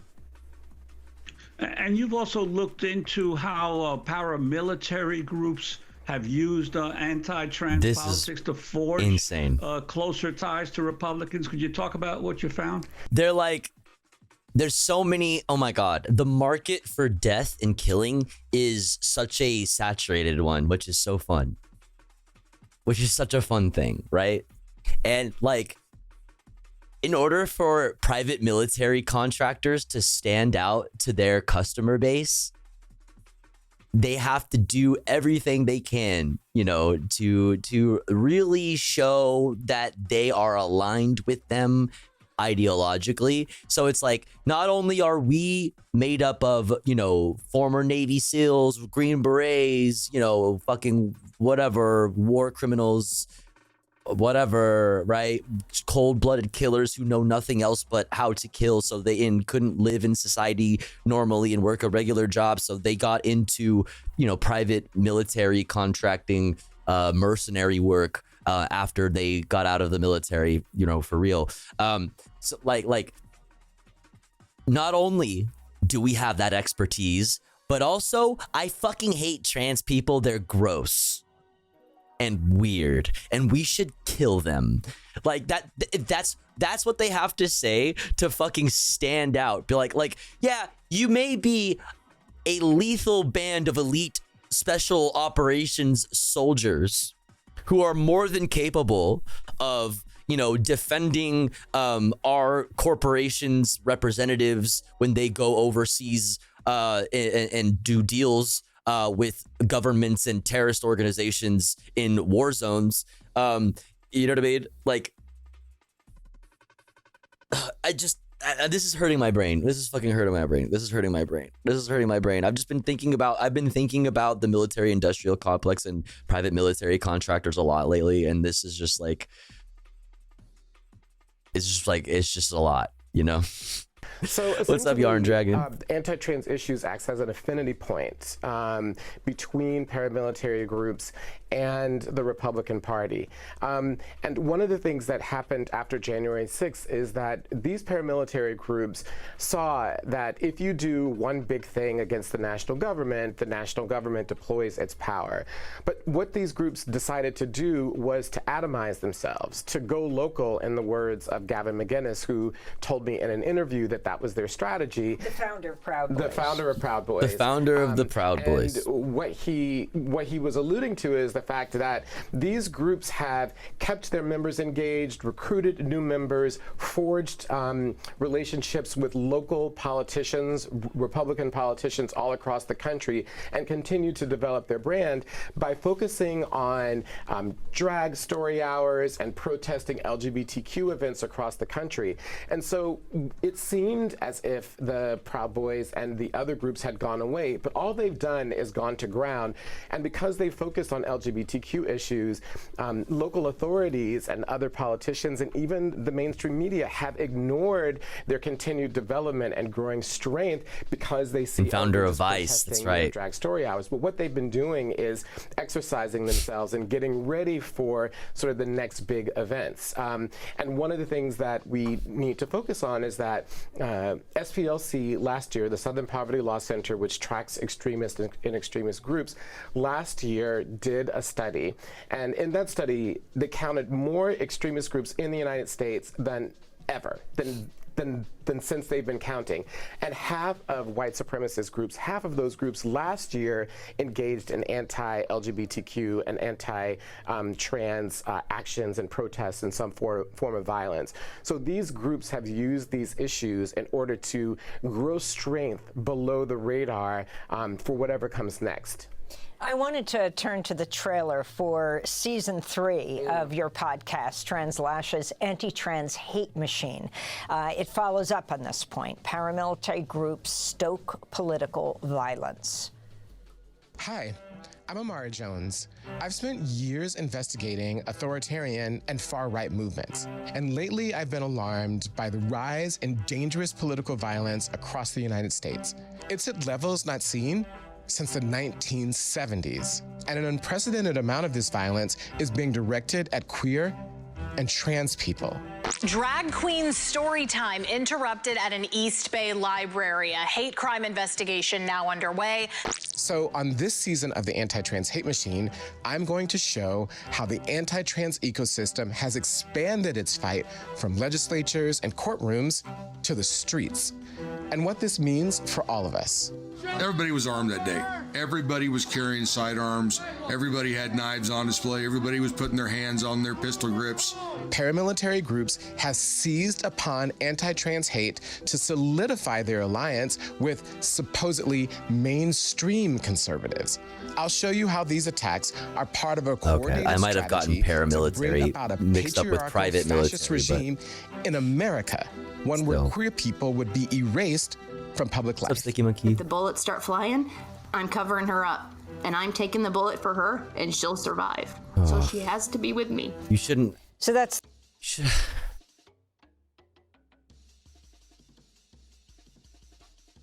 You shouldn't have to consider that. You shouldn't have to think about that. You should be just having fun with your kid, going to the library. You know what I mean? Like you should just be having a good time, reading stories with kids, like, and then go home safe and sound with your family and tuck your kids in and go to bed for another beautiful day, in this beautiful world, right? Like, you shouldn't have to consider that. What a fucking insane. The trailer for the new season 3 of Anti-Trans Hate Machine. You talk about a lot of specifics here. Groups in Idaho who are using the state as a testing ground for a new wave of extremism. Episode 3, No Such Thing as a Lone Wolf, looks at the responses and solutions to terrorist violence fueled by anti-trans hate. You're looking at Wadsworth, Ohio. Tell us some specific stories and also how they relate to down ballot races. So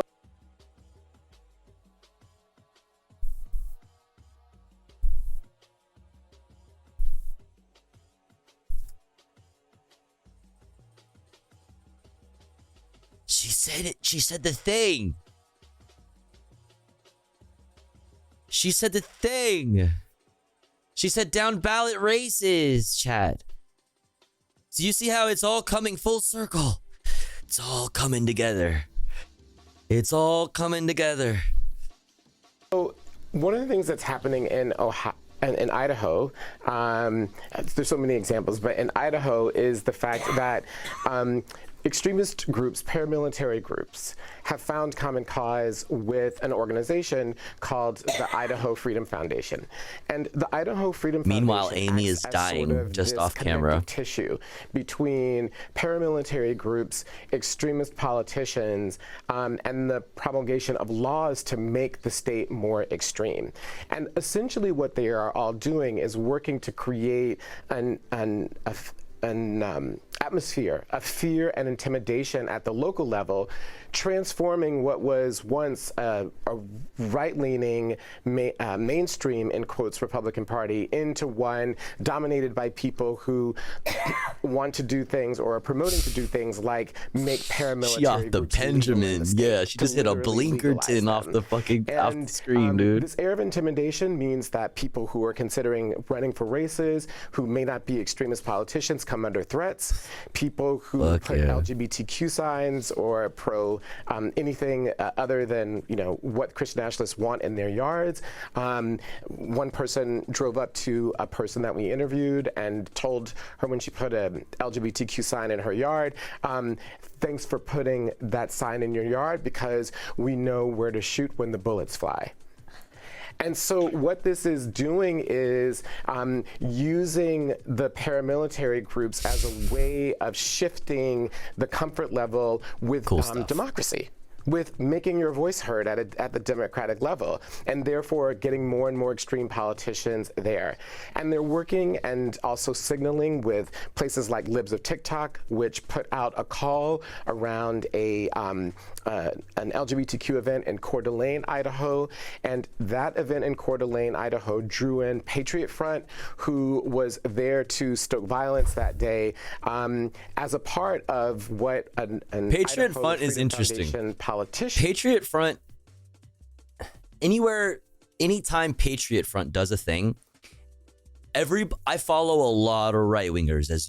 If you're a regular here, you know about my internet habits, and what my internet consumption looks like. Okay, it's horrible.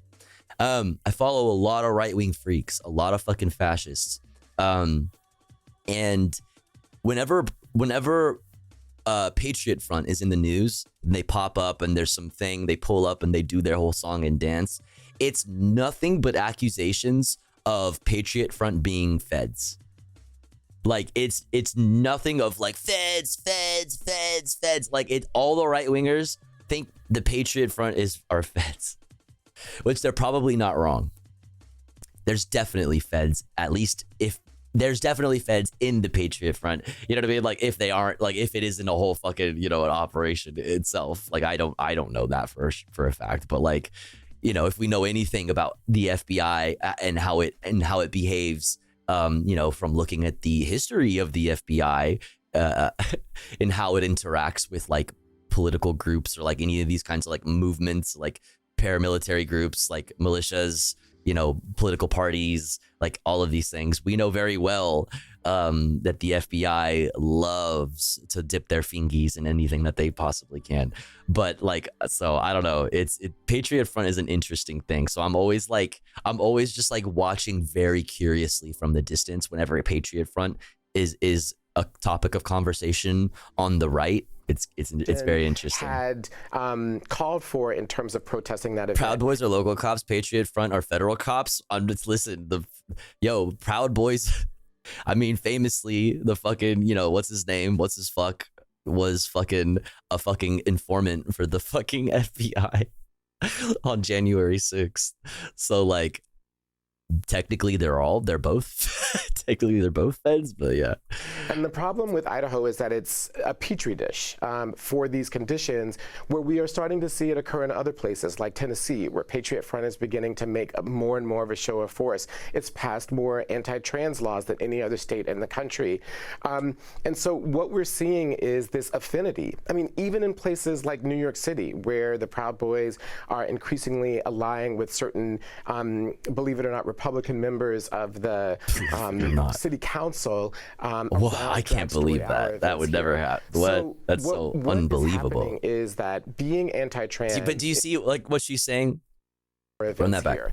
So what is happening is that being anti-trans is a signal for extremists as to who's on their side. Wait. Where the Proud Boys are anti-trans laws than any other state in the country. Oh, here.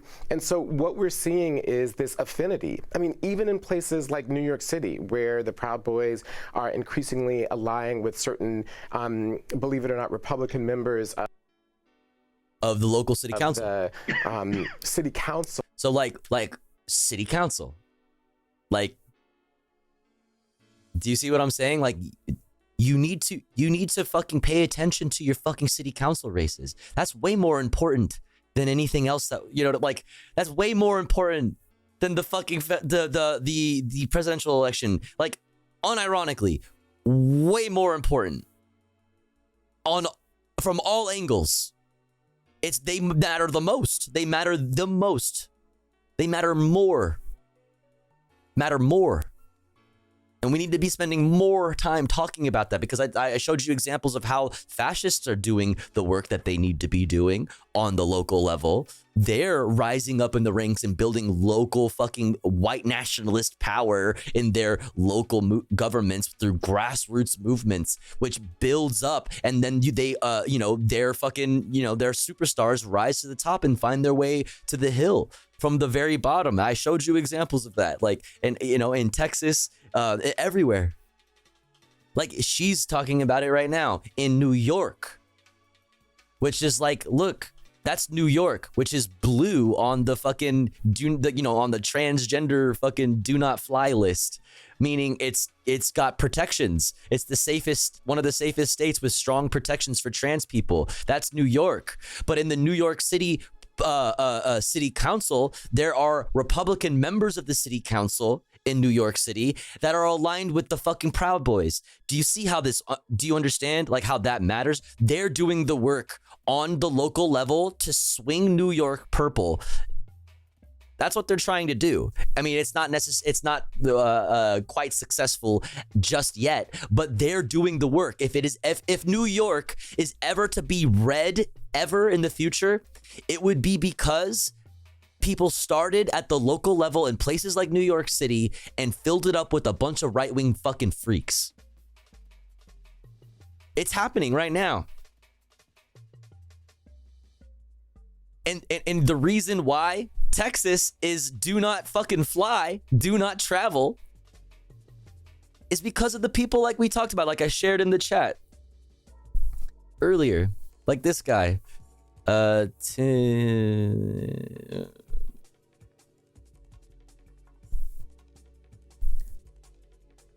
Like this guy in Texas. It's because of people like this in Texas that turn the state into this, where it is a no-go if you're a trans person. Do not go there. If you are a trans person, please try to leave. That's what that fucking means. If New York is ever going to look like this It will be because people like the Proud Boys slowly, ingratiated themselves with people, who are interested in running for office at the local level, at the city council. It'll be because of that first, and that's what they're doing right now, and that's what she's talking about.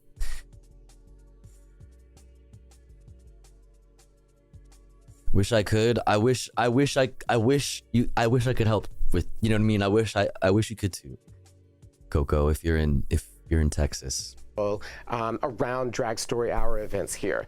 So but you also shouldn't have to. You shouldn't have to leave. If you grew up in a place, you should never have to leave that place. You should be safe in the place that you grew up in. You should never have to leave your home because you're not safe there. If it's your home, you should be safe there. If anybody's safe there, it's you, right? You live. That's where I was born and raised. Why should I have to leave? Signal for extremists as to who's on their side, and that signal then allows them to work together to push the country more and more to its extremes. And Amar, I wanted to ask you, there's been a lot of attention focused on Project 2025 by the Democrats, but could you talk about the central place that anti-trans ideology plays in Project 2025? Well, you can't. Juan's internet is hanging on for dear life. Without understanding or grasping the Republican Party's obsession with trans people and with transphobia.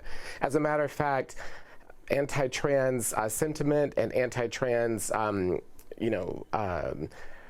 ideas are on page 1 of Project 2025, going into page 2. It's literally on the first page.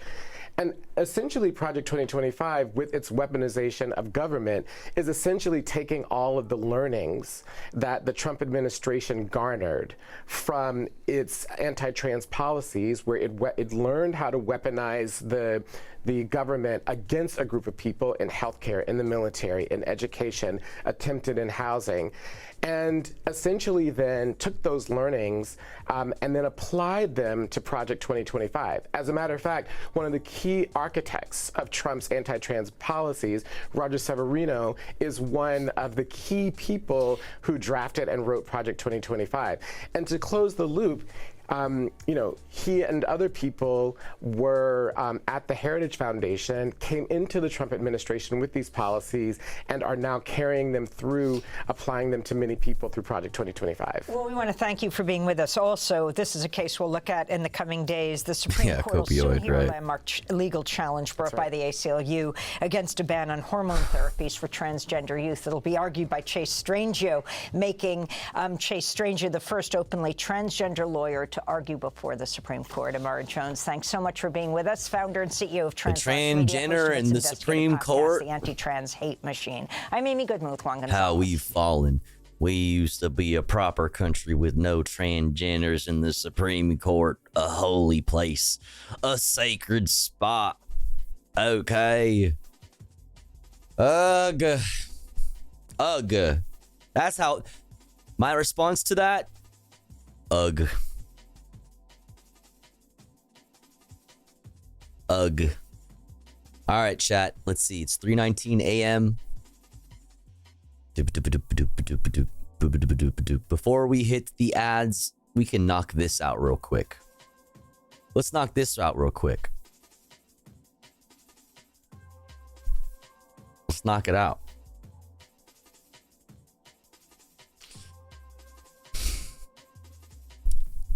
Let me do this.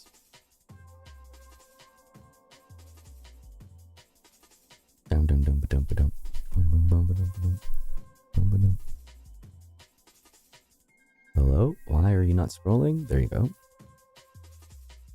Doop-a-doop. Doop-a-doop-a-doop. Doop-a-doop. Doop-a-doop. Doop-a-doop.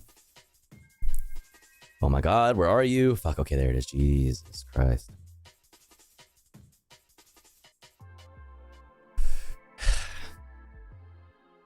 Finally, the thing that got everybody so excited for the possibility of a Kamala Harris presidency. Finally, the thing that everybody was so excited for, that everybody was coconut posting over, that people were brat posting over. That thing finally came true. And Kamala Harris, the candidate for the Democratic Party in opposition to fascist Donald Trump, has finally broken with the policy of Joseph Robinette Brandon. Finally, she has chosen to break with him publicly. Rejoice. Rejoice. For you may brat post once again.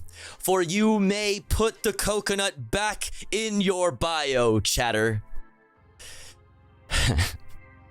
I'm so annoying. She has the courage to break with Brandon on hurting Republicans' feelings, but she is unwilling to break with him on arming and funding a rogue apartheid state and around 50,000 dead Palestinians later. Democrats are a caricature, a parody of themselves. Harris addresses the Brandon comments. Brandon garbage comments. Let's get into it. Vice President Harris on Wednesday distanced herself from President Biden's comments on a day earlier, in which he appeared to refer to President Trump's supporters as, quote, garbage. Wow. Based? Wow. Wow. Based? Based? Based? Based? Oh, wow. Based? Based? First of all, he clarified his comments. But let me be clear. I strongly disagree with any criticism of people based on who they vote for. Harris told reporters as she departed for a 3-state campaign swing, "You heard my speech last night, and continuously throughout my career. We sure have, Madam Vice President, we sure fucking have. I believe that the work I do is about representing all the people, whether they support me or not," Harris added. "And as President of the United States, I will be a president for all Americans, whether you vote for me or not." We love meaningless platitudes. We love meaningless platitudes. That's right. That's right. Shadow money, private military contractor gang. We love meaningless platitudes.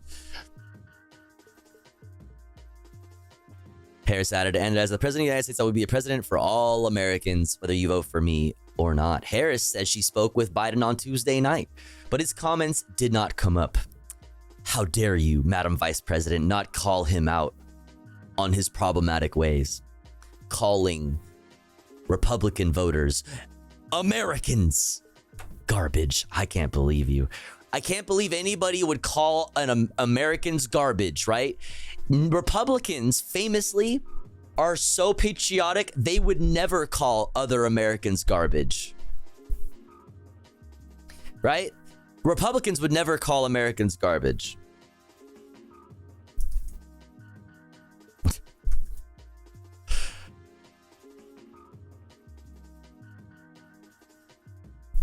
Wow, isn't this special? 17 years ago, I was sleeping in my car behind the Comedy Store in LA, and I'm proud to say this is my 4th time performing at Madison Square Garden, the most famous arena in the damn world. The American dream alive and well right here. It is absolutely wild times. It really, really is. And, you know, there's a lot going on. Like, I don't know if you guys know this, but there's literally a floating island of garbage in the middle of the ocean right now. Yeah. I think it's called Puerto Rico.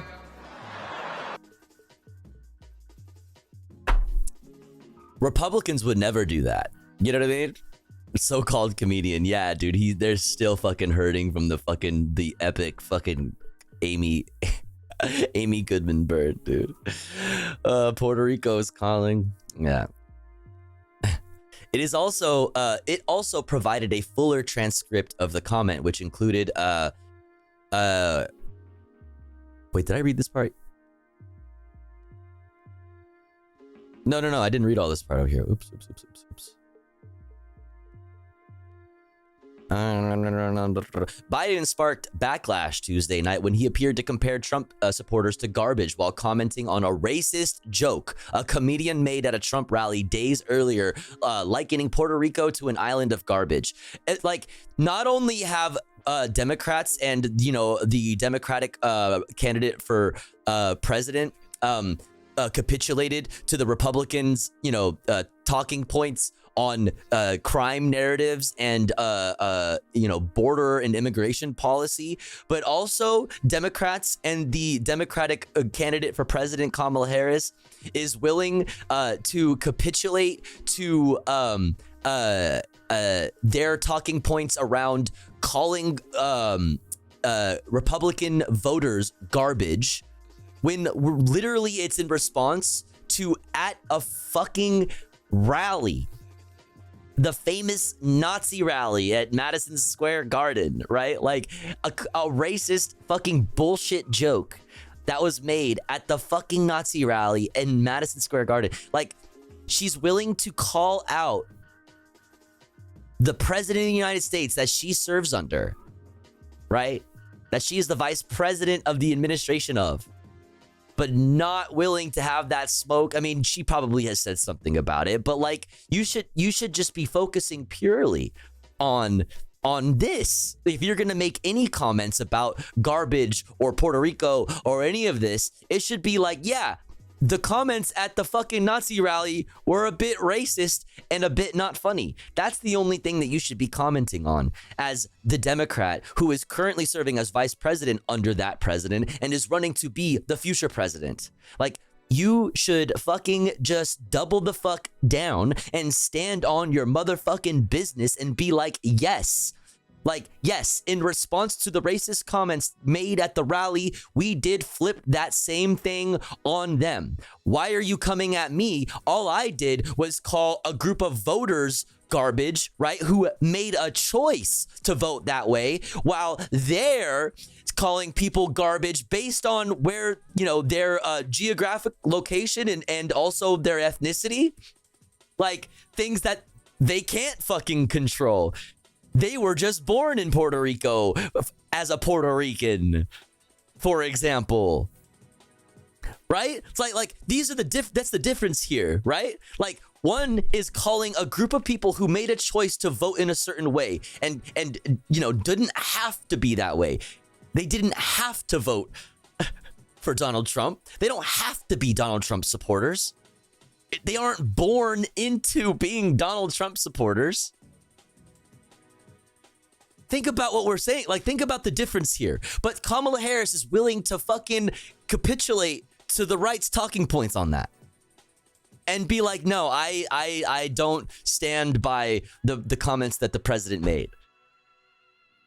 Double the fuck down and stand on your motherfucking business and be like, yes, Republicans have bad policy. They're garbage. They want bad things for this country. Republicans' policy would hurt people. That means they're bad. I feel very comfortable calling them garbage. I'm on my Cenk Uygur shit right now. I feel very comfortable calling them fascists.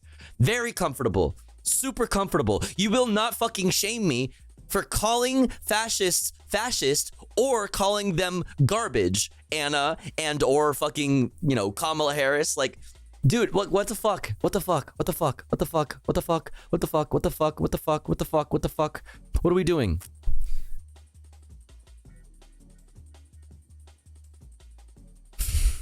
Why is this a conversation?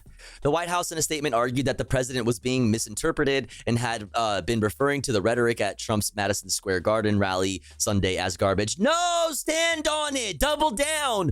Those people called Puerto Ricans garbage.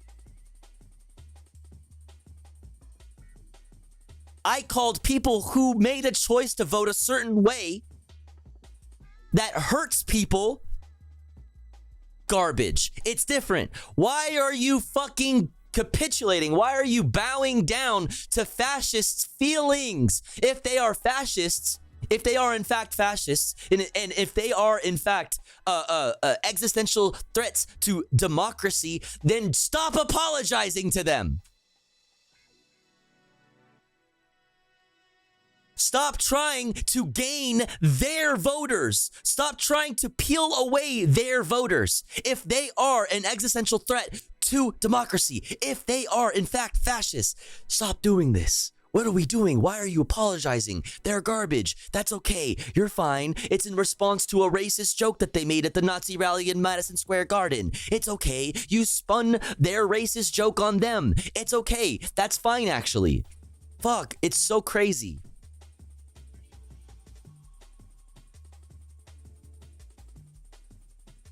It also provided a fuller transcript of the comment, which included an apostrophe with supporters. God. Yeah, you didn't hear the fucking apostrophe in his voice when he said it? No, this is not the argument. Dude, you look like a fucking dog with its tail between its legs right now. That's what you're doing. That's what you're doing, is you're being a pussy. You're being a bitch.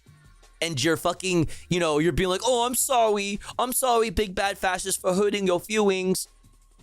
Oh, my bad. I won't do it again. Ooh, like, fuck, dude. They're fascists. Call them garbage. It's okay. You're fine. You'll be okay. Hinchcliffe, God, which included apostrophes, supporters to indicate Biden was referring to comedian Tony Hinchcliffe's demonization of Latinos as garbage. Hinchcliffe delivered a comedic set, blah, blah, blah, a comedic set. Floating island of garbage. Video clip, we saw it. The only garbage I see, okay, I know what happened. Biden appears to say, the only garbage I see floating out there is his supporters. Biden appears to say in the clip, his demonization of Latinos is unconscionable and it's un-American. Oh God, dude, I don't care. Just double down. It's like, if haven't you learned, like, I thought we all lived together in post-Trump reality. Right? Where, like, when you do something bad, just say you didn't do it and that they're lying. Even if there's proof, even if they have you caught in 4K, just say that it's not real and that it's fake and that they're lying and that it's a witch hunt or whatever. Like, whenever you do something, just double down. Haven't you learned by now that that's the most successful fucking way forward? Like, that's the grift.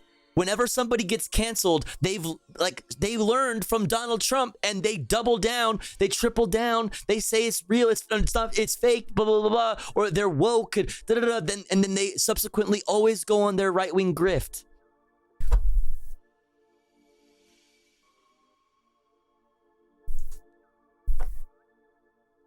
Fucking case in point, okay?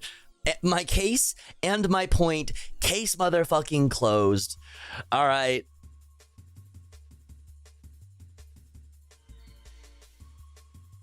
It's coming. Any second now. Comedic timing has been lost. We have left the pocket. Fuck. 1 second. I'm cooking. I'm in the kitchen. I'm whipping up. Where did it go? Did he take it down? What a fucking coward. Oh no, it's here. I found it. It's only the pinned tweet. It's only the pinned tweet after all. You know what I mean? Forgive me for not being able to find it. It was the pinned tweet. For the gamers, by the gamers. Make gaming great again. Limited edition collection. Available now. Championsclub.gg. Make gaming great again. Let's make gaming great again. Yeah. Case and motherfucking point. This is what I'm talking about. Haven't the Democrats learned anything? All you need to do is double down, triple down, quadruple down, call them woke, tell them say that they're lying, that whatever they're saying isn't real, and whatever I say is real. That's all you need to do.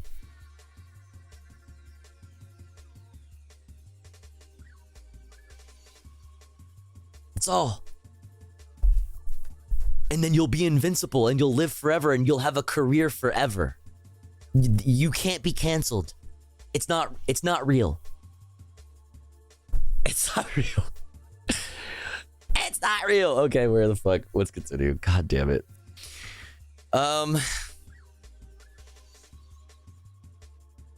The only garbage I say, his demonization of Latinos is unconscionable and it's un-American. It's totally contrary to everything we've done, everything we've been, Jack. Biden's comments handed the Trump campaign a lifeline at a time. Do you see how, isn't that crazy how you just end up fucking throwing them a bone, right? You end up throwing a fucking lifeline to your fucking opposition, which is an existential threat to democracy and our nation.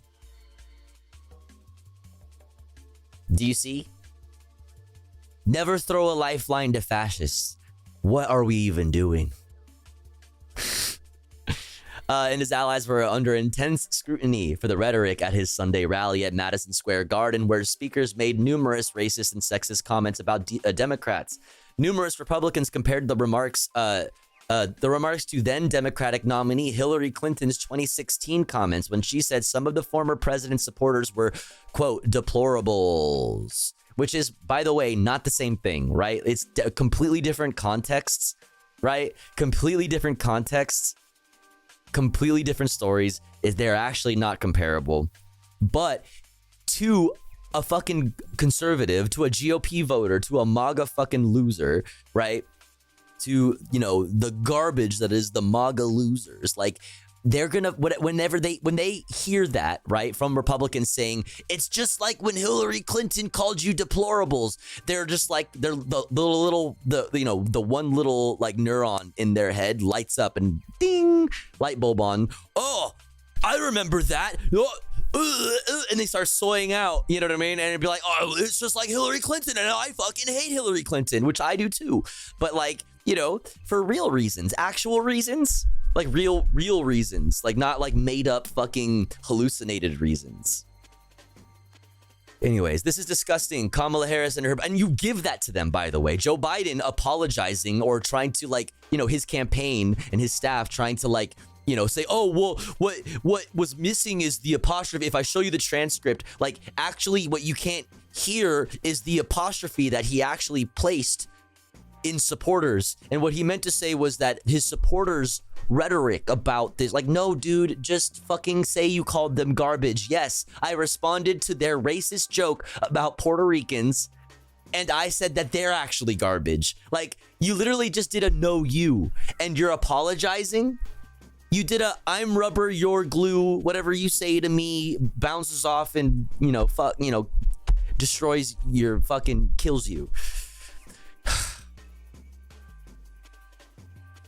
God damn it. This is disgusting. Kamala Harris and her boss, Joe Biden, are attacking half the country. It's not half the country. Also, by the way, your reminder that there are still more registered Democrats in this country than there are registered Republicans. The reason that the Electoral College exists is because if it didn't, then it would just be California and New York deciding the election every election, which I think would be based. Because one person, one vote, that sounds like democracy. Because there's all these people, that all of the fucking citizens, they all live in certain parts of the fucking country that are fucking more populated than other parts of the country. It has always been the conservative fucking strategy since the 80s, since the fucking 80s, to block people from voting, try to gerrymander, redline, and it exists today. Currently in the form of, like, we need voter ID, we need to eliminate mail-in voting. Whatever you can do to limit people's ability to vote, that's how you win as the Republican Party, because that's how the makeup of this country actually works. It would just be Democrats winning forever. Republicans would never ever win an election ever if the fucking system wasn't set up to fucking give them an extra advantage with the Electoral College and things like this. They know this. They have always said this. We need to limit the amount of people who can vote. That's how Republicans win. That has always been the playbook, and it still is to this fucking day. Like, they are not half the country. They are not half the country. There are a very small amount of people that have a lot of fucking money. You want to know the biggest part of that, chat? Christian evangelicals in the American South, which also, by the way, make up the world's largest fucking part of the world's Zionist population. Most of them are Christians, Christian evangelicals that live in the American South in just a few states. Those are the majority of Zionists in the world. Those are the people who have all the fucking money. All the money that funds, you know, all of the fucking think tanks, that funds all of the organizations, that fund, you know, it's the huge fucking donors in Charlie Kirk's fucking, you know, wallet and shit like that. It's those people. Oh my God. They are not half the country. It's just they live in a different reality that is not reality. Yo, Acid Burns, thank you so much for hooking up a Kwai as a service. Thank you so much. Thank you. I really appreciate it. Meet them on their terms and ask them about their eschatology. Then wait, I don't know what that word means. Eschatology?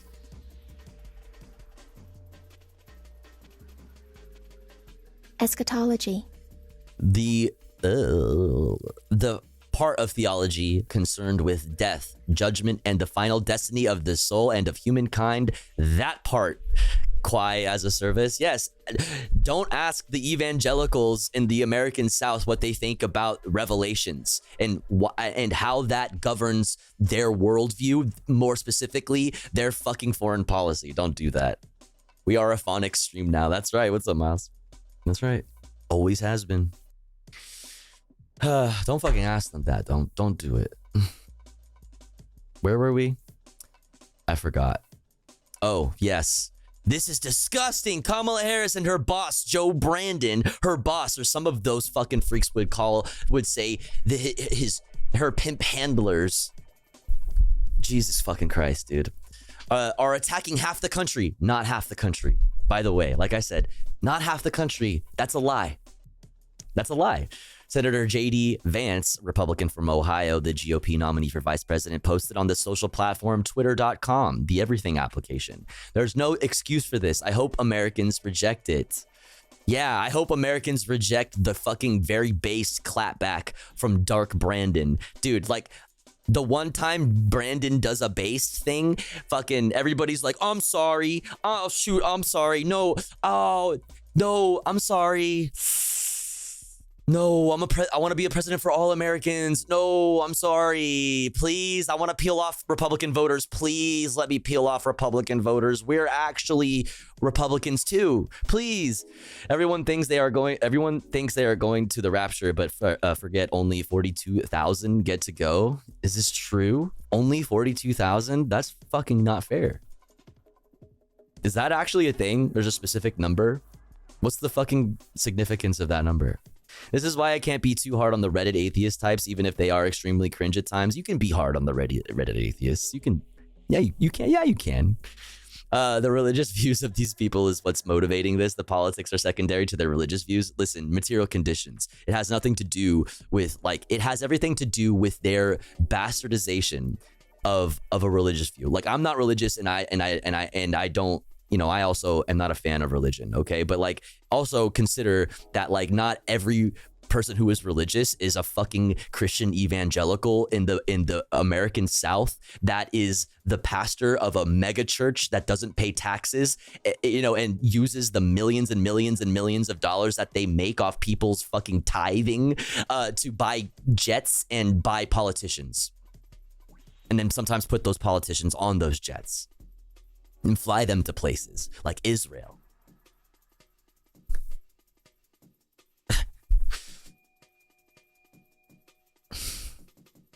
Only the highest MMR? MMR? What's MMR? Christians will make it get good. Fundamentalist types plus capitalism. Exactly. Anyways, let's finish the rest of this article before the ads are about to run. I'm sorry. Fuck. Actually, no, we're done. This fucking article's done. The ads are about to run. If you want to avoid these ads, all you got to do is subscribe for $6 or for free with the Twitch Prime. Okay? You can also help out the stream by helping out one of your friends in the chat that is unsubbed and gifting them a sub. By gifting them a sub. If you are one of those unsubbed friends, make sure to say hi in the chat. Throw some emotes in the chat. If you're lurking, use the please gift me a sub redeem. That way somebody might notice you and feel generous enough to shoot you a gifty. You can also throw bits or a dono my way. $3 specifically for a TTS message. If I've been ignoring your chats, your takes, and you're mad at me, and you want me to pay attention to you, you can pay the low price of $3 and I'll give you my attention. Okay? Okay? Chat, I took 2 weeks off for a mental health break and to deal with a lot of IRL shit. During a 2-week break, a streamer, a little lowly old streamer like me, loses a lot of subs. If you enjoy the content, if you enjoy this stream, if you enjoy the content, if you get anything at all positive out of the way that I curate the news, consider subscribing, consider supporting in some way. That way we can continue to do this full time. I'll be back in 3 minutes. Don't you go anywhere, BRB.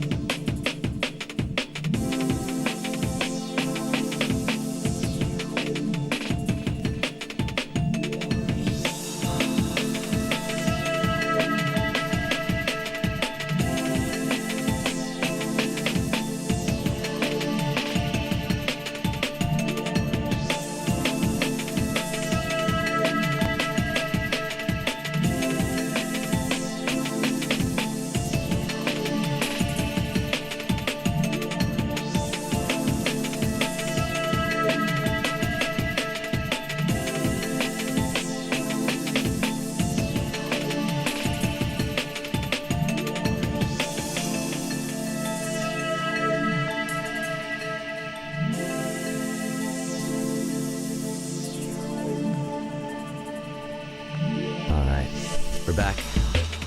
Thanks for waiting. Thanks for sitting through the ads. If you had to sit through some ads, thanks for doing that. It's a good way to support the stream, even if you don't have any money to throw my way. But speaking of supporting the stream, anonymous gifter, whoever you are, thank you so much for hooking up Raven Payne with the subby. I really appreciate it. Thank you. And a reminder that we destroyed the sub goal today, and whenever we hit the sub goal here at the Tofu Ghost broadcast, we do comfy content once we're done with the news. You earned it. We're doing that today. And I'd like to get to that sooner rather than later because I'm kind of fucking tired, dude. I forgot that I did a whole couple hour stream technically before my stream being, doing the What's Left LA podcast with Chris Rell earlier, ! LA voter guide, or a link to Chris Rell's voter guide for Los Angeles. If you are an Angelino that is still awake, what the fuck is wrong with you?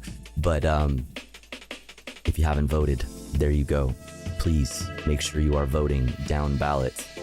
It is the most important election, more important than the one you have heard nothing, you have just heard about nonstop, obviously, for the past little while now. But let's get back into it. Let's cap off our politics talk tonight. I'm gonna skip a couple things here because it's already getting late and I want to do fun stuff with you guys sooner rather than later. Let's cap it off with a couple things. I actually saw somebody mention this in the chat. Kenji mentioned this in the chat, and actually I did have this right here to follow up. I wanted to follow up the Kamala Harris conversation, the garbage conversation with this, but we can use this and maybe, if you will, we could use Bill Clinton's history, his foreign policy from his administration when he was the president, to segue nicely into this piece from the United Nations out of Lebanon. Peacekeepers, UNIFIL peacekeepers, international peacekeepers, some being NATO members and stuff like that, testifying after recent attacks on them by the IDF. Okay, so that'll be our short little thing that we just kind of cap everything off on, and then we'll do some Urban Rescue Ranch that we haven't done in a while. We really need to get back on that. There's a bunch of Urban Rescue Ranch episodes that we've missed since I was gone. We also have Steve Wallace, remote mountain car camping. I have other we have the train hopping content that we need to finish up too from Gift Gas. We have a whole bunch of shit. ! Watching in the chat for a link to the playlist for today. But yeah, let's do this first. I wanted to follow up our last conversation with this, but Bill Clinton in Michigan. I understand why young Palestinian and Arab Americans in Michigan think too many people have died. I get that. But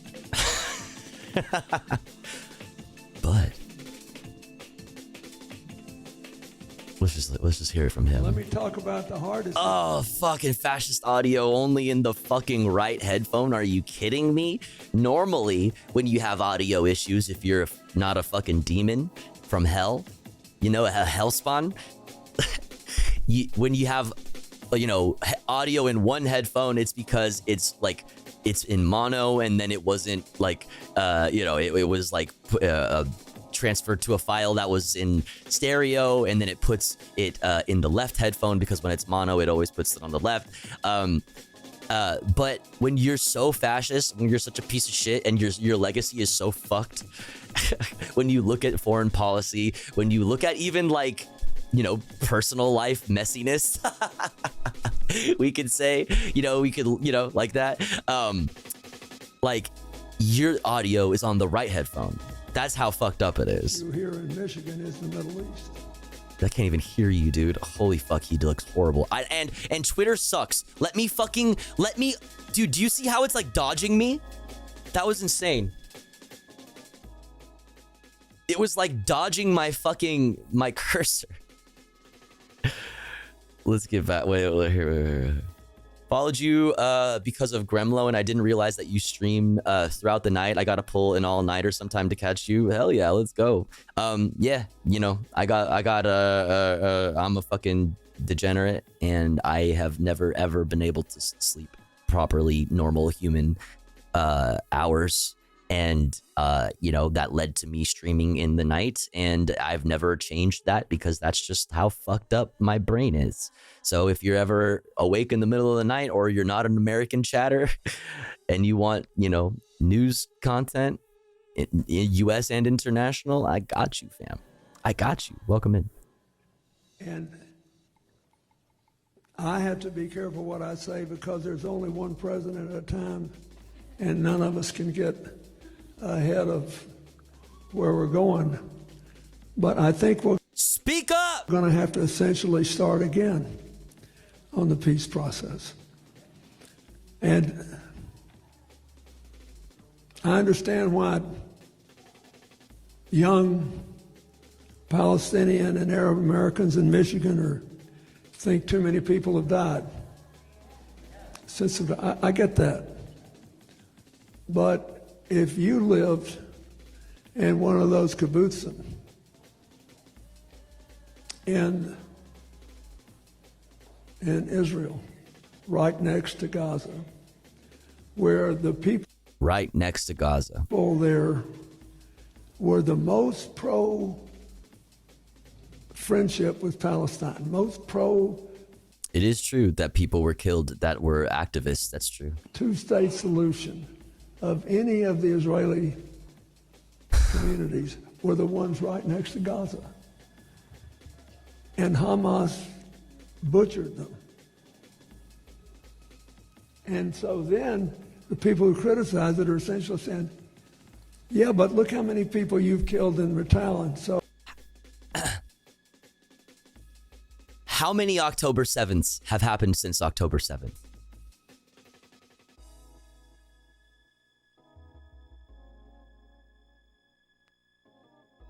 How many? You can quantify that. Like there's a number, like that. There's an actual answer to that.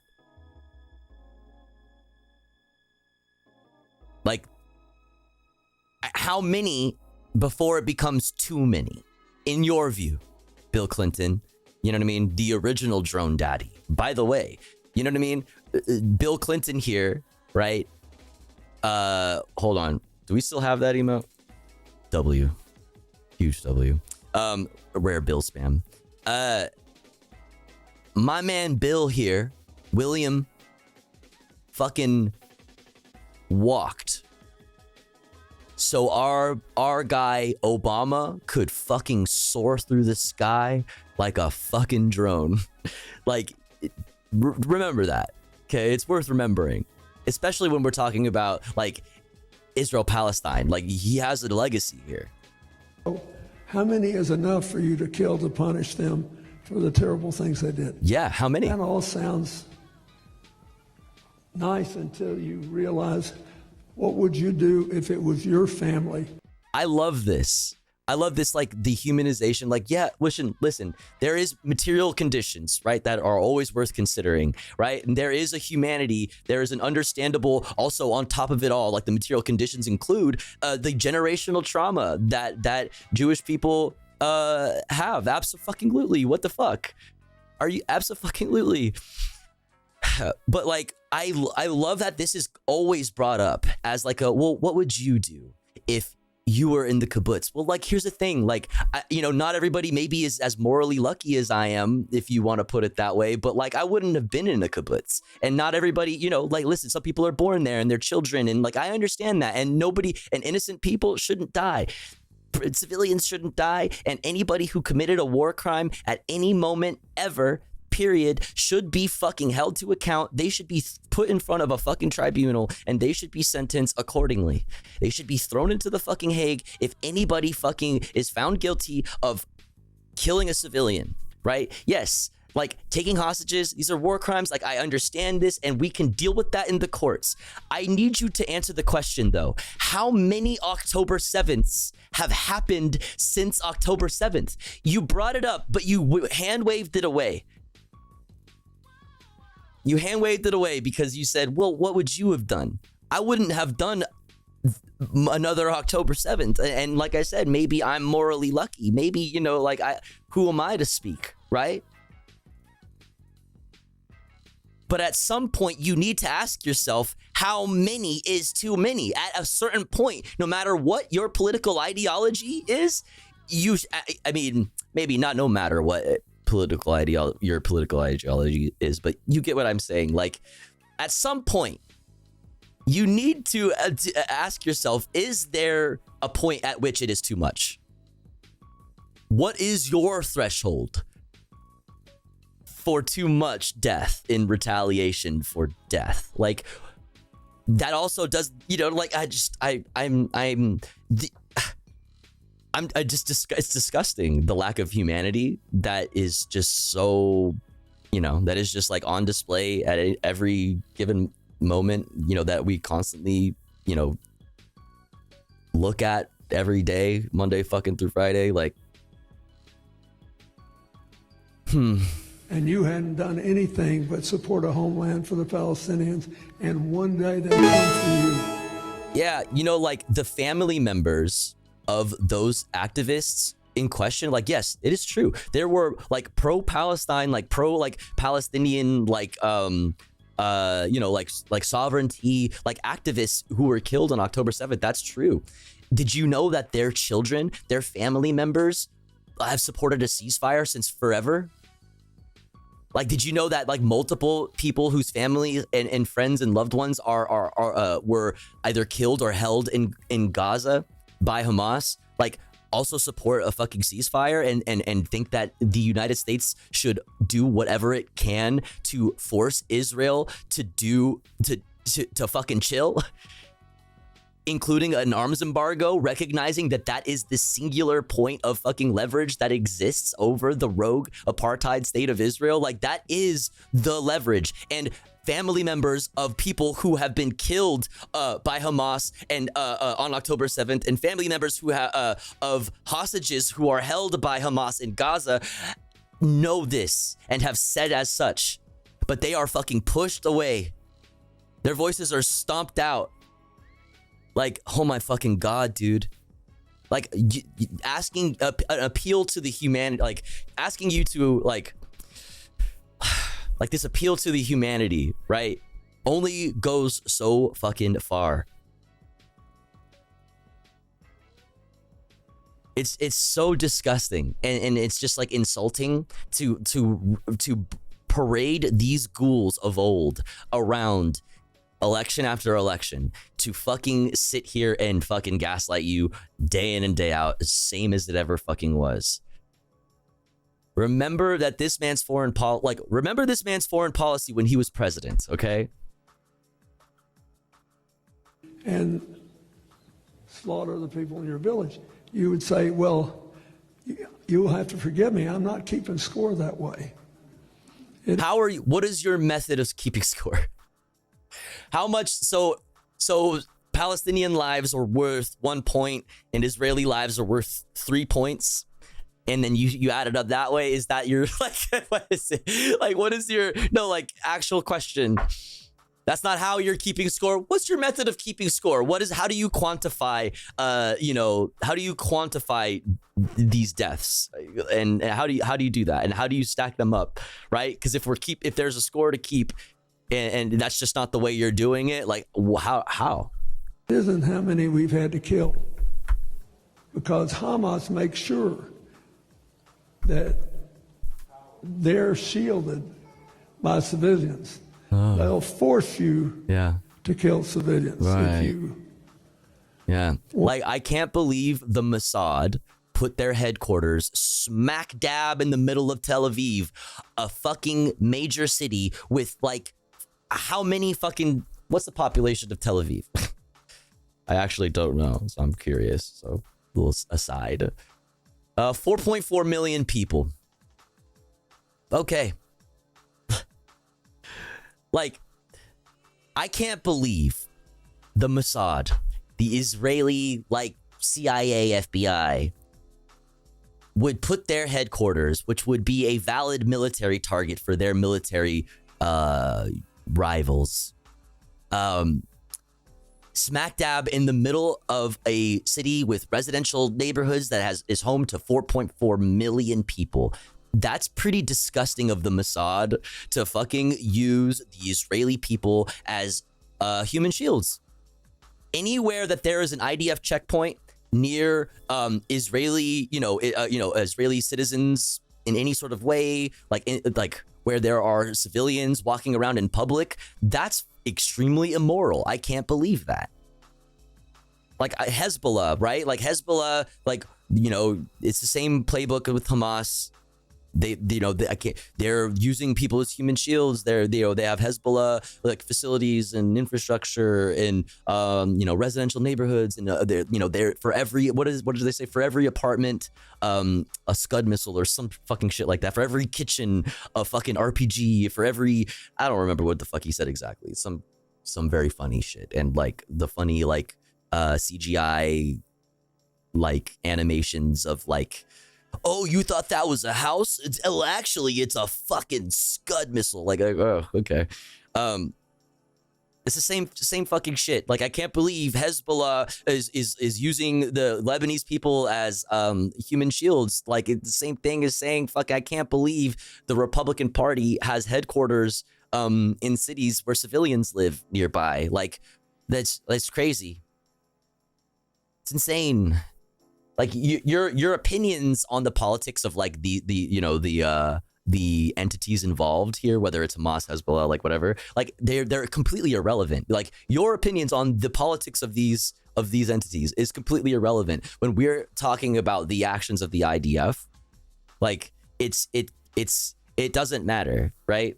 Like if you needed any evidence that it wasn't about Hamas, like look at what's happening in Lebanon, and look at it expanding, Syria. Look at Knesset members. Look at Isabel fucking, what's his fucking name? Smotrich. I always get his first name wrong, but Smotrich, like giving speeches at fucking like pro like settler gatherings, like festivals or like whatever the fuck, and talking about Greater Israel and showing fucking maps that show like the future of the Middle East and showing what Greater Israel would look like. Like, dude, I don't know. I just feel it. I feel day in and day out like just like I'm going nuts. You know what I mean? Like I'm fucking insane, aren't I? Damn, and of course I paused at the very end of that clip for so long, only to play it again for it to end. Awesome. Classic.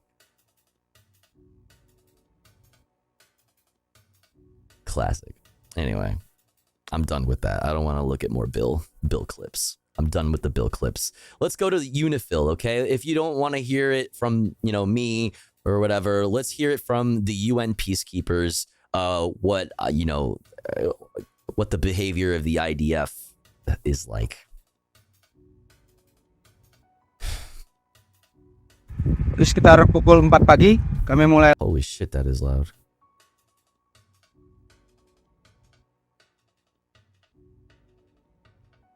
Private Eggy, that's a cool ass name.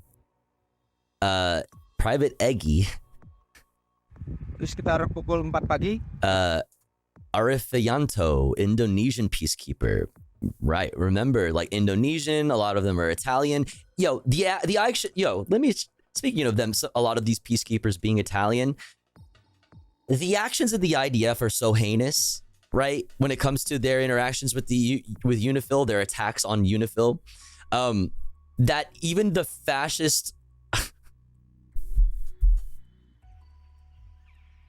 The fascist fucking Italian leader is denouncing it, right? Like the fascists in Italy, right? Those that are like that, like constantly are like using like glorifying and romanticizing like like imagery of like fascist Italy and like Mussolini and like soldiers under Mussolini and people who are like literally made up of people who are descendants of, like, those people are fucking denouncing the IDF and saying like, yo, they're fucking a rogue state kind of going crazy, like attacking international peacekeeping forces that were there to make sure that the IDF actually ended up leaving after their last invasion of Lebanon, right? The death count of which was surpassed in one day in this current operation, this limited incursion into Lebanon. What's up, Shireen? Kami mulai melaksanakan dinas jaga. All right, let me shut up. We began our duty at 4 a.m. on 10th of October, and we were posted up there in observation post 14 in UNIFIL's headquarters in Nakura. We suddenly noticed a laser beam targeting us. After communicating with that tower, it was indeed confirmed that the laser was aimed at us. We immediately reported to our higher command. And just after, a projectile was launched from a Merkava tank and it hit our observation tower right there. By the way, like we've mentioned yesterday even, I believe, that you know who makes those 120 millimeter rounds that the Merkava tank fires? Just take a wild guess who makes them. When the tank shell exploded inside, we were thrown upward and then tried to find an escape route. I jumped from the 4th floor to the 3rd floor and jumped again to the 2nd floor, rolling over, fearing a second attack. Kami berguling dari atas ke bawah, guling, kemudian kami lari ke arah. Setelah itu kami dijemput. We then made our way to the shelter to be picked up and evacuated by the hospital team. Demikian. 10 days later, we are the two peacekeepers who were posted at observation post 14 on the 10th of October in Nakura. After the incident, we were in intensive care for 3 days in the UNIFIL hospital, and now we are back in very good condition. This incident happened on 11th October during morning hours around 9 a.m. Like suddenly we saw and we heard an explosion. It came towards the paddy area, and we saw a huge blast happening with a black smoke. We ran inside the office, and within few seconds, like the second explosion happened. Then 2 of my troops got injured when they were doing the duty at OP 6. I closed the gate and we evacuated them to the hospital within 2 to 3 minutes time. On the 11th of October 2024, I got injured due to an explosion and was evacuated to UNIFIL Hospital. I have been transferred to Tyre Hospital for further treatments. I was admitted for 7 days and returned to UNIFIL Hospital. Currently, I am undergoing treatments. I believe that I will be able to serve again as a peacekeeper with my contingent. While I was on duty in OP6, there was an explosion. I got injured in the back of my shoulder. I have been evacuated to UNIFIL Hospital quickly.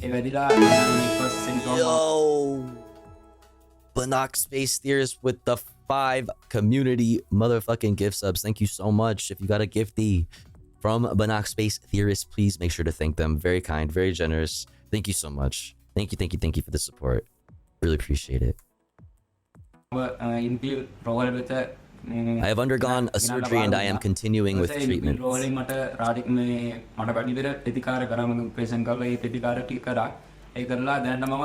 I am recovering and hope to join the Sri Lankan peacekeepers soon to serve back in UNIFIL. Sri Lanka. Recently with the there are a lot of explosions happen in the Morning, Fellini. Good morning. Thanks for the voter guide stuff earlier with Brett. Help me do the state prop stuff on the ballot. Let's fucking go. Huge fucking W. You absolutely love to see it. Oops, I'm pressing. Fuck. God damn it. I fucked up our space on the video. But !LA voter guide in the chat for a link to the guide that Fellini Fiend is talking about here. If you're in California, there's stuff that's relevant to you. If you're in LA, it is everything. It's everything. Everything is in there. Okay. Please, I'm begging you, make sure you're voting down ballot. I need you to know what's going on in local elections. It's the most 25 important months, thing ever. baby. Go Tofu Blue Room with the comrade. 25 months. Let's go. Thank you so much for 25 months. I really appreciate it. Thank you. Also, hopefully, maybe it'll be up on YouTube, but the conversation with Chris Rell on our podcast, What's Left LA. Hopefully it'll be up on YouTube, but right now it currently exists on Cinemarxism's VOD. So if you want to go check out the conversation we had about the LA voter guide and about LA politics and all of the things keeping us awake at night politically, besides streaming in the middle of the night. Yeah, good conversation. Go check it out. Do it. Inside of the bunker. Oh, wait, and also I have to rewind.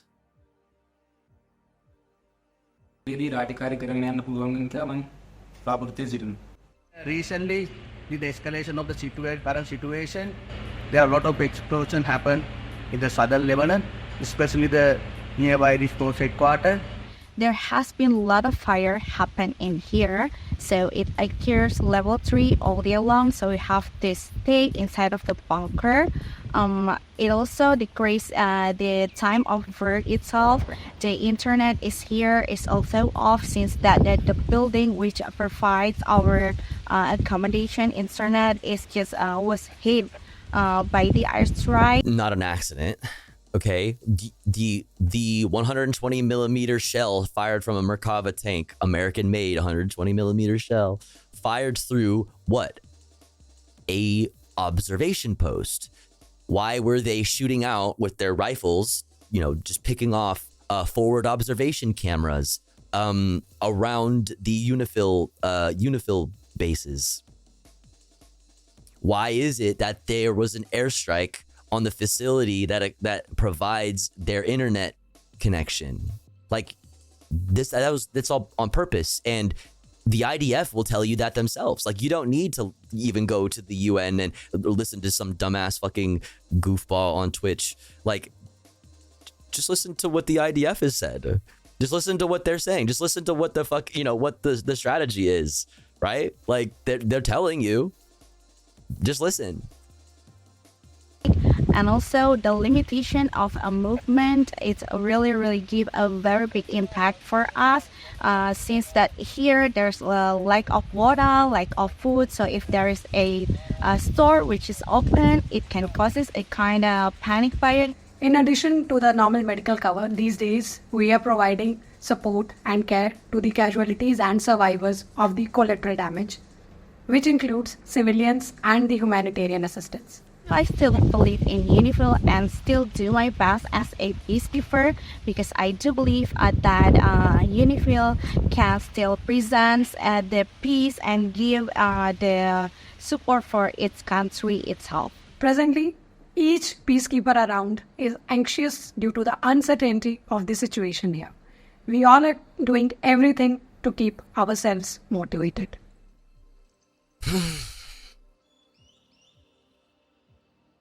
Yeah, well.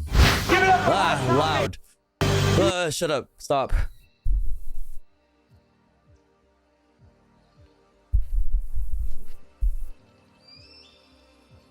Oh, boy.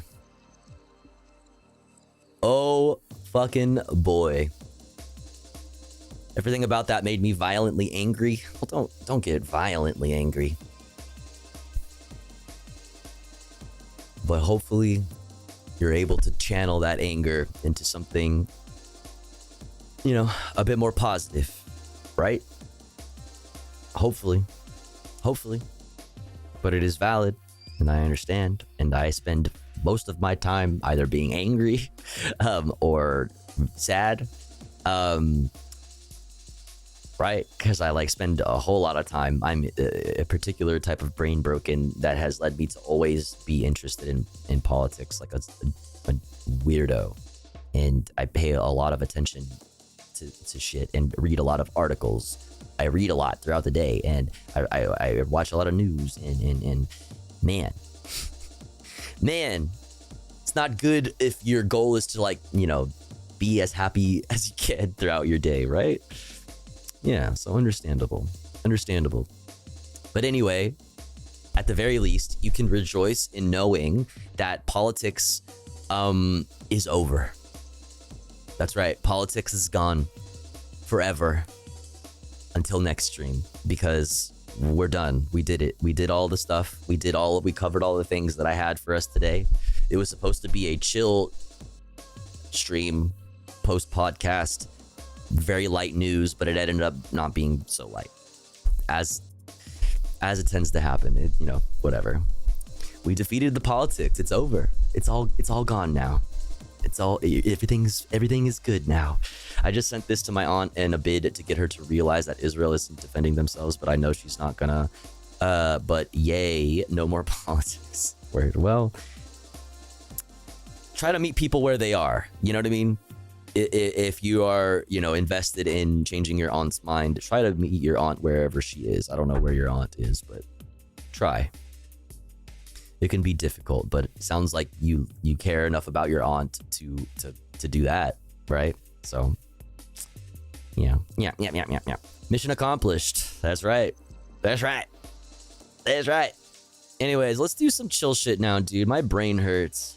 I don't want to think about politics anymore. I don't want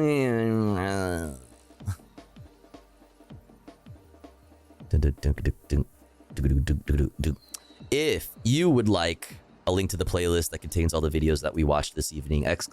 Watching, like that, boom. There's a playlist that contains all the videos that we watched this evening and will watch for the rest of the evening, possibly. I think we should start it now. Start off our comfy content since we hit the sub goal today with Urban Rescue Ranch. It's been a fucking minute. I took 2 weeks off, so, we missed a bunch of episodes. So we have lots of catching up to do.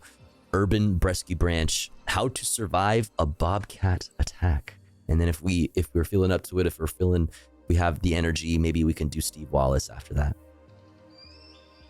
Hello? I'll teach you a lesson. Why slow? Why lagging? What the heck?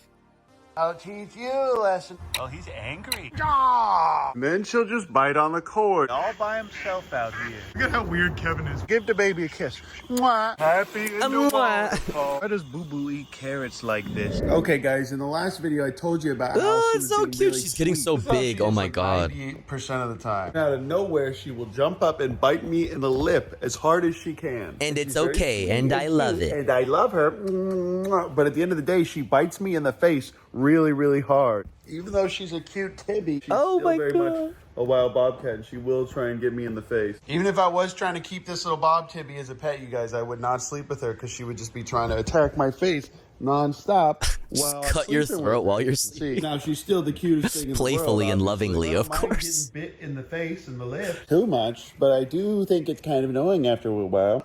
And the short periods of time where she is chill make it worth it, but yeah. Wait, why is what the fuck happened to the captions, man? The captions just sometimes decide to do whatever the fuck they want. Wait, how do I do it again? Wait, what? How do I get captions? Wait, is that not how you do it? How did it? Oh, subtitle. Wait, no. Oh, options. I'm so stupid. My brain is broken. I'm tired. Okay, I forgot how to do it. Not font size. It's opacity. Stupid streamer. You're so stupid. Stupid. This is what I have to do, you guys. I just have to kind of hold her down and keep her in the hammock. Tibby trapped in the hammock for today. I was literally just going to say that. Goober. This is just how she is, you guys. This is her, resting behavior. She doesn't just sit and sleep on your lap like a normal kitten. She won't even sit and sleep on the couch next to me like a normal kitten. For the most part, when she's out, she's going crazy. She will be clawing me. It's got the energy, bro. That's a fucking natural born killer right there. That thing needs to go out. Only she'll actually pull the cords out of their socket and run around around with them. Tibby, oh, look at this stupid little tail. My cat still acts like this. Do you have a bobcat? Ooh, that is a hard bite on the neck. Wilbur, look, you guys, even when Daddy wants to cuddle, all she does is just attack me and bite me nonstop to the point where my hands are bleeding. And even in air jail, she's defiant. Yeah, guys, just in general, I can only handle so much time of her just doing this nonstop. I can't really just sit out here and rest and watch a movie. But just look at this little What do you want to watch a movie for? Look at the tibby. It's as big as a dog. It's a cat you can wrestle like a fucking dog, dude. It's awesome. Out of nowhere. I'm showing you what it's actually like to have a little bobcat titty. It's honestly really, really annoying. If I was to keep this little girl in the house all the time, even when she's older, hopefully she would mellow out. But I could not handle a full-grown bobcat doing this to me all the time. I guess this is how a typical full-grown will fuck you up, no? And we actually got another bobcat transferred in about the same age, so it's going to be a perfect little match. Oh, a friend. Uruguay. Look, guys, he ate all this pumpkin and some of the sticker. No! Why do you keep breaking out, boy? I just gave Bevo some carrots, and he just ran right into the wall with it. Turns out Boo Boo also likes to eat the carrots. Nighttime snack. And now Bevo doesn't even care about me. He just takes his little carrots and swims off to his lodge to hide them. He finally used up all the building materials that I brought him in the last video. Look at this, you guys. Boo Boo's going to town on these carrots. This little guy obviously loves them. And this little guy is coming over to eat one. Everybody loves the carrots. And look at this. Boo Boo will just deep throat that thing. Yo, chill, bruh. Like this. I've never actually seen a deer eating a whole carrot. And now that he's brought a bunch over to his lodge, making a carrot dam. Taking them into here. He's making a carrot dam. Oh, look it's at a that. carrot dam. He's making a carrot dam. He's got a stash back there. Well, what do we have here? The fourth one's over there just sitting in the food. It's so cute that they have their own little personalities. Oh, that one just jumped over the other one. I'm going herping with my cappies. We're looking for frogs. There used to be a lot of them. I think it's getting too cold for them. Happy in the waterfall for today. Oh, he just jumped right across this little waterfall. Beautiful little creature. My guy got I'm sure they just love it here because this pond is perfect for them. And they can always go out this gate. Same thing with all these little fellas. There's tons of grass here for everything. Bouncy dog. After that, they just come over here and hang out with and climb on funny the mom. nose oh, wait, dog. That's actually their daddy. Look at these precious little baby creatures. funny nose They're dog. really just miniature versions of their papa. But look at that little boy. And they see that dad will let me come up and touch him on the chin, so they will come up and let me touch them on the chin for the most part. We're As you guys can friends. see, this is so important. See, for these little Dad guys to says watch it's cool. them, this little guy will let me poke him right on his teeth. And they don't know what to think of that. Boo Boo be coming right on over to get his own little scratches. He's gonna have some big old antlers in no time, but for now he's just got these nubbins. So he's still just a precious little baby. But look at this, you guys. Patrick gets blacker and blacker by the day. Look how cool he looks now, you guys. Look at that black fur coming in. Good morning, everybody. I'm bringing some snacks out for Bevo. What is this shirt? Is that like AI Snoop Dogg? What is this fucking this like anime dating sim Snoop Dogg? That black fur coming in. Good morning. Why is he looking at me like that? All sensual like. Oh, to be a deer, unionize, classic unionize. Classic unionize. SMH. Why does he have all these shirts? Everybody, I'm bringing some snacks out for Bevo, but look at this. This stupid baby Cappy is hanging out with this mom. When her actual mom is over there with two other babies. That's right, there's three now. Also, Boo Boo keeps licking me. But I don't know what to do, you guys. I need to scare that mom over into here. Because this baby keeps leaving her, drinking all the milk from this mama. But at least he's getting milk over here from her. This little bean needs more than just one. I don't like Snoop Dogg's facial expression in that fucking even though we have so many, I don't want anyone to die. But look at this, you guys. There's two babies here and there's one here. Hopefully this little guy makes it. You guys will see this later, but we pulled him and he's taking the bottle really, really well now. I'm pretty sure that little guy peed on me. Okay, they were all freaking out. I got all three of them in this bucket. All right, you're in jail. Cappy jail. All three of the babies are back here where they belong. It's a lot safer Free next them. to Pogs Free and them. Queen. Pogs and Queen have this whole yard to run around in and scare animals. Your away. reminder Plus that a one of his trampoline to dogs' play name on. is Plus my old Poggers. queen-size mattress that they've destroyed inside. As you guys can see, these little guys are just fine here. there. And I'm gonna put some fencing up here so they can't get through the walls. But the babies can eat out of here. They can drink and swim in here. They can drink and swim in there. Mama can swim in both of these tubs until she's a little older. And because Master Oogway already ate most of this, bro. This is the first time I've ever actually caught Master Oogway doing this. Look at it. Finally just went through there in front of me. 2 of the babies are still hanging out with Mama. Free. This is a much safer place for them, especially once they put up this bamboo on the wall. Look at this, you guys. My irrational fear used to be one of the first English songs I heard was Akon featuring Snoop Dogg. Diva hanging with the baby Fire. Today. All right, everybody. I just want It's a good to introduction put some of these sweet potatoes to English in here music. and in here for my Devo. I'd say so.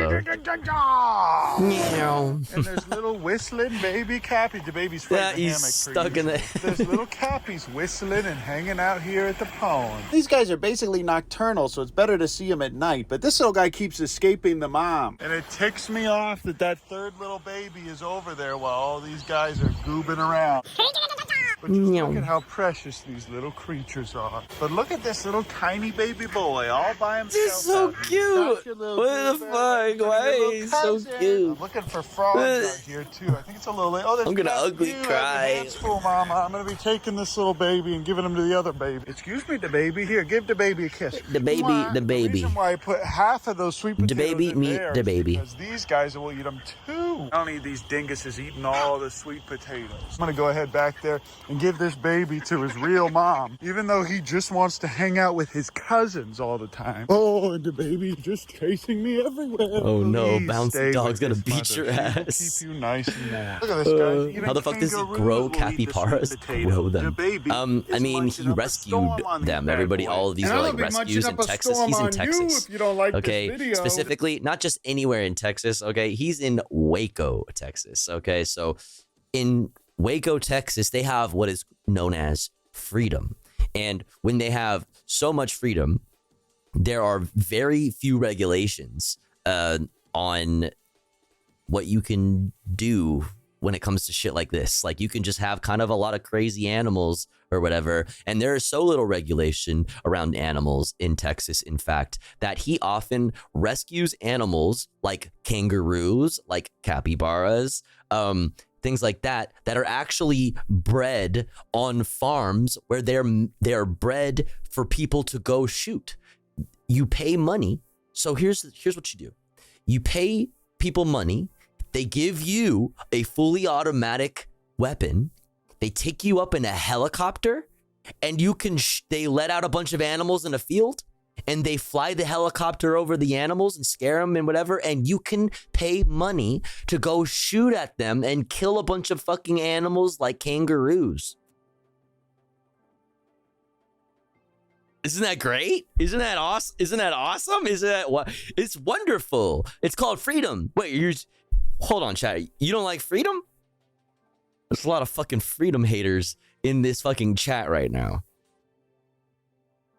That's not good. We got to do something about all of these freedom haters in the chat. What's your fucking problem with freedom? Okay. Anyways, he'll sometimes rescue them from those types of places and let them live forever on his place or whatever. And then people also like call him and whatever, and to like pick up animals that are like injured or like whatever the fuck. Yeah, so the capybaras have been multiplying and just like having sex or whatever in on his farm, and they just kind of like pop out new ones every so often. He'll just find a new one. But yeah, America has too many freedoms. Gotta shut it down. Yeah, storm on these bad boys. And I'm gonna be munching up a storm on you if you don't like this video. I don't want to be you're gonna munch up a storm on me? Respectfully, sir, don't threaten me with a good time, but I'll still give you a like. Out, all the babies come over, even this little guy. These guys are taking after their auntie Gort and sitting in the food. But if you guys are wondering what I meant when I said she just attacks me nonstop, this is what she does. She's a killer. She's learning to hunt, to kill. You must die and become food for Tibby. All she does is just bite, bite, bite. She will cut your throat in the night and eat your flesh. When I pull my phone out and start filming, she'll actually stop. Like a good Tibby. This is what she's like 90% of the time, you guys. She's just attacking me nonstop, jumping around. You just wait till it tastes human blood. Then it's claws into my GG's, fam. skin, and that doesn't feel good at all. My hand actually looks way worse now, but every now and then she'll my be God, really your sweet. hand She'll is just let me fucked kiss her. up. This is how I know that she really loves me. Later that day, This is all how the I know babies that she weren't with really the mom, loves. so I went ahead and just moved them all out here together, and this is what they do during the day. It's very serene. And Bevo just sleeps in his lodge all day, so they're not bothering him, but it's good for these little guys to learn how to swim. Look how precious that little fella is. All right, everybody, welcome back to New Ounce-topia. As you can see, I got a couple prairie dogs right here. There's a couple more that are still in their holes. Dude, there's so much freedom in Texas that people have abandoned prairie dogs on his property. They knew that he takes care of animals and he's had prairie dogs before because they've seen his YouTube videos, and they somehow had prairie dogs. So they just like abandoned a whole fucking bunch of prairie dogs, like essentially like on his doorstep one night. And it's like, Jesus, man. This looks like now, as you can see, there's a little baby in here. And they also have this other hole in here that they finally dug. So they can't dig out of here really, but they can dig down and under all of this fencing. And somebody just surrendered another prairie dog. That's right, another prairie dog got surrendered to us. That Bass Pro Shop hat is crazy. It's fucking orange. They get along. They should. Love it. They should get along pretty well, because this is a female. Folks that surrendered her were super nice, but she had spent the last several years in a 2-foot by 2-foot cage. But because she is a female, 2-foot by 2-foot cage. She can be a part of the family. No. He's being territorial. He says, I'm afraid of women. And they have all this food to eat. Infinite food, basically. And a ton of Timothy hay in there. You like your new home, little boy? Oh, he's angry. Look at that beautiful. He said, back up. And the spicy boy here is actually the friendliest one from the ones that we had on the porch. Right now, I'm just sitting here in this chair, so they'll that hat goes so hard. What the fuck? I also like to supervise introductions for the first minute to an hour to make sure the animals don't hurt each other. Yeah, bro, Sometimes they're gonna the jump his animals ass. kill each other for no reason. And she's so stupid and friendly that she just crawled right into their hole. Why Big Ounce wouldn't want to have this big, beautiful, fat woman in his harem is beyond me. In This his thing is harem. so cute. Oh my goodness. But every little weed on the prairie ground dog in here is harem. edible to these guys, and they love it. She's eating a little bit of that Timothy pellets over there. After that, Tank and I went to the Texas State Fair, and turns That out shirt he's goes crazy.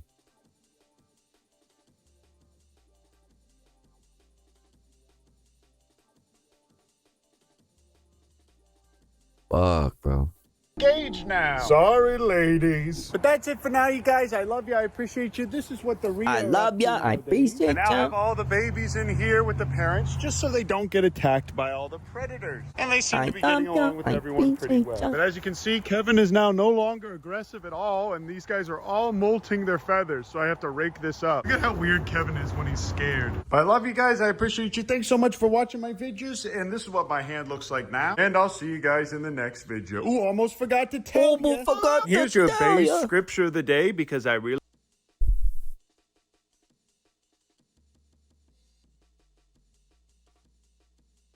You're making it hard to simp for you, sir. Here's your based scripture of the day. What's your base? Let's hear it. Let's hear out the based scripture of the day. Consider it. This is James 1.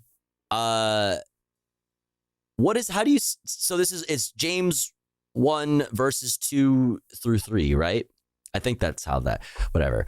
Consider it pure joy, my brothers and sisters. Non-binary erasure? Cringe. Whenever you face trials of many, whenever you face trials of many kinds, because you know that the testing of your faith produces perseverance. Damn, this really says a lot about society, to be honest. That's actually pretty based in Jesus Pilled. And I appreciate that. really do love you guys, and I'll see you in the next video. I'll see you in the next video. And I'll see you in the next video. I hope to see you guys again soon for the next video. Oh, that's why the audio, my headphone fucking, I somehow smashed this fucking knob right here specifically, and that's why my headphone audio, everything seemed so quiet. But my fucking, me visually monitoring the audio with the fucking, mixer and whatever, like, it's fucking going crazy. And I'm like, but I can barely hear anything. It's because I fucking hit the, god damn it, bro. Rookie mistake, man. Fucking pro streamer here. Streams for a living, by the way. All right, chat. Listen up. Listen up. It's been a good stream. It's been a good stream. I hope you enjoyed your stay because I enjoyed your company. Thanks for hanging out with me. I hope to see you guys again for another stream for more news, more politics, more comfy reacts tomorrow, aka later today. All right, we'll be back again. Back at it again with another politics stream. That's right. Hope to see you then. In the meantime, we're gonna take this party elsewhere. We're gonna go hang out with... Who are we gonna go hang out with? We're gonna go hang out with... friend of the show, Young Skirt.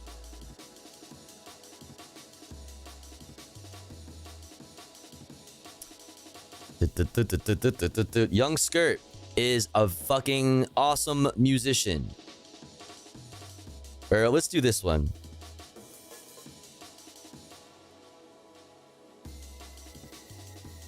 Let's do this, actually, for our raid thing. Young Skirt is an awesome musician and is extremely underrated as a streamer. Okay, if you're one of those people always constantly asking me when the fuck are we gonna do music, you see all my gear and you know I'm a musician, you've heard my music and you're like, when are we gonna do music stream? Like, if you're one of those people, go follow Young Skirt because he does music every single day. Go follow all my socials, please. Follow all the socials, Blue Sky, Twitter, fucking whatever the fuck, something for everybody. Join the Discord to keep up with the community outside of stream and to also get notified for when I go live. I'll see you guys tomorrow. Much love. Remember to take your meds. Stay hydrated. Be kind to yourself. Be kind to others. Don't be a dick. But also, don't be a pussy-ass bitch. All right? I'll see you guys tomorrow. Good times. Bye. Much love. Any last-minute tippers? Any last-minute gifters? Mod check pausers? Night, everyone. See you tomorrow.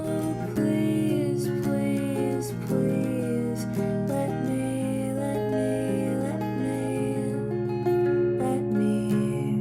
get what I want this time. Haven't had a dream in a long time. See the luck I've had.